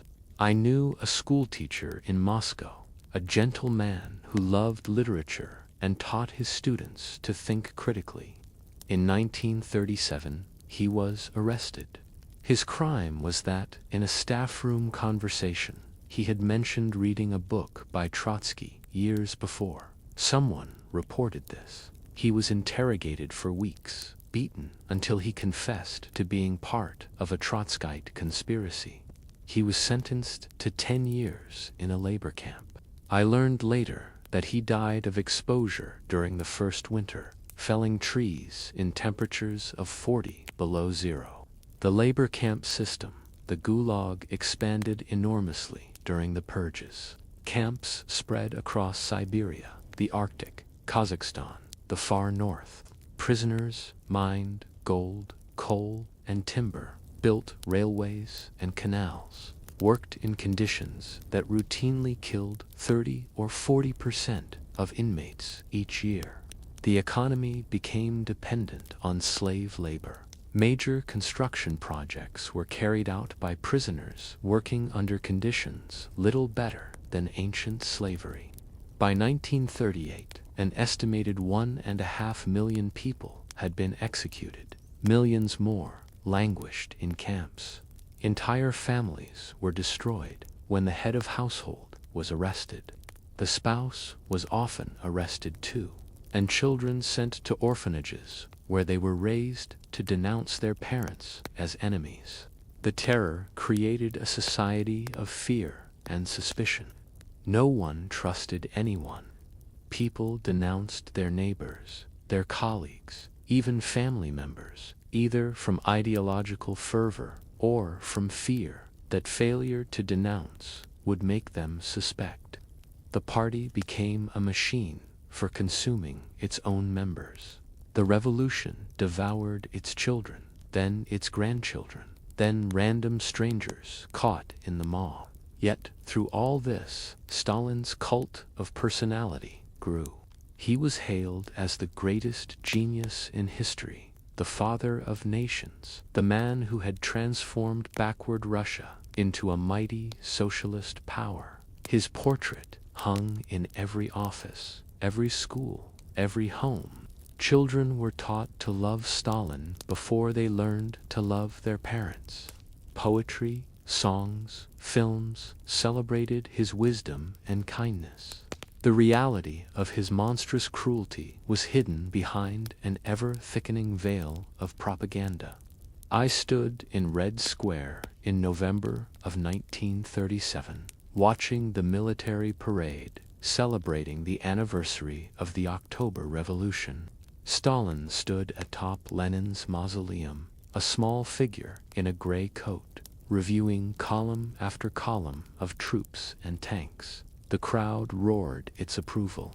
People wept with emotion at the sight of him. Many of those cheering would be arrested before the year ended.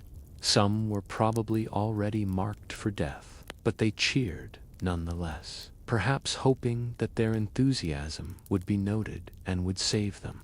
By 1939, the worst of the purges had subsided. The NKVD chief, Nikolai Yezhov, who had overseen the mass killings, was himself arrested and executed, a convenient scapegoat. His replacement, Lavrentiy Beria, continued the system, but at a less frenzied pace. Stalin had achieved his goal. There was no one left who could challenge him.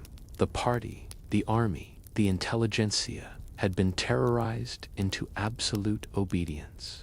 The Soviet Union that emerged from the purges was unrecognizable from the revolutionary state of the 1920s. It was a totalitarian dictatorship where one man's paranoid whims could doom millions, where truth was whatever the party declared it to be, where the present was constantly rewritten to serve political needs.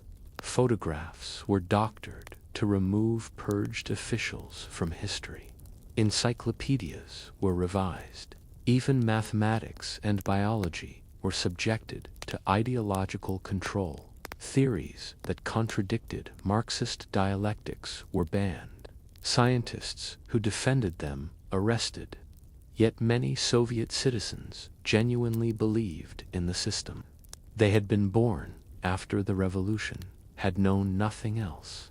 They accepted the propaganda, believed that the West was hostile and threatening, trusted that Stalin was leading them to a glorious future.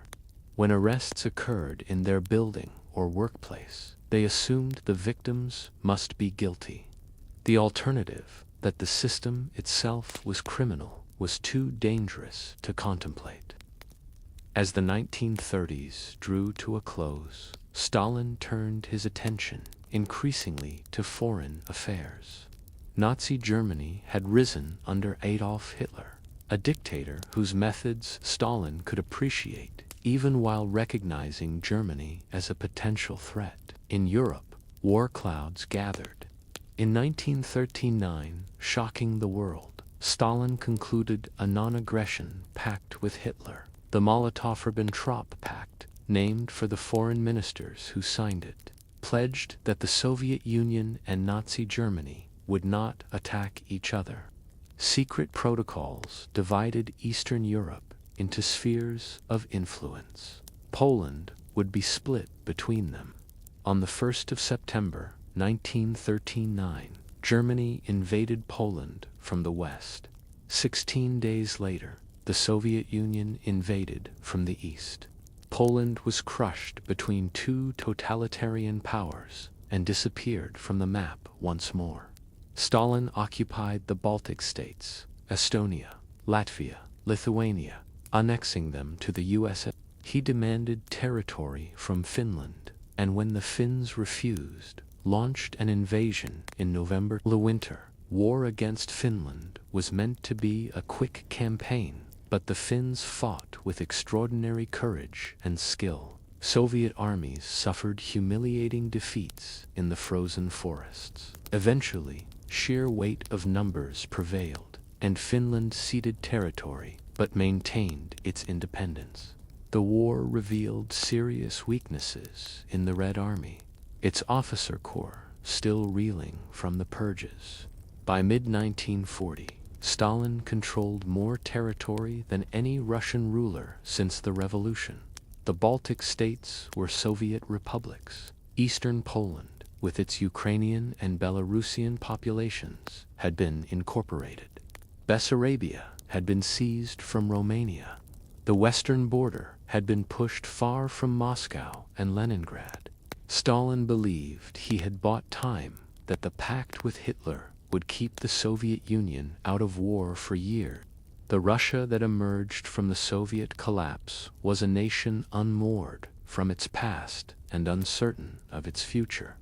74 years of communist rule had been swept away in a matter of months. The old system was gone, but nothing coherent had replaced it. Boris Yeltsin, now president of an independent Russia, moved swiftly to implement radical economic reforms. His young reformers, advised by Western economists, advocated shock therapy, an abrupt transition from planned economy to free market, the immediate lifting of price controls, rapid privatization of state assets. The theory was that short-term pain would lead to long-term prosperity. Markets would find their natural equilibrium. Private ownership would unleash entrepreneurial energy. Russia would join the community of prosperous democratic nations. The reality was catastrophic for millions of ordinary Russians. On the 2nd of January 1992, price controls were abolished. Overnight, prices for basic goods skyrocketed. The life savings of Soviet citizens, carefully accumulated over decades, became worthless in a matter of weeks as hyperinflation consumed their value. Bread that cost 1 ruble now cost 100 rubles. Pensioners who had worked their entire lives found their pensions would not buy a week's groceries. I knew an elderly woman, a retired teacher, who had saved 20,000 rubles, a considerable sum under the Soviet system. She had dreamed of using it to visit her daughter, who had moved to Vladivostok. By March of 1992, her savings would not buy a pair of shoes. She wept not with sadness, but with rage. Rage at the theft of her life's work. Rage at the humiliation of poverty in old age. Privatization, meant to create a class of shareholders and democratize ownership, was hijacked by those with connections and insider knowledge. State enterprises were sold for fractions of their value to managers and party officials who understood how the system worked. Vouchers given to citizens were bought up for pennies by speculators who knew their true worth. A small group of oligarchs, often former Communist Party officials or black market operators who had accumulated capital, bought up Russia's most valuable assets for absurdly low prices. Oil companies, metal foundries, telecommunications networks, banks. The wealth of a continent-spanning nation fell into the hands of a few dozen men. Some of these oligarchs became billionaires almost overnight. They lived in grotesque luxury, buying French chateaux and English football clubs, their yachts and private jets, symbols of wealth that would have embarrassed even the Tsars. Meanwhile, ordinary Russians saw their living standards collapse. Industrial production fell by more than 40%. Factories closed or stood idle, their workers unpaid for months. The social safety net of the Soviet era, free healthcare, education, guaranteed housing and employment, disintegrated. Homelessness appeared on Russian streets for the first time in decades. Crime soared as desperate people turned to theft, robbery, and violence to survive. The mafia, both organized crime groups and corrupt officials, often indistinguishable from each other, became a dominant force in Russian life. Businesses that refused to pay protection money found their premises firebombed, their owners beaten or murdered. Assassinations became commonplace. Prominent business figures, journalists, and politicians were gunned down in broad daylight. The killers rarely caught, let alone prosecuted. I walked through Moscow in 1993 and saw the capital transformed. Luxury cars, now proud streets, where Soviet Ladas had once predominated. Western goods filled stores where shelves had been bare.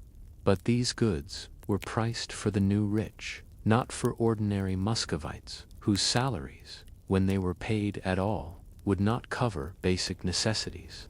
On street corners, elderly women sold their possessions, a handful of potatoes from their garden plot, a treasured book, a piece of old jewelry.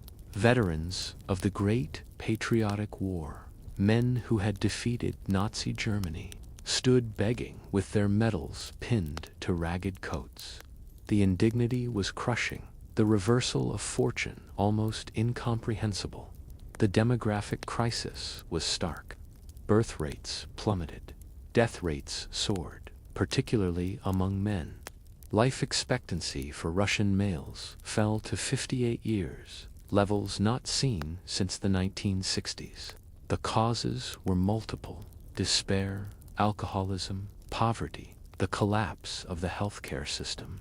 Russia's population began to decline, a phenomenon demographers compared to wartime losses. Politically, the situation was equally unstable. Yeltsin's reforms had created winners and losers, and the losers vastly outnumbered the winners. The Supreme Soviet, dominated by communists and nationalists who opposed the reforms, clashed repeatedly with Yeltsin. Constitutional crisis loomed. In September of 1993, Yeltsin dissolved the Supreme Soviet Parliament, refused to accept its dissolution, and voted to impeach Yeltsin, declaring Vice President Alexander Rutskoy the acting president. For 2 weeks, Russia had two competing governments, both claiming legitimacy. Armed supporters of the parliament occupied the White House, the same building that had been democracy's fortress during the coup 2 years earlier. Yeltsin ordered the army to suppress the rebellion. On the 4th of October, tanks shelled the White House, blasting holes in its facade. Soldiers stormed the building. Over 100 people died in the fighting, many of them civilians. I watched the shelling from across the Moscow River. The booms of tank cannons echoed across the city. Smoke rose from the White House. What had seemed impossible, that Russian soldiers would fire on the Russian parliament, was happening before my eyes. The fragile shoots of democracy were being consumed by the same violence that had marked so much of Russian history. Yeltsin emerged victorious but diminished. He had saved his reforms by abandoning democratic principles. The constitution he pushed through in December of 1993 concentrated enormous power in the presidency, creating what critics called a super-presidential system that could easily slide into authoritarianism. Meanwhile, the Russian Federation faced threats to its own territorial integrity.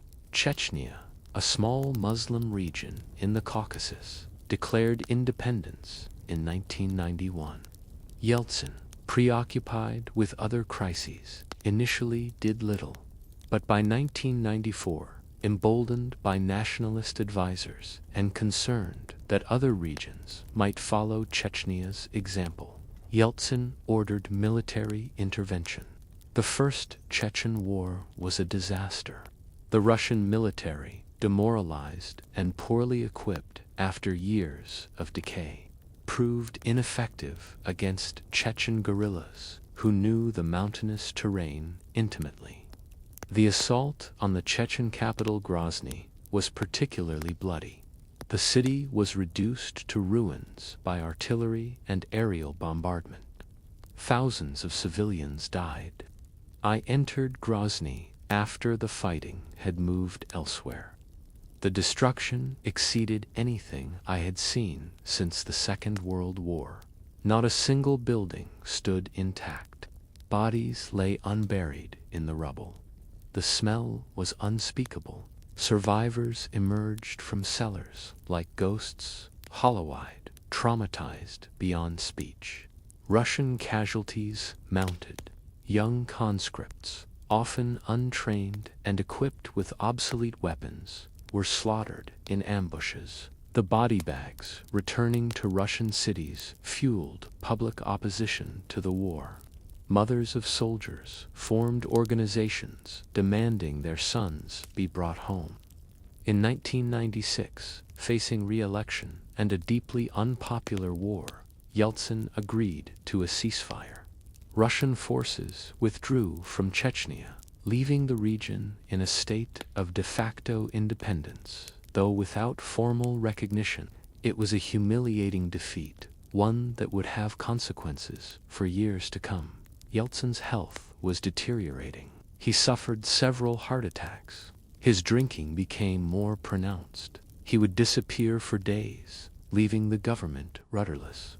His public appearances were sometimes embarrassing. Slurred speech, obvious intoxication, erratic behavior that became fodder for Russian and international media. Yet somehow, Yeltsin won re-election in 1996. The communists, led by Gennady Zyuganov, had been favored to win, but a coalition of oligarchs, fearing a communist restoration that would threaten their wealth, poured resources into Yeltsin's campaign. Media they controlled presented the election as a choice between progress and a return to Soviet misery. The election was neither free nor fair. Media coverage was blatantly one-sided. The oligarchs used their economic power to influence voters. There were credible allegations of fraud, but Yeltsin won, and Russia continued its chaotic journey toward what? No one could say for certain. The late 1990s brought some economic stabilization. Inflation slowed. Some sectors began to grow. But the 1998 financial crisis, triggered by falling oil prices and investor panic, shattered whatever progress had been made. The ruble collapsed, losing 3/4 of its value in months. Russia defaulted on its debts. Banks failed. The middle class, just beginning to emerge, was devastated once more. I met a doctor in 1998 who told me she had not been paid in 6 months. The hospital where she worked had no medicines, sometimes no running water. Yet she came to work each day because her patients needed her. "What else can I do?" she asked. "This is Russia. We endure, and endure they did." Despite everything, the economic collapse, the crime, the corruption, the wars, the humiliation of losing superpower status, Russians survived. Some even prospered. A new generation was growing up knowing only the post-Soviet reality, for whom the USSR was history, not memory. But many Russians looked back on the Soviet era with nostalgia, remembering not the terror and repression, but the stability, the predictability, the sense of being part of a great power. They had traded security for freedom, and found that freedom without bread was cold comfort. By 1999, Yeltsin was finished. His approval ratings were in single digits. His health was failing. Russia needed new leadership, but who could lead this traumatized nation? On the last day of 1999, in a televised address, Yeltsin announced his resignation. He apologized to the Russian people for failing to meet their hopes, for the hardships they had endured. It was an extraordinary moment, a Russian leader admitting failure, asking forgiveness. His chosen successor was a little-known former KGB officer who had served briefly as prime minister. His name was Vladimir Putin, and he would reshape Russia in ways that Yeltsin could not have imagined. Vladimir Putin appeared almost from nowhere. Few Russians knew him when Yeltsin appointed him prime minister in August of 1999. He was gray, unremarkable, with the flat affect of a career intelligence officer. But he possessed qualities that Russia, exhausted by chaos, craved: competence, discipline, strength. His rise was facilitated by tragedy. In September of 1999, a series of apartment building bombings killed nearly 300 people in Moscow and other cities. The bombings were blamed on Chechen terrorists, though questions about the perpetrators have never been fully answered. The attacks terrified Russians and created a climate in which a strong leader promising security found a receptive audience. Putin launched the Second Chechen War in October of 1918. This time, Russian forces were better prepared. They surrounded Chechen fighters in the capital Grozny and destroyed the city through sustained bombardment. The destruction was even more total than in the First War. Grozny was reduced to a wasteland, a city of corpses and rubble. But Putin did not apologize or retreat. He spoke in coarse language that Russians found refreshing after years of political doublespeak. When asked about Chechen fighters, he said they would be hunted down and wiped out in the outhouse. It was crude, brutal, and enormously popular. In the presidential elections of March 2000, Putin won easily in the first round. He inherited a country in crisis, but also a country desperate for order, willing to trade freedoms for stability, eager to believe that Russia could be great again. Putin moved systematically to consolidate power. He brought the oligarchs to heel, making clear that they could keep their wealth as long as they stayed out of politics and supported his rule.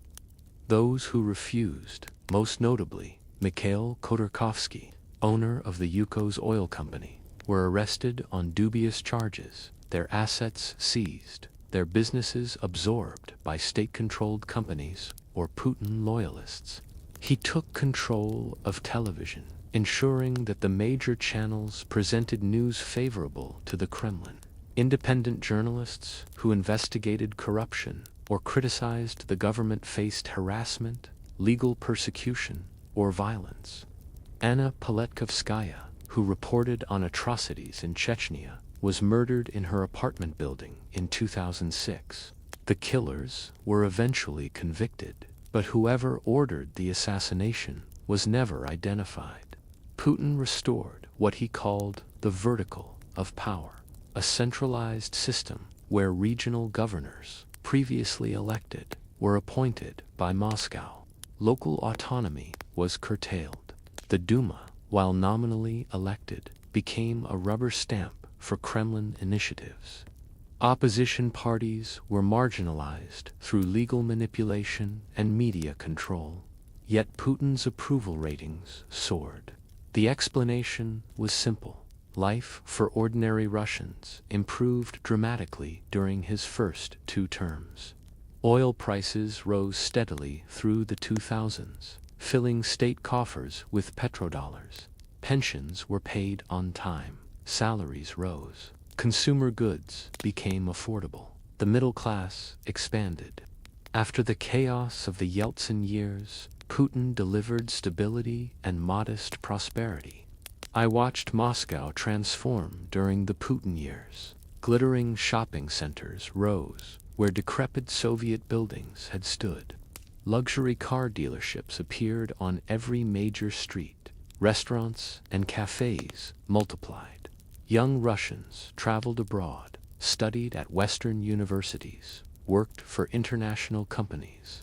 For those who did not challenge the political system, life was better than it had ever been. Putin also restored Russian pride.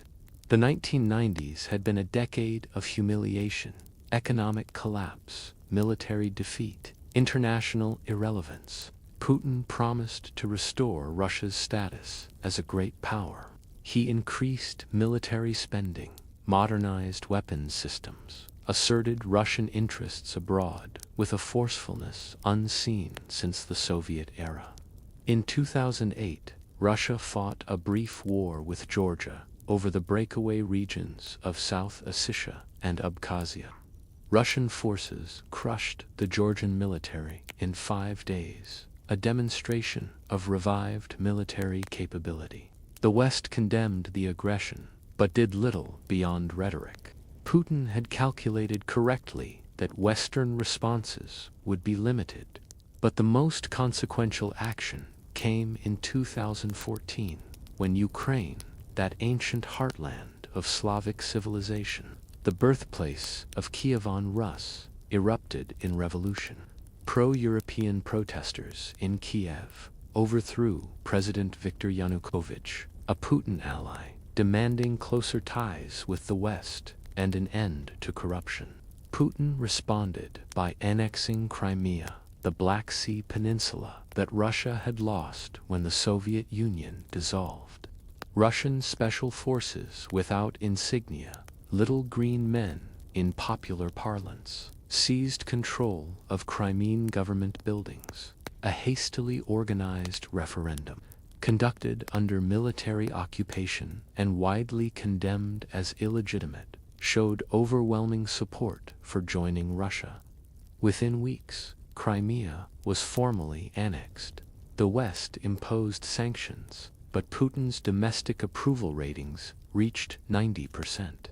Russians saw Crimea's annexation as rectifying a historical injustice. Crimea had been part of Russia since Catherine the Great. Khrushchev's transfer of Crimea to Ukraine in 1954 had seemed meaningless within the Soviet Union but became problematic once Ukraine was independent. Now it was Russian again. But Putin did not stop with Crimea. Russian-backed separatists in eastern Ukraine, in the Donbas region, declared independent republics. Russian weapons and volunteers poured across the border. A frozen conflict ensued, claiming over 10,000 lives and displacing millions. The West's response was sanctions and condemnation, but no military intervention. The post-Cold War order, which had seemed so secure in the 1990s, was fracturing. Russia was openly challenging the territorial integrity of a European nation, and the West appeared unable or unwilling to stop it. I traveled to eastern Ukraine in 2015 and saw a war that officially did not exist. Russian soldiers without insignia fought alongside local separatists. Russian tanks and artillery systems appeared despite Russian denials of military involvement. Villages were shelled. Civilians huddled in basements, terrified, caught between forces they did not understand and could not control. An old woman showed me what remained of her home, a single room, the rest destroyed by shelling. "I do not understand," she said. "We are all Slavs. We speak the same language. Why are they killing us?" I had no answer for her. I have never had answers for such questions. By the time Putin began his 4th presidential term in 2018, constitutional limits on consecutive terms were circumvented by having Putin serve as prime minister for 1 term while his protege Dmitry Medvedev was president. Russia had changed profoundly. It was no longer the chaotic, weak nation of the Yeltsin years. It was stable, wealthy by historical Russian standards, and increasingly assertive internationally. But it was also authoritarian, corrupt, and brittle. Opposition figures were poisoned, imprisoned, or exiled. Elections were neither free nor fair. The media was state-controlled. The rule of law existed only when it served the interests of those in power. Wealth was concentrated in the hands of those connected to the Kremlin. Endemic corruption sapped economic efficiency and public trust, and always beneath the surface stability lurked older, deeper problems. The population was aging and shrinking. Demographic decline threatened Russia's ability to maintain its vast territory and military. The economy remained dependent on oil and gas exports, vulnerable to price fluctuations and the world's transition to renewable energy. Infrastructure outside major cities remained inadequate. Healthcare and education systems, while better than the 1990s, lagged behind developed nations. Putin spoke constantly of Russian greatness, of restoring Russia's rightful place in the world. He invoked the glory of the Russian Empire and the victory over Nazi Germany. He presented Russia as a besieged fortress, surrounded by enemies who sought to weaken and divide it. In this narrative, Western criticism of Russia's authoritarianism and aggression was merely a cover for hostile intent, part of a centuries-old campaign to subjugate Russia. Many Russians believed this narrative. They remembered the chaos of the 90s, when Western advisors had promised that market reforms would bring prosperity, but had delivered instead economic catastrophe. They resented Western expansion of NATO eastward, despite assurances given during German reunification. They saw Western interventions in Iraq, Libya, and Syria as hypocritical given Western condemnation of Russian actions. Yet younger Russians, particularly in major cities, increasingly chafed under Putin's authoritarianism. They had grown up with the internet, with access to information their parents never possessed. They traveled freely abroad and saw how other nations lived. They wanted the prosperity and stability Putin had delivered, but they also wanted political freedom, genuine elections, rule of law, an end to corruption. Protests erupted periodically. In 2011 and 12, tens of thousands took to Moscow's streets, demanding fair elections after blatant fraud in parliamentary voting. The protests were the largest since the fall of the Soviet Union, but they changed nothing. Putin returned to the presidency, and the protest leaders were arrested, exiled, or intimidated into silence. Alexei Navalny emerged as the most prominent opposition figure, a lawyer and anti-corruption activist who used social media to expose the hidden wealth of Putin and his circle. Navalny was arrested repeatedly, attacked by unknown assailants, barred from running for president. In 2020, he was poisoned with a military-grade nerve agent, barely surviving. After recovering in Germany, he chose to return to Russia, where he was immediately arrested. I watched Navalny's arrest at the Moscow airport on video. He knew what would happen. He returned anyway, driven by principle, or perhaps by the understanding that exile would mean irrelevance. His supporters met him at the airport, shouting slogans of support before police dragged them away. It was an act of courage or foolishness. In Russia, the line between the two has always been thin. In 2020, the world was struck by the COVID-19 pandemic. Russia, like all nations, suffered. The official death toll was modest, but excess mortality statistics suggested the true number was far higher. Putin disappeared from public view for weeks, governing remotely while the virus spread. The government's response was chaotic and often contradictory. Russians developed their own vaccine, Sputnik V, but many Russians distrusted it. Memories of Soviet-era medical failures still fresh. The pandemic exposed the fragility of the stability Putin had constructed. Regional governments scrambled without clear direction from Moscow. Healthcare systems, underfunded for years, were overwhelmed. Economic support for citizens and businesses was inadequate.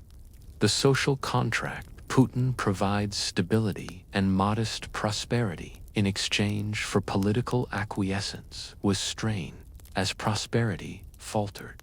And then came the decision that would define Putin's legacy and perhaps seal Russia's fate.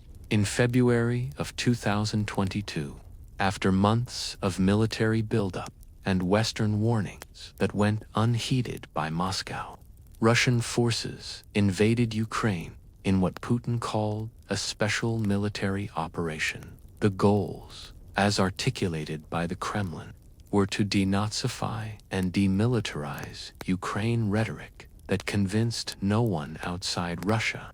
The real objectives appeared to be the overthrow of Ukraine's government, the installation of a pro-Russian regime, and the prevention of Ukraine's integration into Western institutions. Perhaps Putin believed that Ukraine would collapse quickly, that its government would flee, that Ukrainians would welcome Russian forces as liberators. He was catastrophically wrong. Ukrainian forces, armed with Western weapons and fighting for their homeland, resisted fiercely. Russian advances stalled. The assault on Kiev failed, forcing Russian forces to withdraw after sustaining heavy losses. The Russian military, so formidable on paper, revealed profound weaknesses: poor logistics, low morale, outdated equipment, incompetent leadership. The war dragged on, month after month, becoming a grinding conflict of artillery and attrition. Russian forces occupied parts of eastern and southern Ukraine, but could not achieve decisive victory. Ukrainian counteroffensives reclaimed significant territory. The human cost was staggering: tens of thousands dead on both sides, millions of Ukrainian refugees, entire cities reduced to rubble. I cannot go to this war. Even I, who have walked through countless conflicts across the centuries, find myself unable to witness this one directly. But I see its effects. I see Russian mothers mourning sons who will never return, though the government tells them their boys died as heroes, liberating brothers from fascism. I see Ukrainian families sheltering in metro stations while missiles rain down on their cities. I see the old patterns repeating: invasion, destruction, suffering inflicted by rulers upon peoples who desire only to live in peace. The West responded with unprecedented sanctions, cutting Russia off from international financial systems, banning technology exports, freezing assets of oligarchs and officials. Western companies withdrew from Russia en masse. Russia became economically isolated to a degree not seen even during the Cold War. Putin doubled down, framing the conflict as an existential struggle between Russia and the collective West.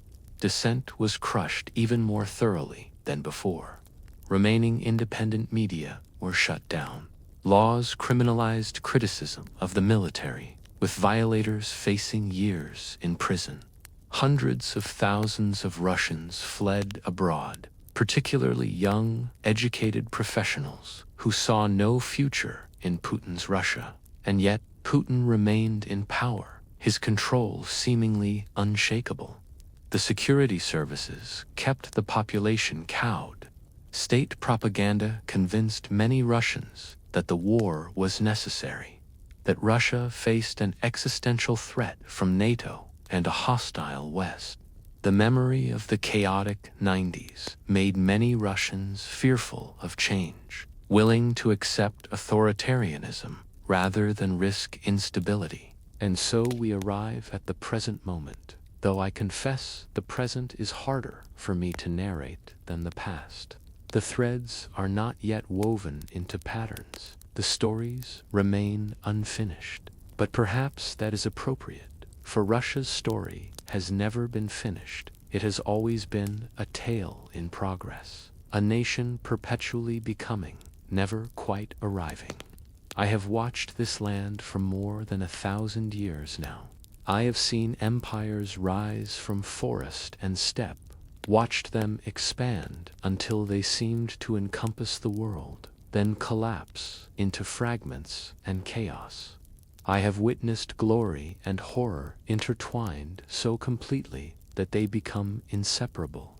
The patterns recur with haunting familiarity. Strong rulers expand territory through conquest, controlling their subjects through fear and force. Their reigns bring a kind of order, a harsh stability that Russians often prefer to chaos. Then the strong ruler dies or grows weak, and fragmentation follows. Civil wars, foreign invasions, the breakdown of authority, suffering beyond measure. From chaos eventually emerges a new strong ruler, and the cycle begins again. Ivan, Peter, Catherine, Alexander, Stalin, Putin, the names change, the methods evolve, but the pattern persists. Autocracy remains Russia's default mode of governance. Democracy, a brief interlude tried in the 90s and found wanting. Some say it is geography, that a vast, exposed land, vulnerable to invasion from all directions, requires strong, centralized control to survive. Some say it is history, that centuries of Mongol rule, of serfdom, of totalitarianism, have created a political culture that cannot sustain democracy. Some say it is the Russian soul itself, torn between Eastern and Western influences, never fully at home in either tradition. I do not know if any of these explanations are true. I know only what I have witnessed. I have seen Russians capable of astonishing cruelty and remarkable kindness. I have seen them endure suffering that would break most peoples, yet somehow survive, even find reasons to laugh amidst the darkness. I have stood in village churches where babushkas light candles and pray with a faith that neither Soviet atheism nor modern materialism could extinguish. I have listened to Russians argue for hours about literature and philosophy, their passion for ideas undiminished by material poverty. I have watched Russian mothers shield their children with their bodies during bombardments, choosing to die rather than abandon those they love. Russia has given the world Pushkin and Dostoevsky, Tchaikovsky and Shostakovich, scientists and mathematicians whose insights advanced human knowledge, dancers whose grace seemed to transcend gravity itself. It has also given the world the Gulag and the Holodomor, aggressive imperialism and nuclear brinksmanship, a political culture where murder is a routine tool of statecraft. Both are Russia, both are true. To acknowledge one while denying the other is to misunderstand this vast, complex, contradictory land. I think of the people I have known across the centuries. The peasant woman who shared her last crust of bread with me during a famine, asking nothing in return. The soldier who wept after a battle, not for his own wounds, but for those he had been ordered to kill. The teacher who continued to educate children even when her salary went unpaid for months, because she believed that knowledge was more valuable than gold.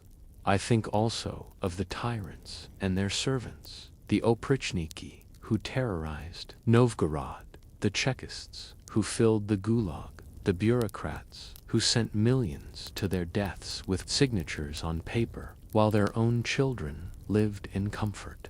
Evil in Russia has often been banal, committed by ordinary people following orders, convincing themselves that cruelty served a higher purpose. The Russian land itself has witnessed everything and remembers nothing. The forests grow over battlefields, roots entangling the bones of those who fell there.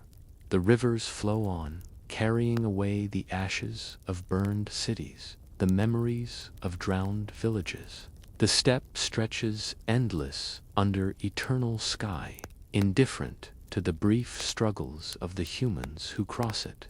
Only I remember. Only I carry the weight of all these centuries, all these lives, all this suffering and joy and madness. It is a burden I would not wish on anyone, yet I am bound to it, compelled to witness, to remember, to tell. What does the future hold for Russia? I do not know. I have lived long enough to know that prediction is folly. History does not repeat itself exactly, though it often rhymes. The patterns suggest themselves, but surprises remain possible. I have seen Russia survive catastrophes that would have destroyed lesser nations. It survived the Mongol invasion. It survived Napoleon and Hitler. It survived Stalin. Perhaps it will survive Ukraine and whatever comes after. I think of a conversation I had with a young woman in Moscow shortly before the invasion of Ukraine. She was a student, bright and ambitious, fluent in 3 languages, planning to work for an international company. "Do you think Russia will ever be normal?" she asked me. "Will we ever just be a regular country? Not a great power or a mystery or a threat, just ... normal?" I did not know how to answer her. What is normal for Russia? The question assumes there is a standard from which Russia deviates. But perhaps Russia simply is what it is, a land of extremes, of contradictions, of a people capable of both terrible darkness and extraordinary light. Russia, I finally told her, has never been normal. It has been exceptional, for good and for ill. Perhaps that is its fate, to always be different, always be apart, never quite fitting into the patterns that other nations follow. She looked disappointed, as if she had hoped for better. "Then we are doomed to repeat the same mistakes forever." "Nothing is forever," I said. "Patterns can be broken. Cycles can end. It requires courage, wisdom, and the willingness to learn from the past rather than merely repeat it." Whether Russia possesses these qualities, I trailed off, unable to complete the thought. She smiled sadly. "You have lived through our history. You know what Russians are capable of. Do you have hope for us?" But I also thought of the endurance I had witnessed, the courage, the stubborn refusal to be entirely broken even by the worst horrors. I thought of the beauty Russia had created, its literature, its music, its art. I thought of the simple decency I had seen in ordinary people who shared what little they had, who helped strangers, who kept faith, even when faith seemed foolish. "Yes," I told her, "I have hope. Not certainty, not optimism that ignores reality, but hope, the belief that a better future remains possible, that Russia's story need not be an endless cycle of suffering, that your generation might finally break the patterns that have held for so long." She seemed to take comfort in this, though I do not know if she should have. I do not know what will become of that young woman. Perhaps she fled, perhaps she remained and found ways to resist, however quietly. Perhaps she has given up hope entirely and now simply endures. I think of her often, wondering if our conversation meant anything, if my words had any value beyond the moment they were spoken. The snow falls softly on Moscow tonight, as it has fallen for 1,000 winters. The golden domes of the Kremlin catch the light of street lamps, glowing in the darkness. The city sleeps, or seems to sleep. But I know that behind windows throughout the city, people lie awake, worrying about the future, mourning the past, wondering what tomorrow will bring. Russia endures. It always has. Whether it will ever do more than endure, whether it will find peace, justice, genuine freedom, that question remains unanswered. The story continues to unfold, its ending unknown, even to one who has watched for so many centuries. I have told you of empires and emperors, of wars and revolutions, of suffering beyond measure and achievement that astounds. But ultimately, Russia is not its rulers or its wars. It is its people, flawed, resilient, complicated, human. They deserve to be remembered, not merely as victims or perpetrators, as heroes or villains, but as people who lived, loved, suffered, and hoped in a land that has known both the depths of darkness and the heights of beauty. Their story is not finished. Russia's story is not finished. And as long as stories remain unfinished, hope remains possible. And thus ends another memory from ages long past, though some of these memories stretch into the present, and their echoes will reach into the future. I have walked with you through 1,000 years of Russian history, from the mists of Kievan Rus to the troubled present day. We have witnessed empires rise and fall, revolutions promise and betrayal, the endless cycle of hope and despair that marks this vast and complicated land.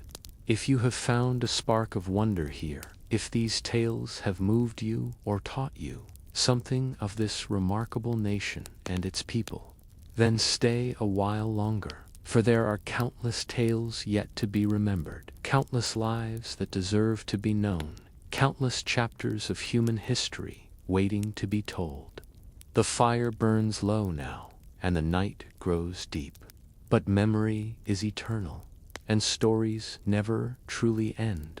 They merely pause, waiting for another listener, another telling, another chance to illuminate the darkness with the light of what has been. Until we meet again, dear listener, carry these memories with you. Remember what Russia has been, what it has endured, what it has achieved and destroyed. Remember the ordinary people who lived through extraordinary times, who suffered and survived, and somehow kept their humanity, even when the world seemed determined to strip it away. For in remembering, we honor them, and in honoring them, we keep alive the hope that their suffering might yet yield meaning, that their sacrifices might yet bear fruit, that Russia's long and troubled story might yet find a path toward something better.